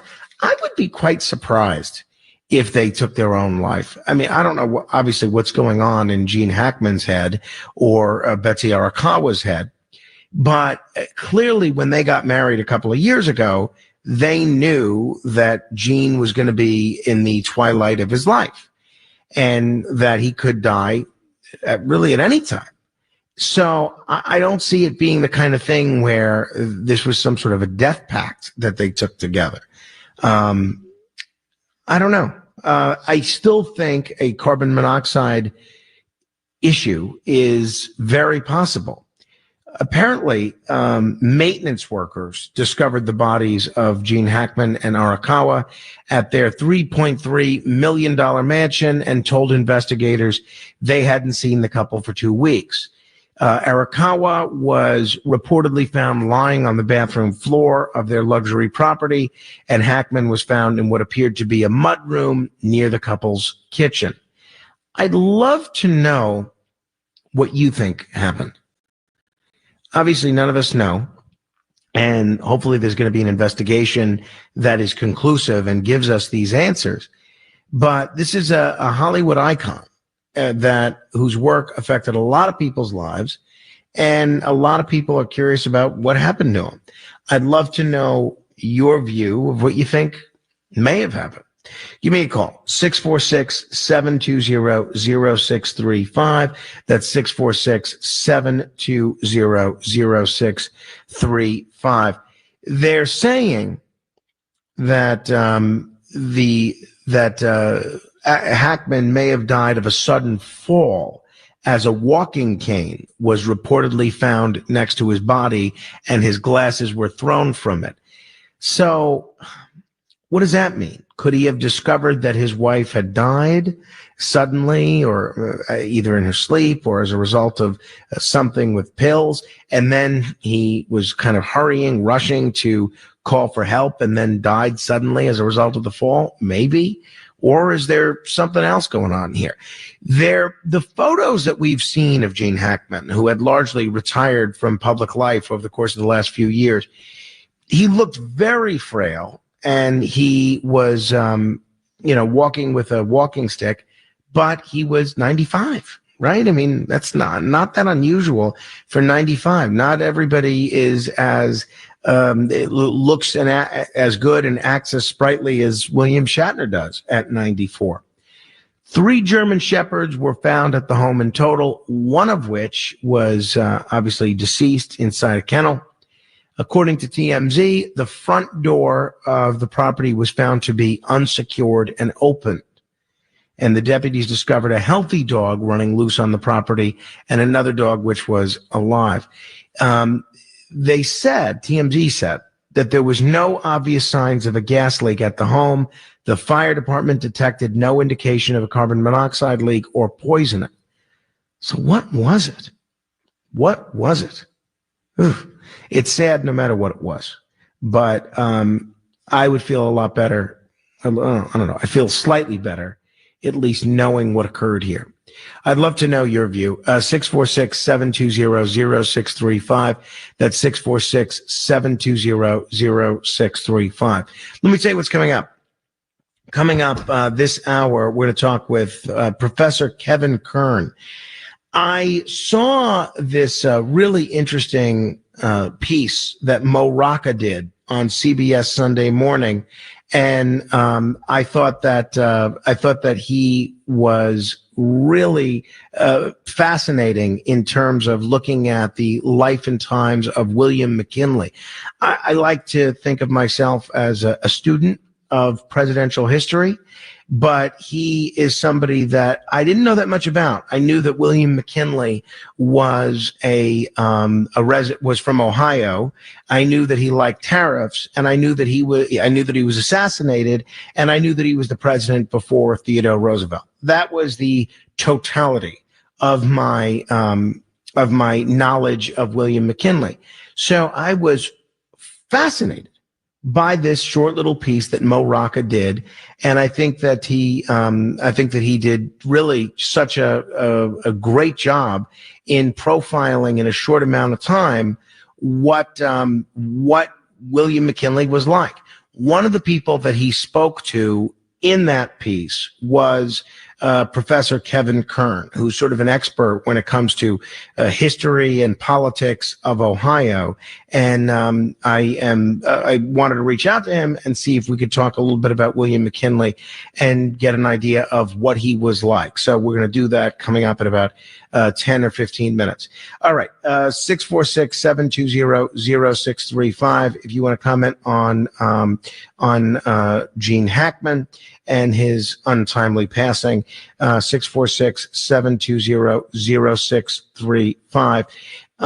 In terms of Gene Hackman's family, there's so much that I don't know about Gene Hackman's personal life, because he's one of these guys that just seemed to enjoy being an actor and being a public person, and then in private he was a private person.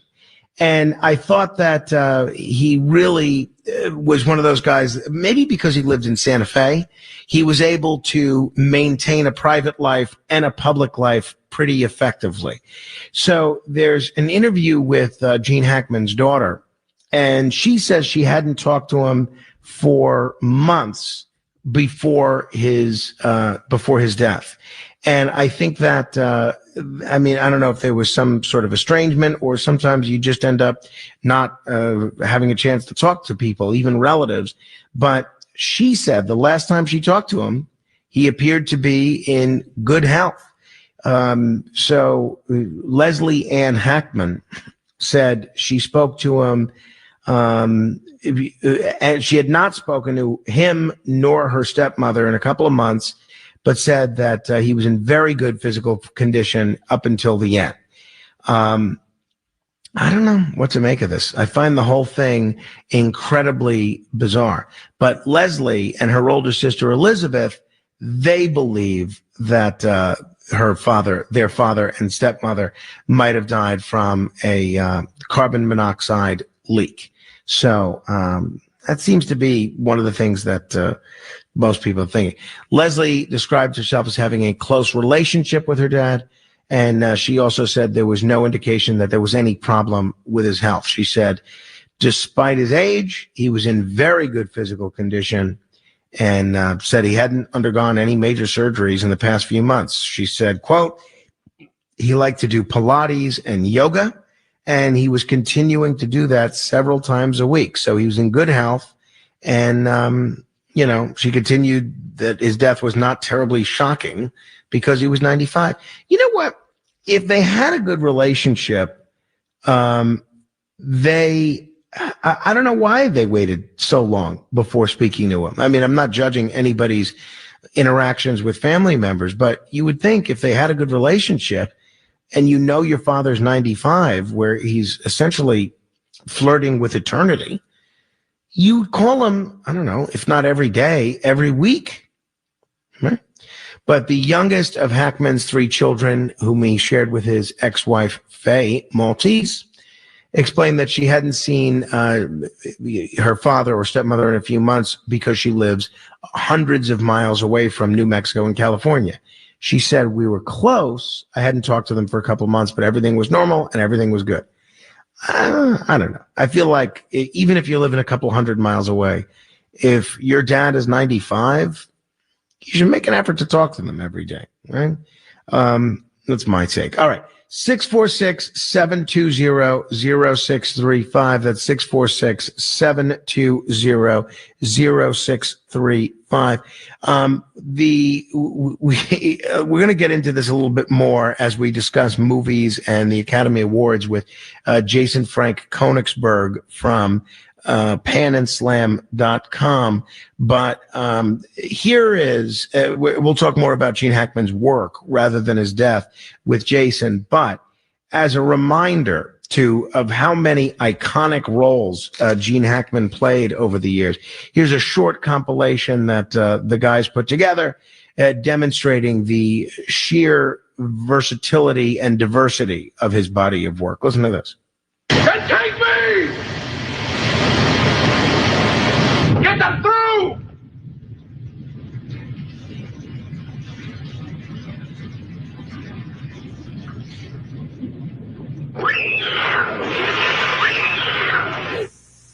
Listen, if there's one surefire rule that I have learned in this business is that I don't know anything about human nature. I don't know anything about curiosity. That's not part of what I do. This is my business. Don't get caught up thinking about winning or losing this game. If you put your effort and concentration into playing to your potential, to be the best that you can be, I don't care what the scoreboard says at the end of the game, in my book, we're going to be winners. Okay? Where you belong. Wake up! Oh! And you get this straight, shit kicker. Don't you go mistaking me for some whole other body. You got your brains in your dick and you think we're just gonna fade away. We're gonna be here till this thing's finished. How about you, Deputy? And Ned. Them whores gonna tell different lies than you. And when their lies ain't the same as your lies, well, I ain't gonna hurt no woman. I'm gonna hurt you. Not gentle like before, but bad. Hey, Zim don't ask for dick. Zim tells you the way it is, or else. Or else what? Or else use your fucking imagination.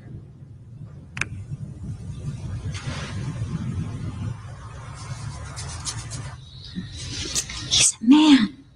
They're both men. Can't be. You can't be Jewish. No, Kevin. This is a man. What? Well, that's it. It's game time. I had a speech prepared, but I guess I forgot it. There are some lines from Julius Caesar. If a man were to know the end of this day's business ere it come, but it suffices that the day will end, and then the end be known. And if we meet again, well, then we'll smile. And if not, well, then this parting was well made. Ooh, boy, does that take you back. Gene Hackman, an incredible artist. All right. From Gene Hackman to William McKinley, we will talk with Professor Kevin Kern on all things McKinley. Straight ahead. The Other Side of Midnight with Frank Morano.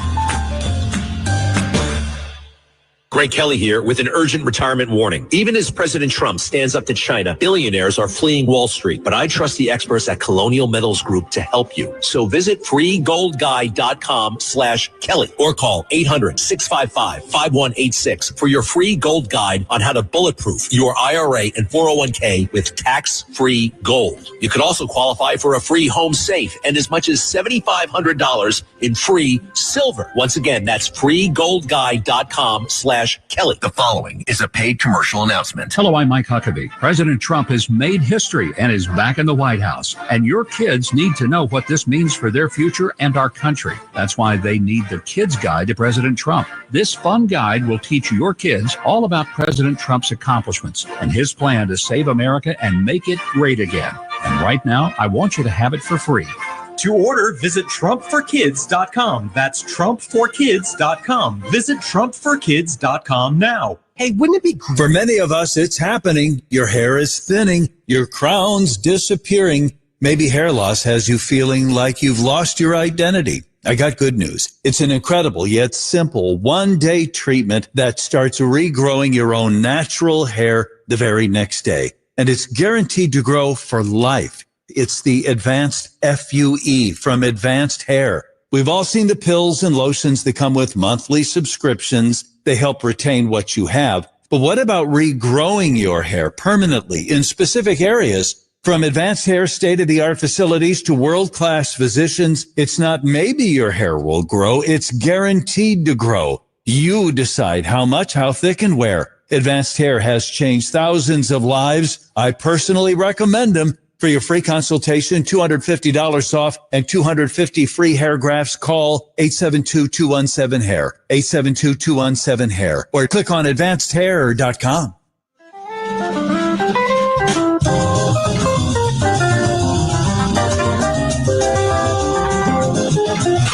It's The Other Side of Midnight with Frank Morano.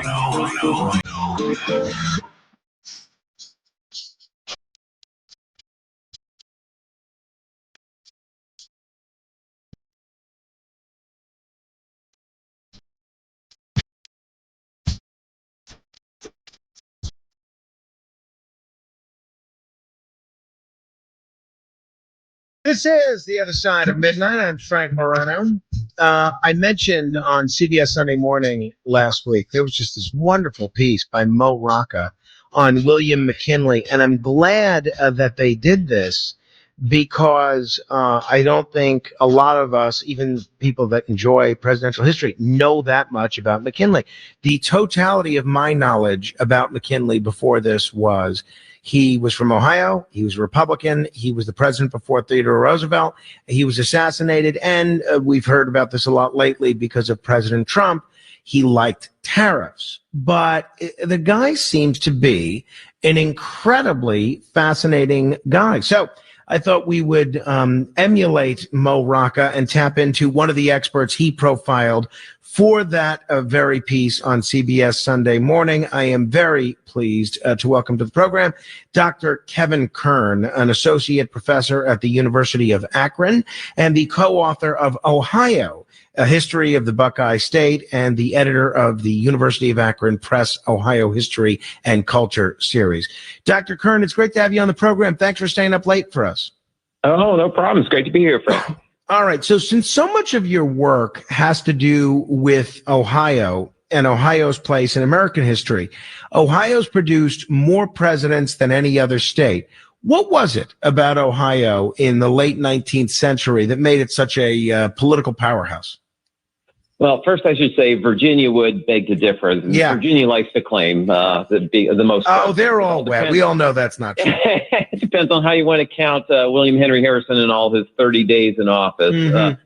But yes, I think one of the important things to understand about why there are so many Ohio presidents is the role that Ohio played in the country at that time. Ohio was the third largest state in terms of population.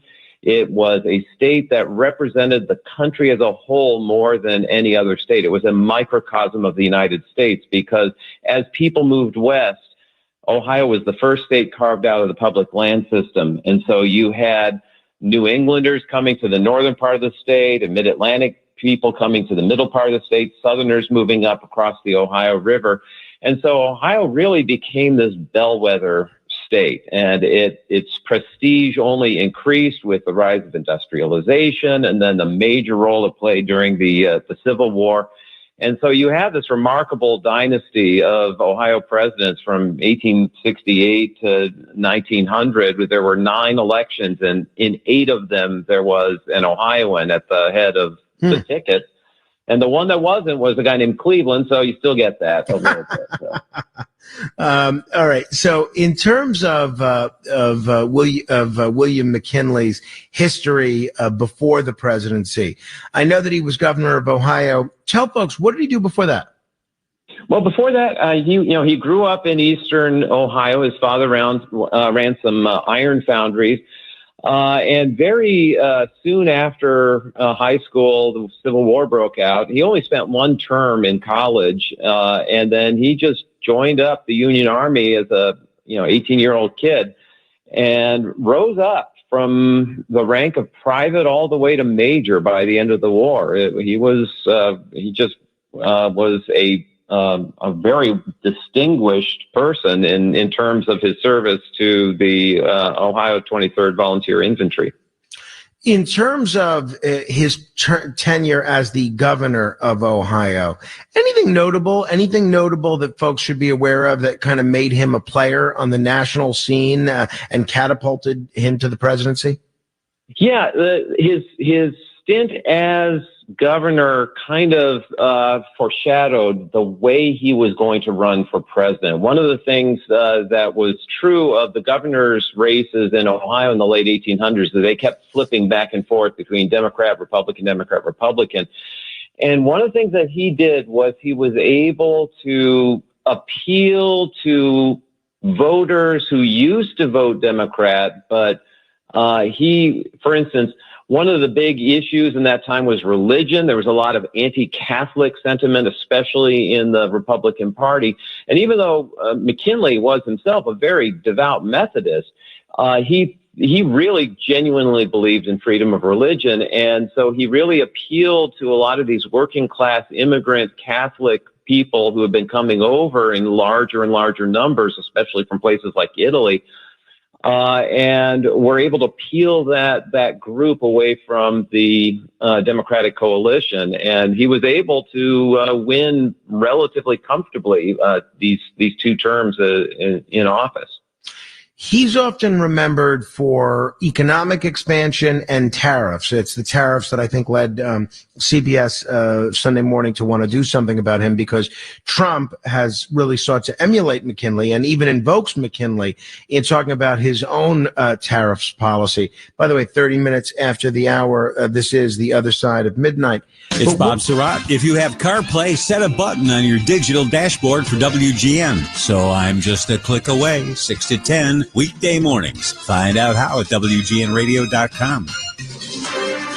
It's 35 degrees and partly cloudy at 1:30. Good morning. I'm James Sears. The Vatican said in a late update the Pope continues to improve from double pneumonia, though doctors say he needs more days of clinical stability before they decide if the 88-year-old's out of danger. A lunar lander just successfully detached from a SpaceX rocket after hitching a ride through the Earth's atmosphere. Named Athena, it'll enter the moon's orbit next week to map sources of water on the lunar surface before landing. The forecast from the WGN Chicago Weather Center: partly sunny, very windy today, the high 60 degrees. Temps drop, though, to mid-40s by mid-evening, with some sprinkles, even flurries possible late. A mostly sunny but chilly weekends ahead, Saturday 31, Sunday 38. I'm James Sears, WGN News. Next news when it happens. Next scheduled news at 2 o'clock. It's like being trapped in a cage. And I know, that sounds dramatic, but your breathing triangle problem has got you trapped. And once you're freed, you're going to be able to live the life that you're missing out on. Now, this can simply mean experiencing the true pleasure of breathing freely. It will mean better sleep and more energy. And the worry of this problem any more affecting your life is going to be gone. Because in almost every case, when Advent has solved a breathing triangle problem, it's a one and done. Because we're not in the business of delivering Band-Aids. We want to fix your nasal breathing problem for good. We don't want you to be a lifelong patient. We want you to be our next success story. Isn't it time you break free from that cage? Take the next step. Go to adventknows.com to schedule your appointment, because Advent knows when you breathe well, you live better. Breathe well with simple solutions. AdventKnows.com. Results may vary. Most insurance accepted. Most of us have drawers at home filled with items we no longer use or need. But since they might be worth something, we hold on to them. Just be sure to check them out before you throw them out. Ask Brian, the cash man, at Americash Jewelry and Coin Buyers for a fair appraisal and the best cash offer. Brian, the cash man, will pay more than anyone else for your old gold, silver, coins, watches, fine jewelry, sports memorabilia, and more. Get rid of those broken gold necklaces or Rolex or Omega watches you no longer wear. Turn Lily crystal or bronze statues collecting dust into cash you can actually use. Bring your things to Brian, get an appraisal, walk out with cash immediately. For over 30 years, this family-owned business has been serving Chicagoland, located at 16 West Ogden Avenue in Westmont. Call them at 630-969-9600. That's 630-969-9600. Or visit topcashbuyer.com. For the highest cash paid, visit the Cash Man at Americash Jewelry and Coin. He's always buying. Hey, it's Steve Bertrand. I volunteer with Eye Care International. The charity runs clinics in Mexico and Central America, fitting those in need with eyeglasses. It's a 501c3 charity. It's the most rewarding work I've ever done. We're heading to Guatemala in March, and frankly, we're looking for some help. We're bringing 7,000 pairs of glasses, and that means huge baggage fees. Want to be part of the solution? Learn more at that's the letter I, careinternational.org. You can literally help a person in need see their world in a whole new way. Imagine that. Vinyl and wood windows aren't built for Chicago's extreme weather. They warp and crack and rot, becoming vulnerable to the elements. That's why many WGN listeners have called Next Door and Window. Next offers Ultrex fiberglass windows. Fiberglass windows are 8 times stronger than vinyl windows. They last up to 50 years. Get 50% off installation of windows and doors and 0 interest and 0 payments for a year. Call 844-600-NEXT to schedule your free consultation or go to nextwindow.com.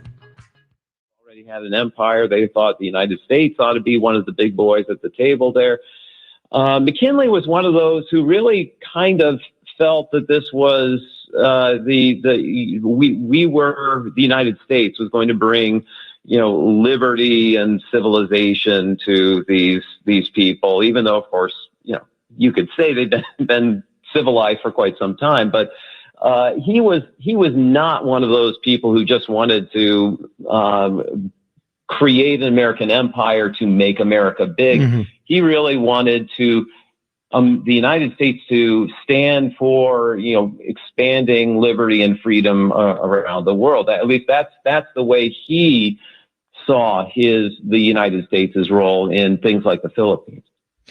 If people are just tuning in, this is The Other Side of Midnight. I'm Frank Morano, talking with Dr. Kevin Kern. He is an associate professor at the University of Akron and the co-author of Ohio, A History of the Buckeye State. Yeah, as far as things that might have been in terms of governmentally, if McKinley had lived to serve his full second term, how do you think the country would have been different, whether it's on domestic policy or foreign policy, as opposed to what we saw under Theodore Roosevelt? Yeah, I think it would have probably been different. McKinley was very popular. He was beloved. He's probably the most popular president to die in office. He was no progressive. Right. He had some relatively standard traditional Republican views.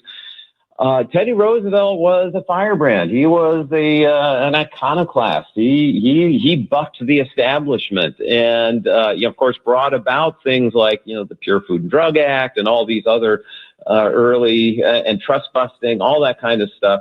I don't think McKinley was as much of that kind of activist in terms of the way he thought the federal government ought to operate. So it may have been a very, very different country after his second term. You were quoted in that Mo Rocca piece as saying that by all accounts, William McKinley seemed like a very nice guy. Why? As a guy that's popular with the public, a guy that's seen as a nice guy on a personal level, why would anyone want to assassinate him? Who assassinated him and why? Okay, his name was Leon Shalgosh. He was an unemployed industrial worker, actually also from Ohio. He actually lived in Ohio for quite some time. And he was an anarchist. This is what anarchists did right about that time. The anarchists had assassinated the King of Italy, actually just the year before. He fell in with a group of anarchists who really didn't think that he was really an anarchist. They thought he might be a spy. They said, oh, stay away from this guy because apparently he was socially awkward and he just asked a lot of questions. And the best theory that that seems to have the consensus of most historians is he really wanted to prove his street cred as an anarchist, and so he was going to do this to advance the cause of anarchism. If he had not been assassinated, you think that he would have remained as beloved as he was at the time? Or was that patented Theodore Roosevelt larger-than-life personality going to overshadow him one way or another?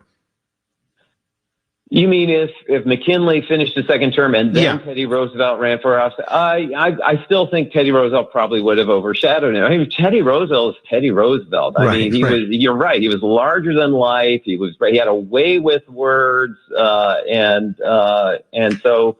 Yeah, if he had been able to get the presidency in his own right, I think probably McKinley's star would have started to fade in relation to that, just because in comparison, Teddy Roosevelt's just so PR. Unlike Lincoln and JFK, McKinley's assassination doesn't get as much attention. Why do you think his murder has sort of faded in the public consciousness? That is an excellent question. I think for Lincoln, I mean, that was a big deal. It was associated with the end of the Civil War. It had become so much a part of that. And you got to remember, Kennedy's happened in the age of mass media, right? So there were TV and radio, and it was immediate. And so, as you know, everybody knows where they were when they heard about the Kennedy assassination, and there was all this coverage. It's not that people didn't feel immense grief for William McKinley. It was a very traumatic experience for Americans at that time. Like I say, he was beloved. The monument in Canton was financed in a large part by contributions of school children. They just bring their pennies and nickels into school to contribute to the construction of this monument. I told that story with Mo Rocca about my grandmother teaching in that one-room schoolhouse. 20 years later, there still was a picture of McKinley with black crape hanging over it because it was considered to be such a traumatic event, and he was so deeply loved and respected. But yeah, again, with Teddy Roosevelt and then Woodrow Wilson and then World War I think he just kind of got lost in the dust after that. One of the things that we saw after the Kennedy assassination is that presidents no longer rode in open-air cars. Were there any changes to presidential security after McKinley's assassination? Did anything change? Did the role of the Secret Service change at all? Yes, and finally, and this is what's really kind of frustrating when you teach U.S. history, and Garfield was shot in the back in a train station. He had almost nobody there protecting him. And then, of course, McKinley did have some Secret Service there with him, but it wasn't anywhere nearly. And he was just pressing, shaking hands. This is what he did. He loved shaking hands. It was after the McKinley assassination that the Secret Service really got serious, and I think they paid a lot more attention to presidential security. So yeah, that was just like the death of Garfield helped bring about civil service reform because he was assassinated by a disappointed office seeker. The death of McKinley, I think, did bring meaningful change to the security of U.S. presidents. McKinley's name was removed from Mount McKinley. Why? What did he do? Oh, he didn't do anything. It's just it was Denali before it was named Mount McKinley, and then a lot of the people in Alaska, especially the Native American groups there, said, "Well, it was Denali for thousands of years before it was McKinley," and of course, it's still called Denali National Park now. They didn't change the name of the park. But, it wasn't anything to do with McKinley. Of course, McKinley never went to Alaska or anything. It was a prospector up there who really liked him, who suggested naming the mountain after him. How is McKinley remembered today in Ohio? Is there a strong effort to keep his legacy alive, or has he been overshadowed by more modern figures? I think in Ohio, he really is. Now, let's face it, he was the greatest of the Ohio presidents, but the bar was set pretty low. I mean, you got Warren Harding and Benjamin Harrison and these other people, a lot of beardy guys that nobody remembers. So in that sense, yes, he is the best, the greatest Ohio president, the most consequential Ohio president for sure. But even though it is a low bar, I think there still is an immense amount of pride in McKinley, especially around Canton. But there are so many schools named after McKinley, and there are roads named after McKinley. There are so many other landmarks that are still named after McKinley to this day. I think there is still a residual sense of pride about him and the way he's memorialized in the state. If McKinley were running for office today, what kind of campaign would he run? Would he be a Twitter guy or an old school retail politician? That's a good question. I like that. Well, I mean, I'm not sure if you could run a front porch campaign. Now, you got to remember, McKinley, one of the things that people liked him so much for was because he was just such a wonderful, doting, loving husband to his wife, who had some disabilities. She had frequent seizures. She was a little bit lame. She couldn't walk very well. And so he just didn't want to go out. One of the reasons he didn't want to go out on the campaign trail is he wanted to stay near Ida, who he just dearly, dearly loved and took wonderful, wonderful care of. His campaign manager, Marcus Hanna, said, McKinley makes it hard on all the husbands in Washington, D.C., because he was just kind of this perfect husband. So he might be a Twitter guy, because you can do that from your front porch and you don't have to go out. Yeah. I've alluded to tariffs a couple of times. Why was McKinley so into tariffs, and what did he actually do policy wise when it came to tariffs? Okay. So, remember, his father was in the iron business, and American iron was competing against British iron. The Great Britain went through the Industrial Revolution before the United States. They could undersell the Americans. And so from his father, he got this strong sense that we need protective tariffs to protect American industry, particularly the iron industry, but other American-made products as well. And so this was his thing. That was his main issue. He gets elected to Congress in the 1870s. He wakes his way all the way up to the chairman of the House Ways and Means Committee by 1889. And from that position, he's able to push through the McKinley Tariff of 1890, which raised tariff rates to their highest rates they had ever been in U.S. history. Sometimes you be careful what you wish for. There was a downturn, economic downturn that came right away after that. A lot of consumer prices rose. A lot of people blamed the tariff. And Republicans lose control of Congress. In fact, they lose almost half their seats in the House of Representatives in that election of 1890 because people blamed the higher tariffs for that downturn. There were other factors involved as well, as there always are with economic things. But that was at the same time one of his greatest congressional successes, getting this thing through, but also he lost his seat as a kind of a direct result of that. So when he gets into office as president, he's still a tariff guy, very much a tariff guy, but instead of the kind of sledgehammer that he took to it in the 1890 tariff, something's passed under his administration called the Dingley tariff, which was used more of a scalpel, right? It was a little more targeted. It wasn't quite the broad brush thing, and that kind of tariff seemed to work better than the big tariff that he pushed through in 1890. If you were to, one of the things with all the presidential assassinations, there's some conspiracy theories that surround them. With Kennedy, there are literally thousands. With Lincoln, there are many. With Garfield, there's a couple.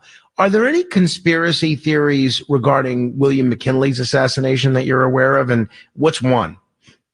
Not really. I mean, people were right there. Czolgosz admitted that he was proud of it. He wasn't like he was trying to pawn it off on someone else. He owned it.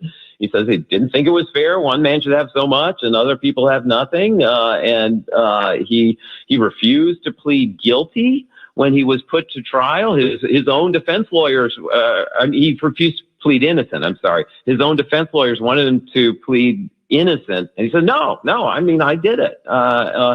So it's really hard to come up with a conspiracy theory when everybody saw exactly what happened. He was surrounded with a bunch of people, and he owned it entirely and seemed really committed to it. So yeah, that may be the one that doesn't have much in the way of conspiracy theory. Lastly, and I've enjoyed the conversation a lot, Kevin. I hope we can chat again. But if you had to recommend one book to someone wanting to truly understand and learn more about McKinley, is there any book that you'd recommend? Oh, I'm a historian and I know some of these people who I hate. I don't want to offend any of my colleagues who name a couple then. You want to name a couple? Go ahead. I don't want to. Okay. Well, there actually is a new book that just came out relatively recently. I'm trying to remember. I'm sorry to spring this on you. 2:40 in the morning. I get it. There are days when I don't remember my name at this time. All right, you come back to us on that one, and we'll give you some latitude on that. Well, one. So a guy named Robert Mary came out with a book called President McKinley, but Karl Rove actually came up with Karl Rove, right? He came up with out a book 20 some years ago, something called The Triumph of William McKinley, which talks about the election of 1896 and why that was so consequential. Is that a book worth reading, the Karl Rove book? Yeah, I mean, if you're really into getting into the weeds of political strategy and tactics, of course that was Karl Rove's big thing, and he uses his acumen as a political campaign operative to kind of analyze the election of 1896. So if you're really interested in political, getting into the inside baseball of the politics of the time, that's a good one. Sounds good. Kevin Kern, thank you very much for the time this morning. I know it's early or late, depending on your perspective. Either way, thank you. Thank you very much, Frank. It was a pleasure. My pleasure. If you want to comment on any portion of our discussion, you can give me a call, 646-720-0635. That's 646-720-0635. This is The Other Side of Midnight. Straight ahead. The Other Side of Midnight.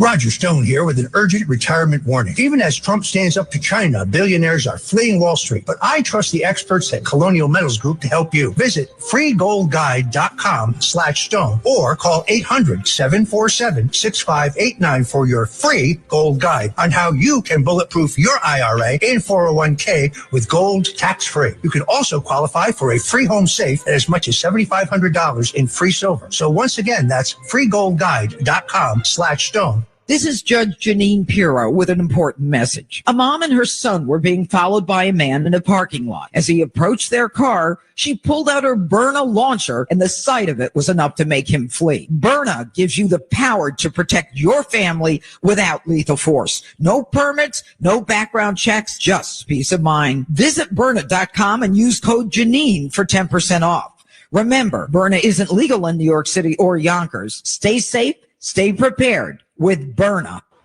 Whether it's a plumbing emergency or just a simple repair like a clogged toilet, Plumbers 911 is your source for the best licensed plumbers. Every plumber has background checks, insurance, and 10,000 hours of training. When you call 1-833-PLUM-911, you'll be connected with one of Chicagoland's most trusted contractors, like PJF Plumbing and Heating in Long Grove. Wherever you are, a Plumbers 911 contractor is always close by. Call 1-833-PLUM-911. Plumbers 911, where they do it right the first time. There's never enough money for all the things you want to do, but want to hear the real ripoff? Smoking. Cigarettes can cost around $350 a month or $3,000 to $4,000 a year. Call the Illinois Tobacco Quit Line at 1-866-QUIT-YES to start your quick journey and start saving money for the things you actually want. Quit Line is free with trained counselors to help you along the way.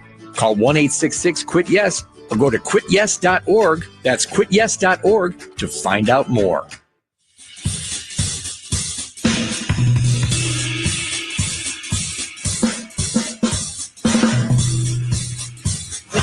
It's The Other Side of Midnight with Frank Morano.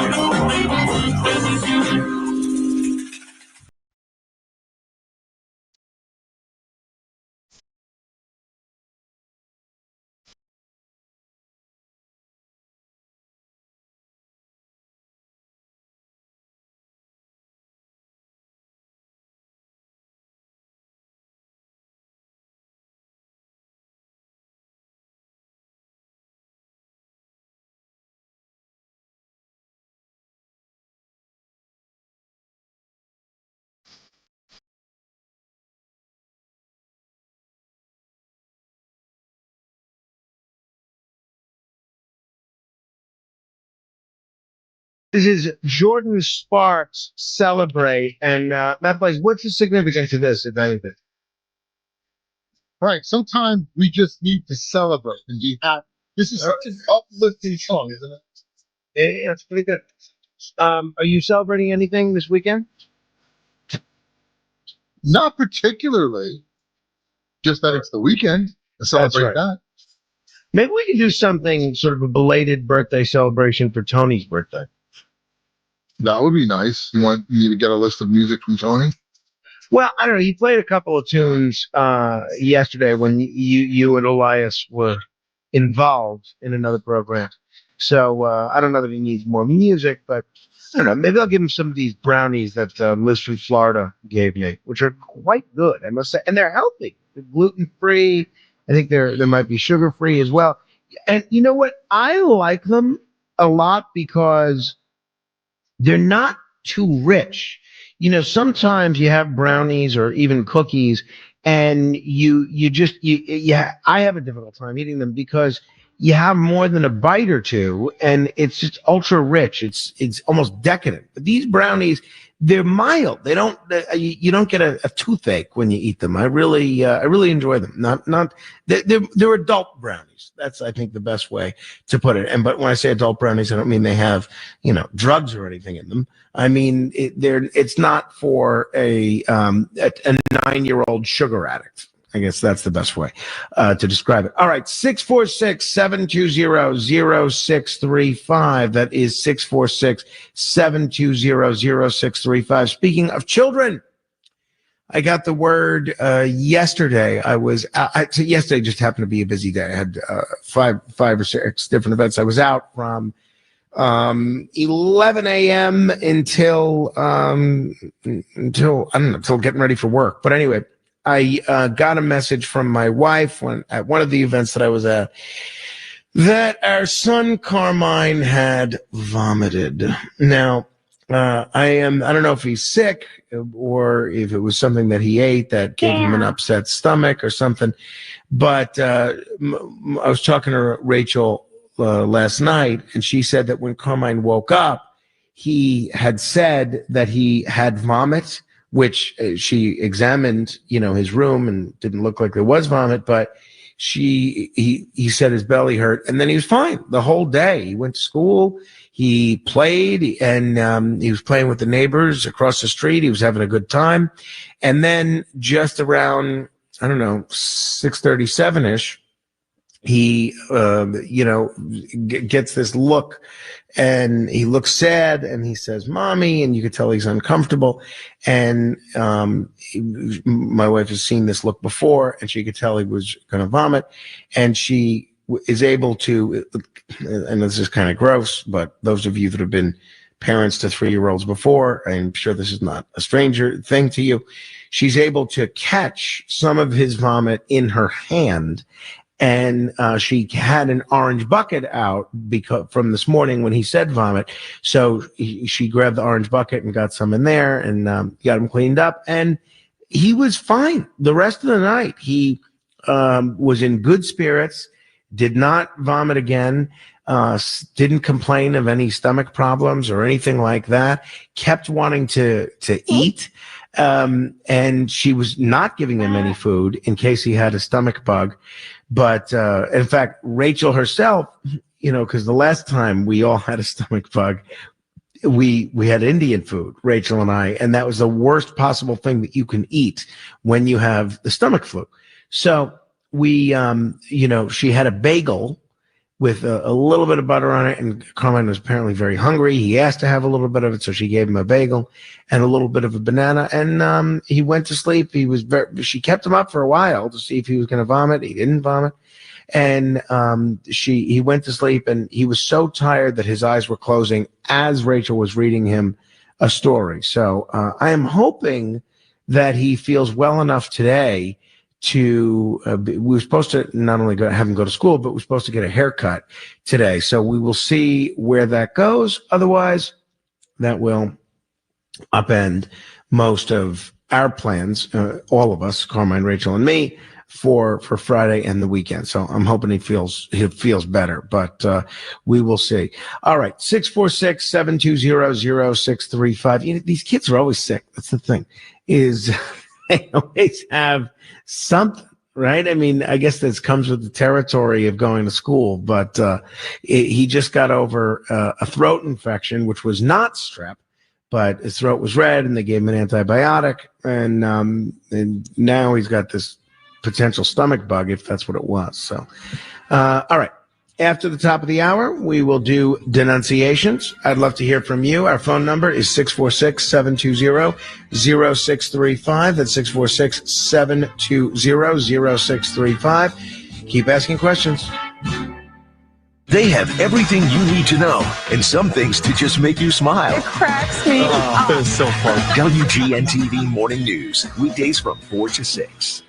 Hey, when you jump in the car, turn on 720 for the Lisa Dent Show. It's like having a few fun friends in the back seat, but I promise we won't do any backseat driving. And in my opinion, our traffic reports might be more trustworthy than your GPS. WGN Chicago. And next, our Media Group station.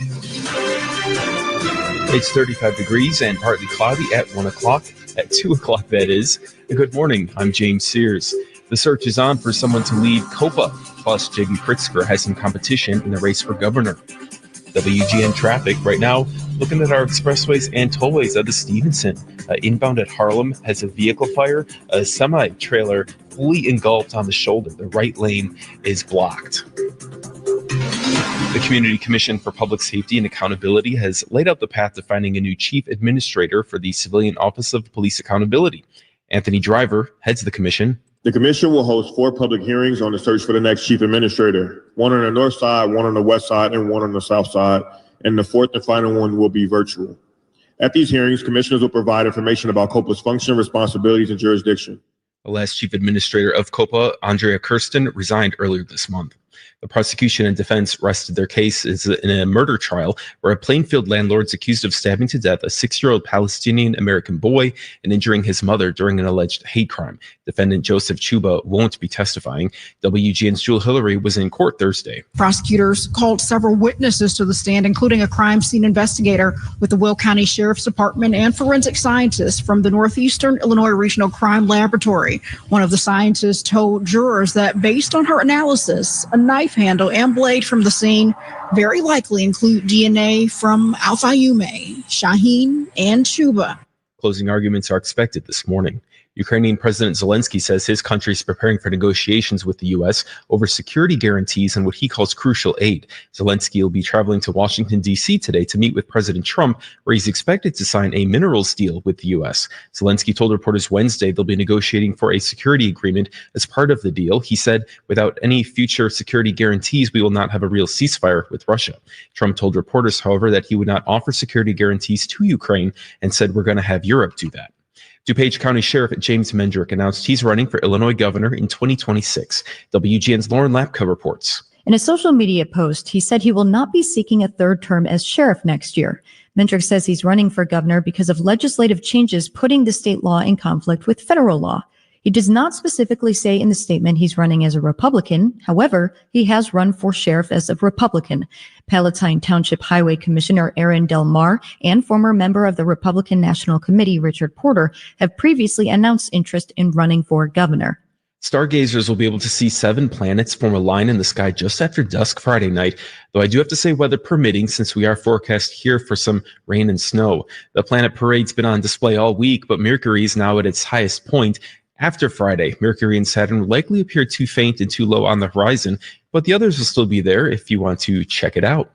WGN Sports Time, it's 2:03. Northwestern looks for a third straight win tonight when they host Iowa. Coverage here on WGN starts at 7:45 ahead of tip-off with Dave Bennett and Billy McKinney at 8. White Sox finally got their first Cactus League win of the year after an 0-5 start, but their 4-2 win over Cleveland came with a cost. Andrew Benintendi sustained a non-displaced fracture in his right hand after being hit by a pitch, and last year's team home run leader, who was also second in RBIs, will be sidelined 4 to 6 weeks, but will not need surgery. For the second straight day, the Cubs ended in a 4-4 tie, this time versus the Angels, who got a first-inning home run from ex-White Sox All-Star Tim Anderson, that as he tries to make the roster in Anaheim. Bulls will host Toronto tonight. Chris Bowden, WGN Sports. And the Blackhawks lost at Vegas 7-5. Friday, partly sunny, windy, highs climb into the upper 50s. Saturday, partly cloudy, breezy, colder, highs in the lower 30s. Sunday, mostly sunny, highs in the upper 30s. Partly sunny on Monday with highs in the mid-40s. Tuesday, more clouds. It's going to be breezy. Showers become likely as we top out in the lower 50s. From the WGN Weather Center, I'm meteorologist Mike Jansen. The wind advisory kicks in at 9 a.m. with an increased threat for grass and brush fire spread, particularly south of 80. So be careful out there. Right now, partly cloudy and 36 degrees at O'Hare, 35 at Midway, 30 degrees in Waukegan. I'm James Sears, WGN News. Next news when it happens. Next scheduled news at 2:30. Hey there, WGN listeners. I'm Jeff from JeffBuysYourHouse.com. And just like you, I trust WGN to keep me informed, from news and weather to sports and business. And when it comes to selling your home, trust matters. Just like WGN keeps it real with no-nonsense, compelling, informative talk, we keep home selling simple and straightforward. No repairs needed, no cleanout required. And you pick the closing date because we believe you should be in control of your journey. For nearly 20 years here in Chicagoland, our local veteran-led team has helped homeowners sell fast. We give you a fair cash offer in just 24 hours, and best of all, you pick the closing date. No fees, no commissions. Just straightforward solutions from a team with hundreds of 5-star Google reviews and an A+ BBB rating. Whether you're downsizing, relocating, or just ready for what's next, call us at 630-552-6603. That's 630-552-6603, or visit JeffBuysYourHouse.com. What's your story, Kevin? Bill Belichick's girlfriend, Jordan Hudson, sliced her finger on a broken bottle, needing stitches. Was it an energy drink for the elderly? It's a Metamucil. Steve, you could be friends with her after you sliced off your finger. Don't ever use a mandolin. You want one? No. The Lisa Dent Show. I'm never using it again. Today at 2 on WGN.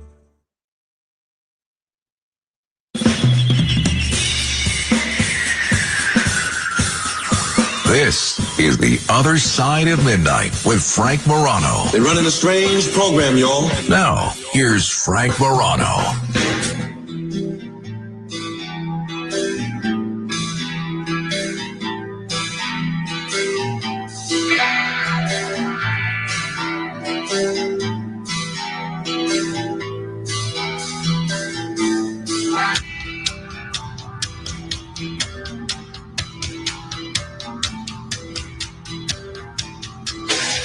Good morrow, everybody. This is The Other Side of Midnight. I'm Frank Morano. Thank you for listening to our program. Well, you know, it's funny. 24 hours ago at this time, I was just so tired that I actually fell asleep during the top of the hour show open. And, you know, that's what I get for just staying seated during the 2 or 3 minutes of the top of the hour news instead of getting up and walking around. I fell asleep. I was so tired I fell asleep. And sure enough, I eventually woke up, and I think we recovered well with this hour at this time yesterday. Today, I am facing a whole new challenge.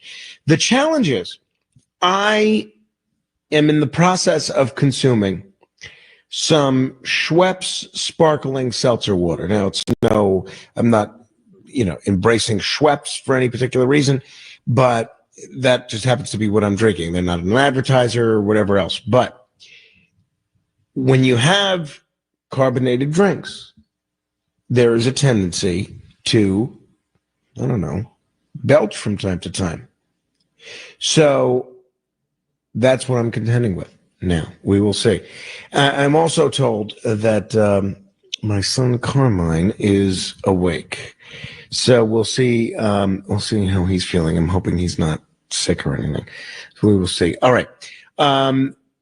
Meantime, this hour, we're going to talk with one of the finest film critics in America, Jason Frank Koenigsberg, JFK, an old-time friend of mine, longtime contributor to this show. He has some thoughts on the life and legacy of Gene Hackman and of the Academy Awards. We're going to get into, he has a very different take on film criticism than Debbie Schlussel does, needless to say. His reviews are a little less politically oriented and more focused on the films itself. All right, without further ado, there are some people that need to be called out, including... The Other Side of Midnight presents Denunciations. All right. Let me begin by denouncing Cynthia Denise Melvin, a Fayetteville, North Carolina woman who has admitted to defrauding the Department of Education in a $5 million student loan scam. According to the Department of Justice, and she's admitted to this now, 59-year-old Cynthia Denise Melvin pled guilty to conspiracy to commit wire fraud in connection with the theft of millions from the federal student aid program. I don't know how people think they're going to get away with stealing millions. I mean, I can understand, not that it's right, but I can understand you think you steal $20, $100, $500, maybe you're going to get away with it. But when you're actually wiring millions that don't belong to you, how do you assume that you're going to get away with it? How do you think that? So Federal Student Aid, which is an office within the U.S. Department of Education, is responsible for administering financial aid programs to assist qualified students in their pursuit of post-secondary education, grants, loans, work study, that kind of thing. Court documents and other information presented in court stated that between 2016 and 2023, Melvin organized, led, and conspired with a ring of more than 70 straw students to fraudulently apply for financial aid at multiple community colleges in the middle and eastern districts of North Carolina. and the estimated amount stolen resulted in more than $5 million in fraudulent financial aid and disbursements. This woman, I find her reprehensible. She is taking advantage of the public and stealing from the taxpayer. I don't like that one bit. I also want to denounce in no uncertain terms somebody that is equally reprehensible. Lucy Grace Nelson, who is responsible for a horrible act of vandalism against a Colorado Tesla dealership that included Molotov cocktails thrown at vehicles, the words Nazi cars spray painted on the building, and a message that appeared to be directed against Elon Musk. Lucy Grace Nelson has been arrested, and I mean, I don't know that I need to say anything more. This woman is reprehensible. I must announce Jonathan Martin.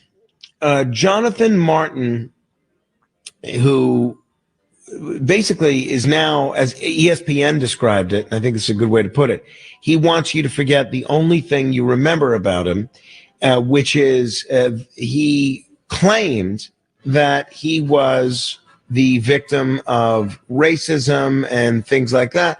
And apparently it is not true. I think I actually mentioned him last week. Maybe I forgot to cross him off my list. So, yeah, now that I'm remembering it, I did mention Jonathan Martin last week. So I will not belabor the point about lying about bullying. I must also denounce DoorDash. DoorDash is guilty of stealing millions of workers' stolen tips. That's according to the New York Attorney General. Delivery workers were being tipped and having their tips stolen by DoorDash. So there's been a $16.75 million settlement with DoorDash for misleading both customers and delivery workers on how tips were being distributed. So they used this guaranteed pay model that let workers view how much they would be paid before accepting a delivery. But according to the New York State Attorney General, Letitia James, DoorDash just actively deceived delivery workers by using customer tips to offset the guaranteed pay instead of giving its workers full tips in addition to the value of the delivery. I think this is disgraceful. So for example, if DoorDash guaranteed a worker $10 for one particular delivery and a customer tipped $3, DoorDash only paid the worker $10 with the company using the tip to meet its guaranteed pay. And that's not right. That's wage theft. It's tip theft. All right. I must also denounce this real, if Bob Grant were still around, he would call this woman a grade A sickola. Kelly Tedford, who is an online content creator in New Hampshire, she has been arrested after police received a video reportedly showing the 23-year-old urinating on items at a local grocery store. This is so disgusting. Who would do this? So, according to the Keene Police Department, Kelly Tedford would post these disturbing videos to an unnamed internet site, including one in which Tedford recorded herself contaminating items in a local business with her urine. This is so disgusting. Jeez. Kelly Tedford, I do denounce you. I must also denounce Justin Timberlake. Justin Timberlake, who I think is a very talented artist, has really gone out of his way to tick off his fans because he announced that he had to cancel the final U.S. stop on his Forget Tomorrow World Tour in Columbus, Ohio, William McKinley State, and concert goers received the update within 15 minutes of showtime. Come on, 15 minutes? I understand people get sick. It happens, and people have to change plans. I am very likely having to change my plans today if my son is sick. But you can't give people 15 minutes notice.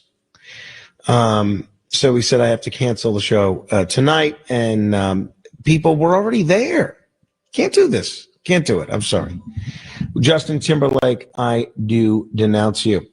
I must also denounce a 20-year-old Nazi who apparently is also into child porn. Aiden Harding, a 20-year-old man from Glen Willard, Pennsylvania, was charged with possessing child sexual abuse materials, and he apparently also presented an unacceptable danger to the community due to his collection of guns, posting of anti-Semitic literature, and a racially motivated violent extremist ideology. So it's bad enough to be a Nazi, but do you really have to be into child porn on top of that? Aiden Harding, I do denounce you.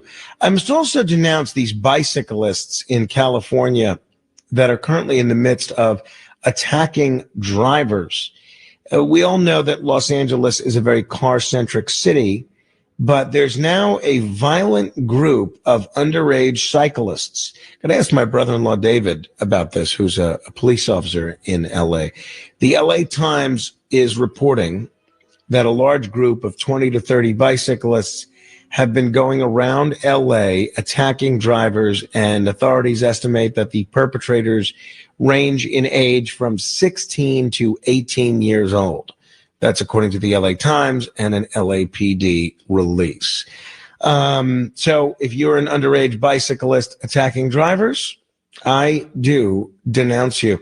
I must also denounce Joshua Stedman, a Washington man, pretending to be a captain and stealing an $8 million fishing boat with the crew still aboard. I mean, you talk about gall. You talk about gumption. You have to talk about this guy, Stedman, Joshua Stedman. So he stole an 80-foot commercial fishing boat with the crew still on board and tried heading out to sea. Authorities with the Washington Department of Fish and Wildlife say the 42-year-old suspect had gotten into the $8 million boat by pretending he was the captain, and he was able to convince the crew to leave the dock, at least for a short while. I give him credit for at least being somewhat convincing. But Stedman, who remains in jail, reportedly boarded the 80-foot vessel on February 8th. The boat was docked in Westport, a popular commercial fishing port at the southern end of the Olympic Peninsula. He immediately woke the crew and told them they needed to get underway. The newer crew didn't know the captain, but they didn't argue, thinking he was an alternate operator or someone sent by the real captain. He surely acted the part. That's what they said, as he knew how to start and operate the large vessel. But it didn't last long because he started saying some questionable things that made the crew suspicious. He was talking about meeting the Chinese mothership and was not making sense. He certainly was not describing fishing activity. So, Mr. Stedman, I do denounce you. And finally, I must denounce somebody that is just a tremendous, well, look, it's not one person, it's a group of people, and it has to do with those demonstrating at Barnard College in New York. I don't even want to call them demonstrators because they're not demonstrators. They're not protesters. They're vandals. They're vandals. I'm sure you've seen the reports of this sit-in at Barnard University last night where these protesters blocked access to hallways in Millbank Hall and refused to let students and administrators enter or leave. One employee was physically assaulted and required hospitalization. This is crazy. What happened at Barnard, based on all accounts, was not peaceful protest. Campuses need to draw a hard line. I think full support for peaceful student protest is great on even very divisive and controversial political issues, but there ought to be zero tolerance for misconduct, for violence, or criminality. The buck stops with these administrators. And Barnard needs to educate students on the distinctions between peaceful and violent protests and be clear-eyed when it's time to enforce the rules that keep speakers safe on campus. So to all these Barnard vandals and assaulters, I do denounce you. You get a comment on anyone I have denounced? Feel free to give me a call back or a call. 646-720-0635. That's 646-720-0635. We're going to talk Oscars, Gene Hackman, and more with Jason Frank Koenigsberg straight ahead. The Other Side of Midnight with Frank Morano. Janine Pirro here with an urgent retirement warning. Even as Trump stands up to China, billionaires are fleeing Wall Street. But I trust the experts at Colonial Metals Group to help you. So visit freegoldguide.com/Pirro or call 800-965-8004 for your free gold guide on how to bulletproof your IRA and 401k with gold tax-free. You could also qualify for a free home safe and as much as $7,500 in free silver. That's freegoldguide.com/Pirro or call 800-965-8004. Now. 1877 Cars for Kids. KARS Cars for Kids. 1877 Cars for Kids. Donate your car today. Donate today at carsforkids.org. Your car, running or not, can be picked up as soon as the next day. No title, no problem. Go to carsforkids.org today. 1877 Cars for Kids. Donate your car today. Now accepting donations of land, homes, buildings, or any kind of real estate. This place has a pulse. You hear it in the canopy, feel it in the ground. Life, fully illuminated, engulfs you. From the birds singing in the treetops above to the tiniest insects in the soil below, you take a deep, cleansing breath, filling your lungs with the essence of the forest. Now, imagine it's all gone. Healthy, life-giving forests reduced to nothing. No singing birds, no lush canopy, and water and food in short supply around the world. Time is running out to protect our forests, and without our love, they can and will disappear. It's our choice. Love it or lose it. Help protect our forests. Visit World Wildlife Fund at wwf.org/love. This is Tonya Khoury with tips for a lawn green to a T. As lawns begin to look healthier, grubs become a concern. Grubs are bugs that eat the root structure of your grass. Skunks and raccoons will even roll up and damage the turf to get to them. Grub control treatments help prevent grubs and keep the animals away. This is Tonya Khoury of Green Tea Services Lawn Care. Visit us, greenteaservices.com. Antenna TV has done it again. You wanted more episodes? You've got more episodes. I'm so excited about this. Sunday is jam-packed with 4-episode blocks of your favorite classic shows. Well, that changes everything. So, Maude, Archie Bunker's Place, Family Ties, Wings, Becker, and Dear John. Hey, Doug Nifty? Oh, this just gets better and better. Super Size Sunday. Sunday on Antenna TV.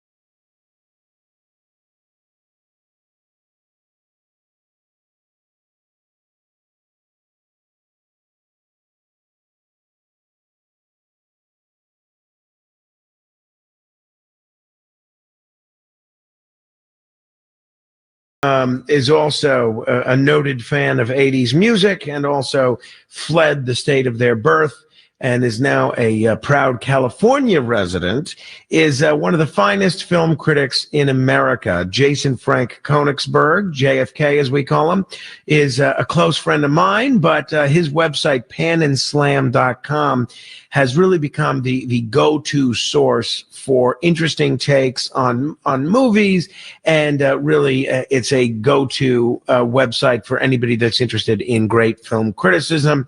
And as our annual tradition continues of highlighting the movies that are nominated for an Oscar, it seems apropos, of course, that we talk a little bit about two-time Oscar winner Gene Hackman as well.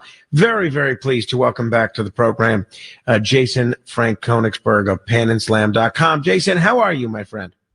Hey, Frank, I'm great. Good to be here. Fled my state. You make it sound like I was kicked out.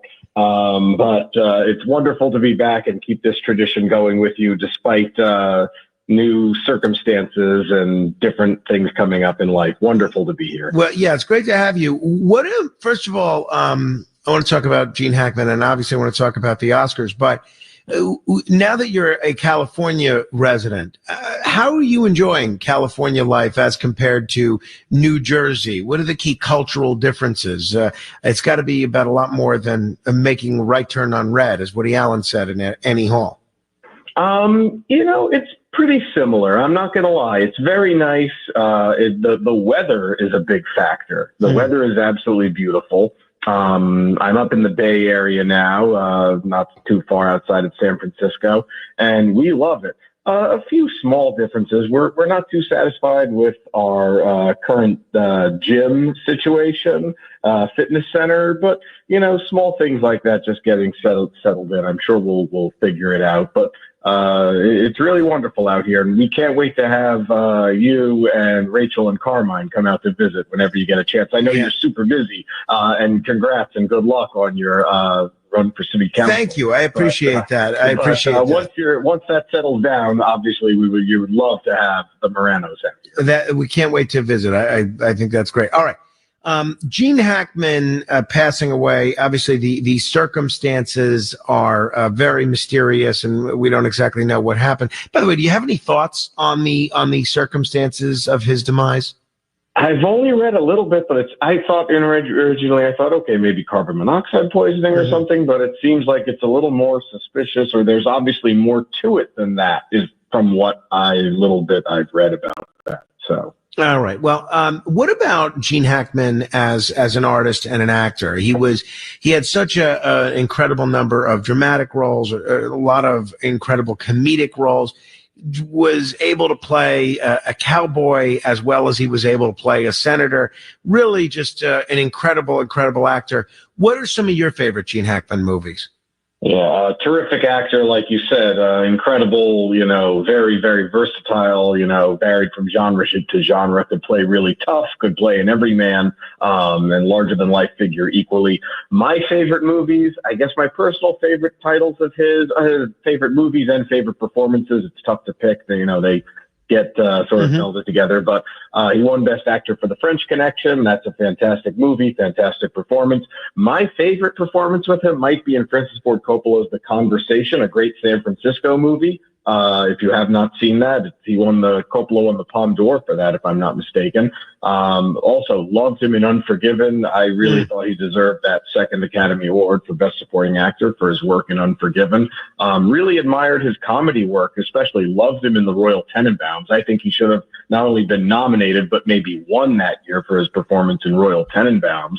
And I really liked him a lot in The Birdcage. He's hilarious, playing off Robin Williams and Nathan Lane. So many great movies to choose from. Mississippi Burning is a standout performance from his career. I wrote an article about him maybe 8 years ago now, calling for him to come out of retirement, wishing that his last role wasn't, an inconsequential part in that Ray Romano movie, Welcome to Mooseport, way back in 2004. But he's a fantastic actor. So, it's very funny. I saw that Welcome to Mooseport. It was okay. It was, it was cute for what it was. But it's interesting. 28 years ago, I remember the two of us were having a conversation with our mutual friend Moose. about who was the greatest supporting actor of all time, and there was consensus among the three of us that it was probably Gene Hackman, or at least high up on the list for everybody. And it's interesting that his last movie ended up being Welcome to Mooseport, when one of the conversations that we had about him was with someone named Moose. What has he been doing, as far as you're aware, in retirement? Did he kind of totally disappear? I know he did at least some writing, but do you have any knowledge about what else he was up to? From what I recall, I was reading when I wrote my article years ago.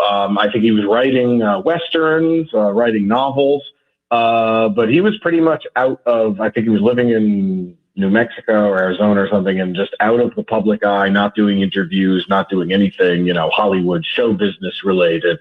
But yeah, that's very funny that you remember that. And it's at the time, Gene Hackman was such a active, hardworking actor. It seemed like sometimes he would show up in 3 or 4 movies in a year. And then all of a sudden, boom, spring of 2004, some, whatever, nothing comedy that didn't amount to much ended up being his last movie. I would have loved to have seen one last great Gene Hackman performance, because he had so many terrific ones. You mentioned Crimson Tide before as one of your favorite movies of his. That's an outstanding movie. And I really like his movie with Tony Scott, directed him with Will Smith, Enemy of the State, which sort of served as a pseudo sequel to The Conversation. I even liked a film that I don't think a lot of other people liked, but I just loved the performances in the film, Twilight. And everybody, when you say that movie now, people think you're talking about a vampire film, but I'm talking about with Paul Newman and Susan Sarandon, which I thought was a bit underrated. I agree. It's not a great movie by any means, but because of the talent behind, the script is pretty average, but because of the talent, you've got Paul Newman, Susan Sarandon, Gene Hackman, all Academy Award winners. Plus, wasn't James Garner in that? That's right. Reese That's exactly Witherspoon, right. an early young Reese Witherspoon role, an early Liev Schreiber role. And look at them now. So, yeah, that's sort of become a forgotten movie. And unfortunately, the title is now more synonymous with vampires who glitter. But that's an interesting deep cut there to pull out for Gene Hackman. 32 minutes after the hour, this is The Other Side of Midnight, talking with Jason Frank Koenigsberg, a terrific film critic. Keep WGN just a click away. Hey, it's Lisa Dent. Set the first button on your digital dashboard for Chicago's very own. Find out how at WGNradio.com. It's 36 degrees and partly cloudy at 2:33. Good morning. I'm James Sears. U.S. Attorney General Pam Bondi accused FBI agents of hiding information after getting Epstein docs. Most were already public. She's now demanding the full and complete Epstein files delivered to her office by 8 this morning. Iowa Republicans voted to end state civil rights protections for transgender people put in place 18 years ago. If signed by the governor, activists in Iowa, or they say Iowa, would become the first state to remove protections for trans people. The forecast from the WGN Chicago Weather Center: partly sunny, very windy today, the high 60 degrees. The temps will drop to mid-40s by the mid-evening with some sprinkles, even flurries possible late. A mostly sunny but chilly weekends ahead, Saturday 31, Sunday 38. I'm James Sears, WGN News. Next news when it happens. Next scheduled news at 3 o'clock. Hey there, Lisa Dent here with a major announcement about Victor's Home Solutions. I've been telling you for the past few months what an amazing home improvement company Victor's is. So what's the big announcement? Victor's has merged with Rogers Roofing, a Chicago institution for over 20 years. Now you can have that same great Victor's customer service and precision installation and their 50-year leak-free guarantee now under the Rogers roof. Here's why that's important to you. Your roof took a beating this winter with the snow, the ice, the sleet, and the cold. It's vitally important to have it inspected by a licensed roofing contractor like Rogers. They offer a free, that's right, I said free, 21-point roof inspection to go over every inch of your roof and make sure it's sound enough to survive the spring rains. Trust me, folks, it's worth it. You don't want a minor roof issue to turn into a major disaster. Schedule your free roof inspection today. 872-320-4880. RogersRoofing.com. You've heard Tom Fortino, principal and founder of the Alpha Wealth Group, for years here on WGN. We invite you to join him Sunday mornings at 7 for the Alpha Wealth Hour. He'll be talking about what's going on in the financial world and the 5 pillars of a complete retirement plan. How to build guaranteed income, tax efficiency, a smart investment plan you can stick to, asset protection, and estate planning. That's Sunday mornings at 7 for the Alpha Wealth Hour with Tom Fortino here on AM 720 WGN. At Uline, they know firsthand the road to success is an uphill climb. Uline started in the family basement and through hard work is now North America's most trusted shipping and industrial supplier. They get what it means to have the support of reliable, hardworking partners. So they keep 41,000 items ready to ship. Whether your company is still in a basement office or expanding cross-country, Uline will be there on your road to success.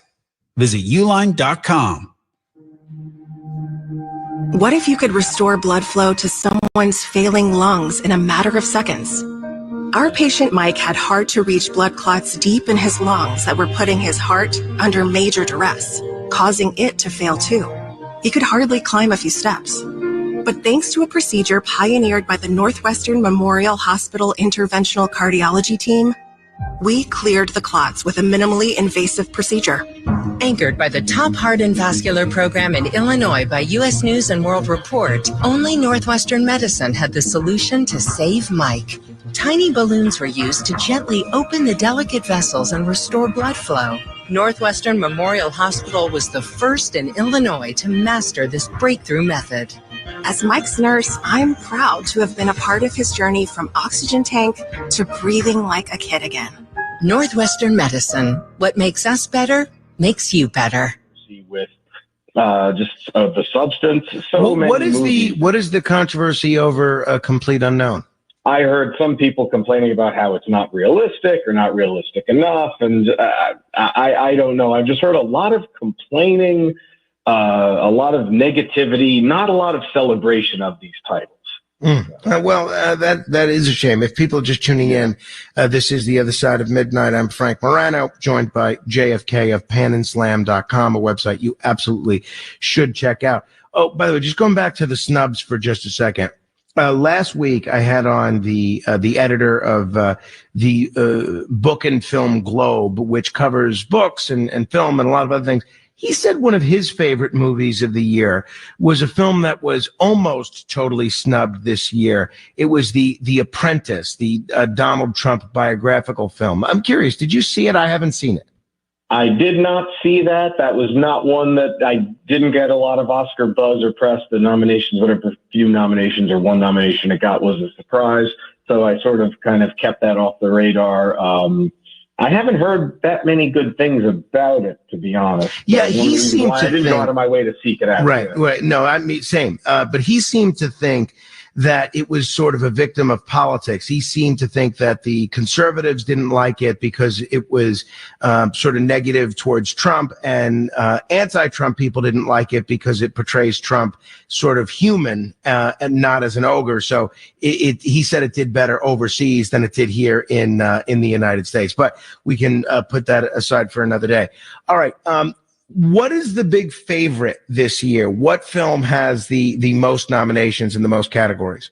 The one with the most nominations, but I certainly wouldn't call it the favorite, is Emilia Perez. It has 13 nominations. I think only 6 movies now have 13 nominations. And after seeing this movie, have you seen Emilia Perez? No, I have seen nothing except the animated films. That's it. Okay. Yeah. So I know you always compared your struggle of trying to see them before the awards came out with Sisyphus. But yeah, it's been a tough year. And so I don't know if I would say that's the favorite anymore after all the controversy surrounding that movie. I feel like you mentioned Donald Trump. I feel like, you know how the Academy tries to be with it, tries to be, hip and cool and woke. I feel like a lot of these nominations were trying to be as anti-Trump and should make a statement. And I think by doing so and by making this, it's a 13 nominations for Emilia Perez, they were clearly trying to make a statement. But I think that has backfired. I don't know. It might win one of the 13, and I'm not sure. So I feel like they were trying to make a statement this year and seem relevant in a different way after the election. If you want to see a movie that's relevant about current American politics, it came out in the spring of last year. I really, for one, enjoyed Alex Garland's Civil War, sort of about a future dystopian America. And Nick Offerman plays the president, and it's a not so thinly veiled jab at Donald Trump. Yeah, I've heard great. I've heard interesting things about that. And now, talking about mirroring politics, not necessarily American politics, but the politics of the Vatican, Conclave has a number of nominations this year, including for Best Picture. Very interesting that this is potentially going to win Best Picture at a time when the Pope is sick and really having a tough time, and we may be in the midst of a new Pope. Is this a movie that is worth seeing as we could go into a new papal selection process? Yes, terrific performances. And also, I've got to really say that it's sad, and I hope the Pope does well, but I think the timing of that is helping this picture. And I think also just the timing of these other controversies, because Conclave is based on a novel. It's fairly not controversial, other than the fact that it's, about the Pope and papal system. I think that it has helped that movie emerge as now a potential frontrunner. I think it has the second best chance to be called for Best Picture. So yeah, Conclave. And I know we both enjoyed years ago. I remember talking about The Two Popes with Anthony Hopkins and Jonathan Pryce. Very different kind of movie, but the costumes are similar. So I really like The Two Popes. I remember you did as well. Yeah, no, absolutely. People should still see that if they haven't. All right, before we tell people how to win their Oscar pool and have people take down your predictions, which have historically been very accurate, one of the things that has become controversial all over the country is the issue of ranked choice voting. Now, from what I understand, at least this was the case. I know they made some changes to the voting rules. The Best Picture winner was decided with ranked choice voting. Do they still do the ranked choice voting? And what effect does that have on who might win? I think they still do it. And then what ends up happening is if enough people like a movie enough where, let's say for example, I just gave Conclave. Nobody hates Conclave.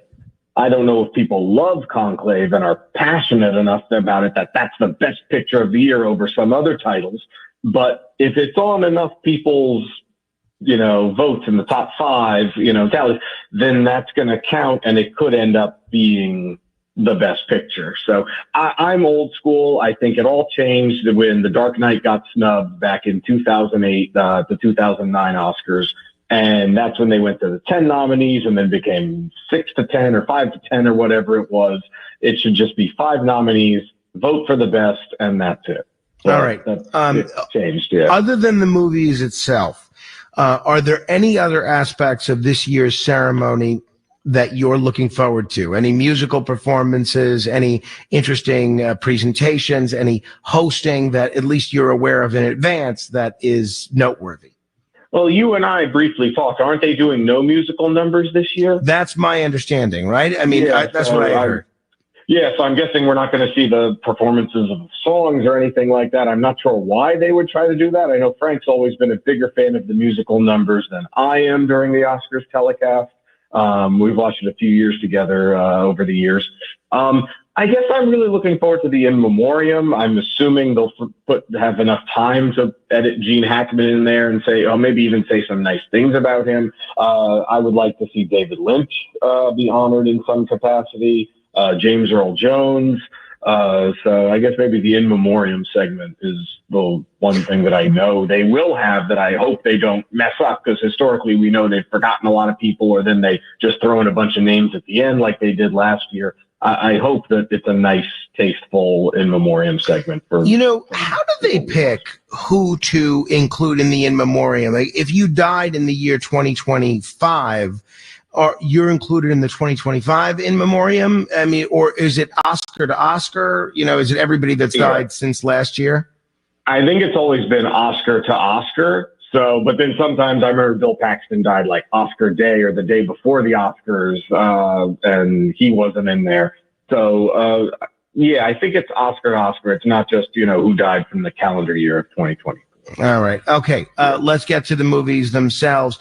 We'll go through each of the categories. I'd love to know your take on who you think should win, and if you're being just an honest broker and a predictor, who you think will win. Let's go to the Best Picture category. Who should win? Who will win?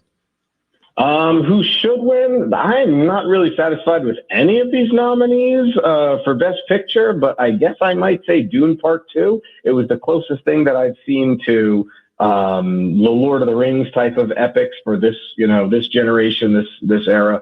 But who will win? I think after all the controversy, Anora is going to end up being Best Picture. Oh, Anora. Okay. Very interesting. Best Director, same deal. Anora. Yeah, Sean Baker, he won the DGA. When you look at, there's so many other precursor awards now, it kind of makes it easy, but then there's still curveballs to the Oscar story. Yeah, I would say the safe bet is Sean Baker for Anora, and I would be content with that win. All right. How about the Best Actress category? Demi Moore has been on a tear, winning her first acting awards ever. Is that streak going to continue?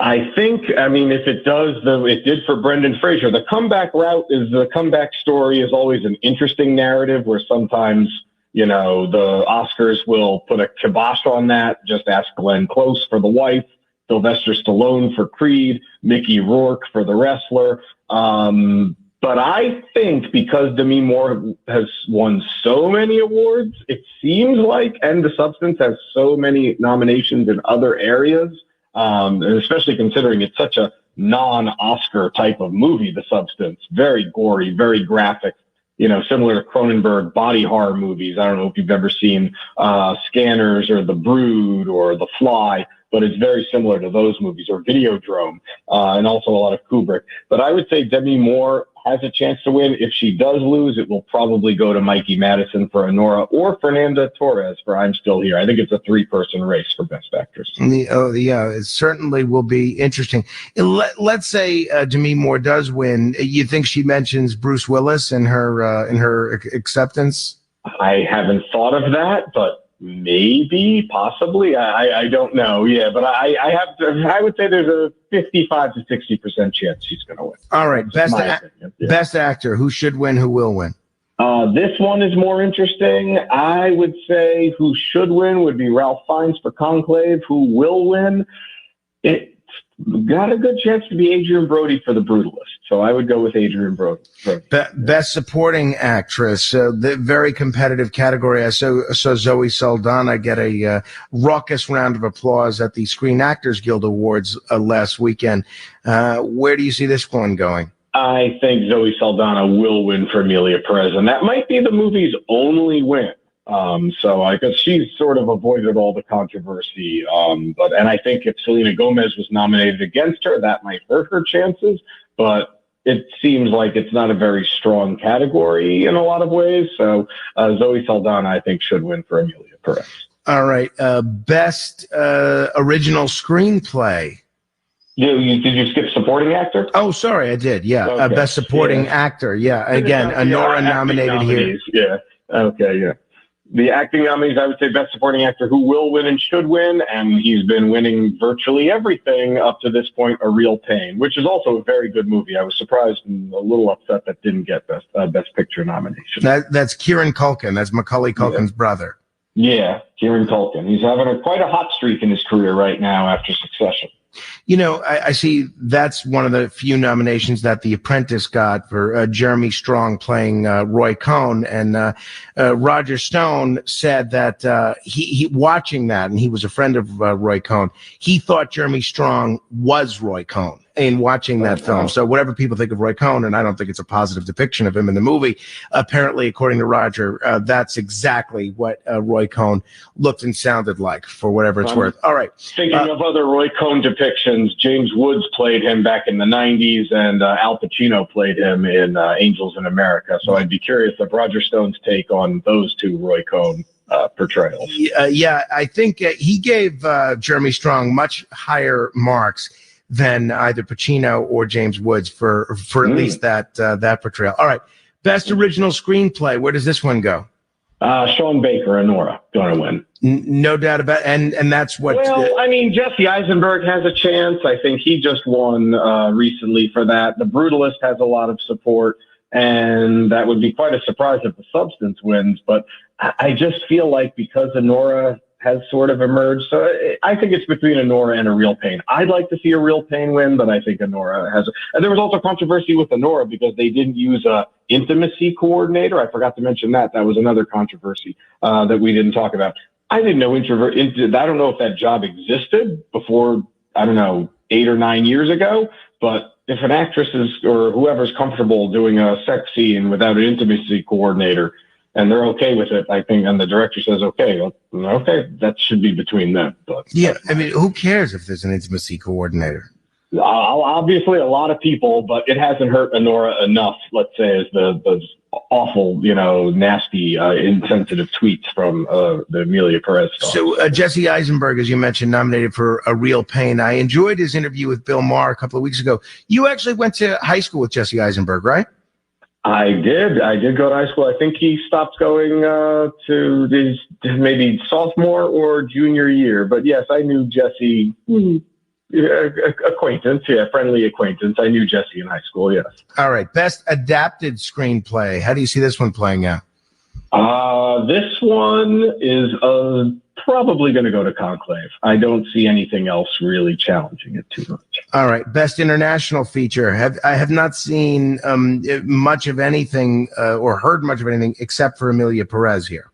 Yeah, so once again, I think it's a wide open category just because there's so much hatred towards Amelia Perez. Otherwise, if there was no internet and this was 1995, I would say Amelia Perez is going to win. But anything has, maybe I'm Still Here has a chance to upset it because that has a few other big nominations in other categories. A couple of interesting documentaries nominated. How does this one play out? I haven't seen these, so I can't really judge. I feel like I've maybe heard or read the most about sugarcane, but also No Other Land. I'm not certain. Soundtrack to a Coup d'etat, though, could, just because of the name, possibly resonate with some Oscar voters. So, I'm not sure which one has the best chance to win. All right, this is one of the few categories that I've seen multiple nominees. Best animated feature. Anything catch your fancy here? I've been reading The Wild Robot, but I know people loved Inside Out. I know people loved Flow. What would you say was your favorite of the five? I think it's got to be Wild Robot. I thought it was terrific, and I think it's fun for adults and children alike. Animation is great. The story is fun. I think that wins, but we'll see. Right. So I'll go with you then. You've swayed my vote. This is one time you're telling me what to vote for. We'll go with The Wild Robot on animated feature. All right, best cinematography. The Brutalist will probably win for that. Costumes. Costumes, I would say Conclave would probably take home costumes. And best film editing. Even though it's 3.5 hours, I think The Brutalist might take this one home as well. But yeah, this one, all five are Best Picture nominees. So yeah, there clearly wasn't that much editing if they still left 3.5 hours. All right, best production design. I think that I would love to see Nosferatu get it, but I think that will also probably go to The Brutalist. Nothing for Wicked so far. Maybe in the best original score. Maybe Wicked, maybe Dune 2. Once again, I mean, this is one of those where you could say, oh yeah, well, the production design is outstanding in all five of these films. So, all right, best original score. That one might be Wicked. Okay, did you like Wicked? Yeah. I didn't love it. It's okay. I don't know. Did you see Wicked? No, I've seen almost nothing. But I do want to check it out. I've heard good things. All right. We'll race through the rest of these because we're running short on time. Best original song. Best original song. I guess I'll go with maybe the one from Amelia Perez. So yeah, we'll go with that. Mi Camino. There's two Amelia Perez's one. One of those. Yeah. How about best sound? Best sound, Dune Part 2, probably. Best visual effects. Also Dune Part 2. Best makeup and hairstyling. I'd love for it to be Nosferatu, but I think it's going to be Wicked. Best documentary short. And these are usually where, other than the year that I watched a bunch with you, I couldn't tell you. These are tough. Maybe death by numbers. I don't know. All right. Animated short, same deal? Same deal. Your guess is as good as mine. I'll go with Yuck. That sounds like a fun title. And finally, live action short. We'll stick with the robot theme. I'm not a robot. All right. Yeah, in the age of AI, that's big. Jason, it is always a treat to chat with you. I hope to see you sooner rather than later. I hope people check out panandslam.com. Enjoy the Academy Awards. Thanks, you too, and I hope to see you soon, and good luck in your city council race. Thank you, my friend. I appreciate it. Jason Frank Koenigsberg. Check him out, panandslam.com. Straight ahead. The Other Side of Midnight. Larry Kudlow here with an urgent retirement warning. Even as Trump stands up to China, billionaires are fleeing Wall Street. But I trust the experts at Colonial Metals Group to help you. Please visit freegoldguide.com/Kudlow or just call 800-621-3908 for your free gold guide on how to bulletproof your IRA and 401k with gold tax-free. You could also qualify for a free home safe and as much as $7,500 in free silver. Please visit freegoldguide.com/Kudlow. Hey, it's Joe Piscopo. Take Many times, patients have symptoms they didn't know were actually related to their airway breathing issues. I was suffering from sinus issues, jaw issues, and neck pain. I guess I just kind of had my breaking point. Unfortunately, this is typical. But until you get to the root of your problem, it's going to just persist. Fortunately, Jody took action, and the results were typical as well. My quality of life is so different. But one of the first things that I noticed was my breathing. I don't ever remember being able to breathe like that. Being able to breathe freely is life-changing, and the effects can go beyond that. Sleeping better, having more energy, and it seemed as if all of those symptoms that I had just melted away. And thank heavens for that, because at Advent, results are what drive us, helping you breathe well so you can live better. Results may vary. Most insurance accepted. Worth of plastic will have made it into the ocean. Plastic has become a useful part of our everyday lives, but it's polluting the air, water, and soil that all life needs to survive. This is a human problem that can be solved with human action, but it's going to take all of us, from individuals to businesses to governments and everyone in between, help create a cleaner future for both people and nature. Visit wwf.earth/plastics.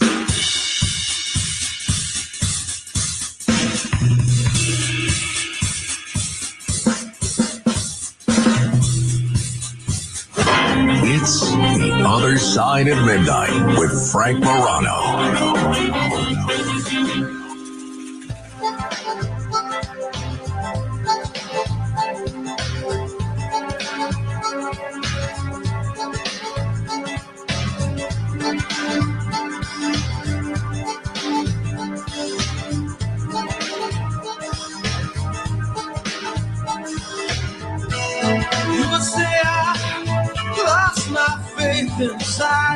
This is Sting, If I Ever Lose My Faith in You.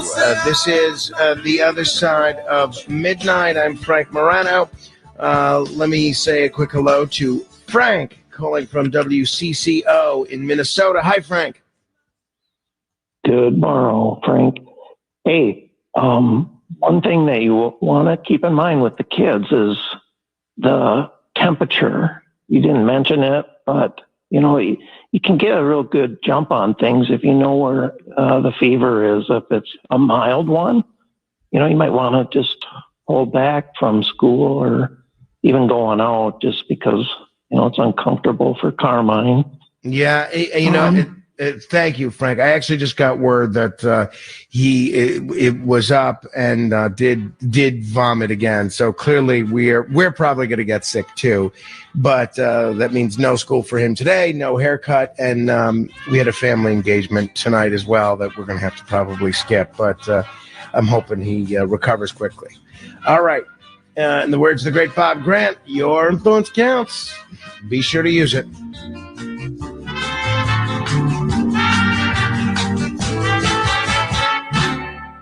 They have everything you need to know and some things to just make you smile. It's just one of the best news stories ever. WGN-TV Morning News, weekdays from 4 to 6. Well, maybe you didn't get all those projects done when you were supposed to, when it was warmer outside. Now it's freezing. That's okay. Call me Saturday mornings, Lou Manfredini on House Smarts Radio from 6 to 10 a.m. right here. WGN Chicago. A Nexstar Media Group station. It's 36 degrees and partly cloudy at 3 o'clock. Good morning. I'm James Sears. Well, Chicago's getting more speed cameras, plus what it means to be middle class in Illinois. WGN traffic. Right now, the Stevenson, inbound between Harlem and Central.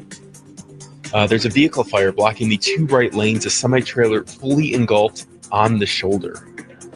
The CDOT will install 50 new speed cameras on Chicago streets over the next year, a 30% increase, bringing the total number of cameras in the city to 212.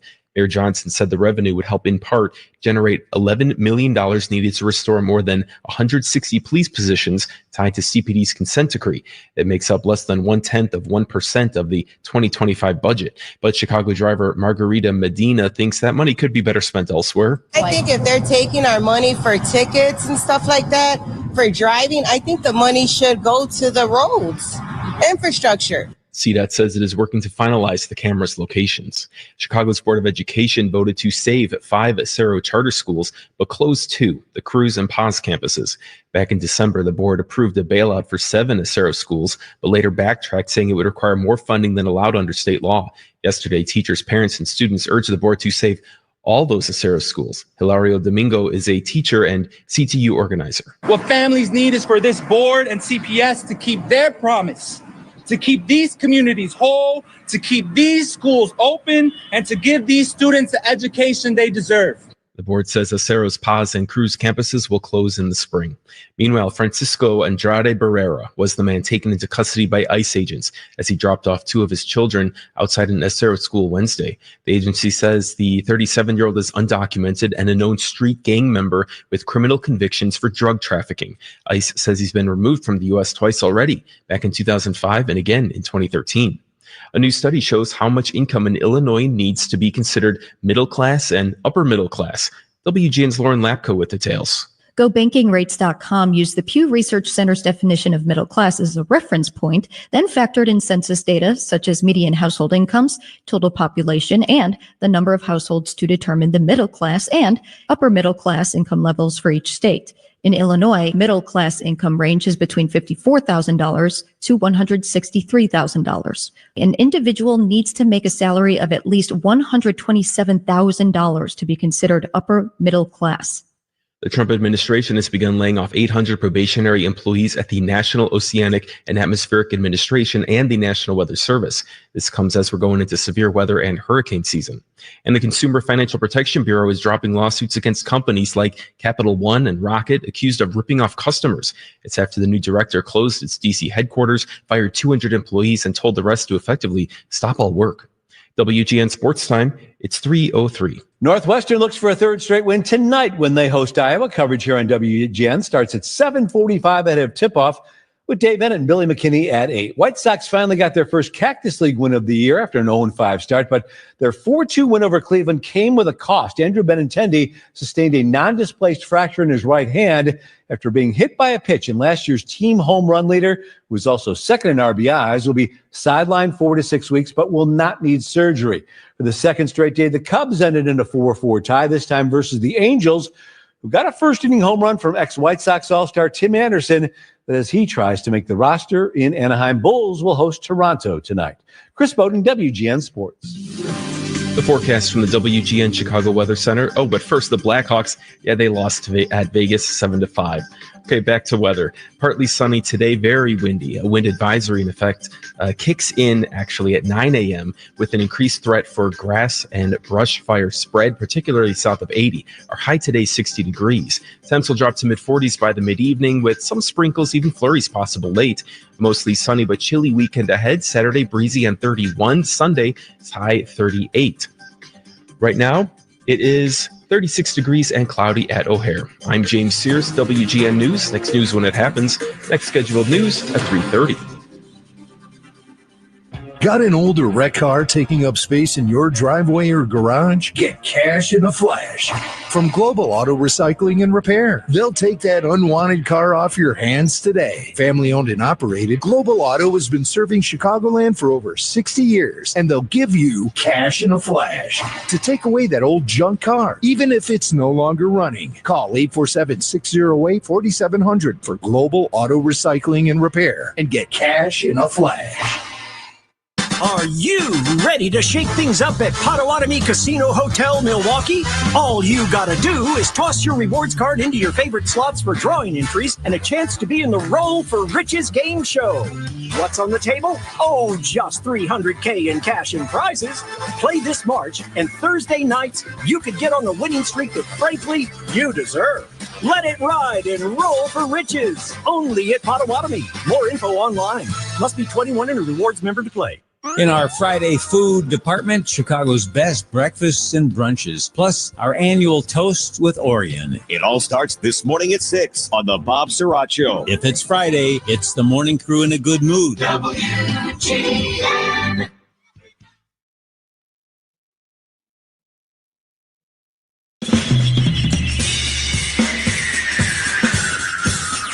This is The Other Side of Midnight with Frank Morano. They're running a strange program, y'all. Now, here's Frank Morano.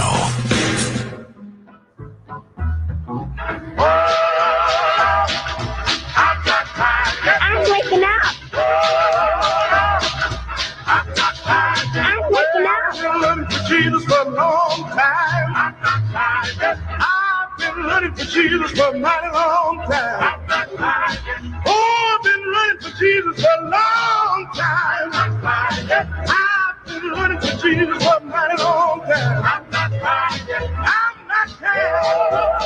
Oh, no. I'm waking up. I'm not tired. Good morrow, everybody. This is The Other Side of Midnight. I'm Frank Morano. And that young man, Carmine William Morano, is actually awake right now because he is sick. He's got a stomach bug, apparently. And my wife just gave him a bath. And now I am told he is watching a little Super Kitties. He's that's the show du jour for him. He still likes Bluey from time to time, but he's developed a fondness for Super Kitties. But he's got the stomach bug, which means it's a virtual certainty that both Rachel and I will come down with something as well. So we will see what happens. But it's a shame because we were looking forward to getting together with some family tonight, and I was going to take him for a haircut, which he is in dire need of, but apparently both of those things are probably not going to happen. Hey, in keeping with the cinematic themed nature of today's show, Academy Awards, Gene Hackman and the like, by the way, Matt Blaze, did you see any of the Academy Award nominated films? Not a one. Not a one. What about you, Elias? No. No, all right. No. And I think Tony said something similar. Tony, feel free to come in if you have thoughts on any of the Academy Award nominated films. I was talking with Debbie yesterday, and I think I lose track of what I say to whom, but I think I was talking to her, and it used to be the Oscars were such a big deal. Now I get the sense that that nobody even cares. So it's a very fascinating thing to see something that used to be such a big cultural cornerstone of America and the world, really, to go to something that's barely relevant. It's just fascinating to watch that sort of transition. I'd say what I didn't get to discuss with JFK is Conan O'Brien is going to be hosting this year, I believe. I'm a big fan of Conan O'Brien. I like his humor. I think he's clever. I like his whole shtick, and I think he'll do a great job. So I'm looking forward to seeing that. All right. Well, anyway, speaking of the cinematic theme nature of our show, Tatum O'Neal the actress and the daughter of the late Ryan O'Neal, who she, of course, co-starred with in A Paper Moon. There's a big article in, I guess it's, let me see what publication this is, might be Variety, in which she talks about learning that People magazine.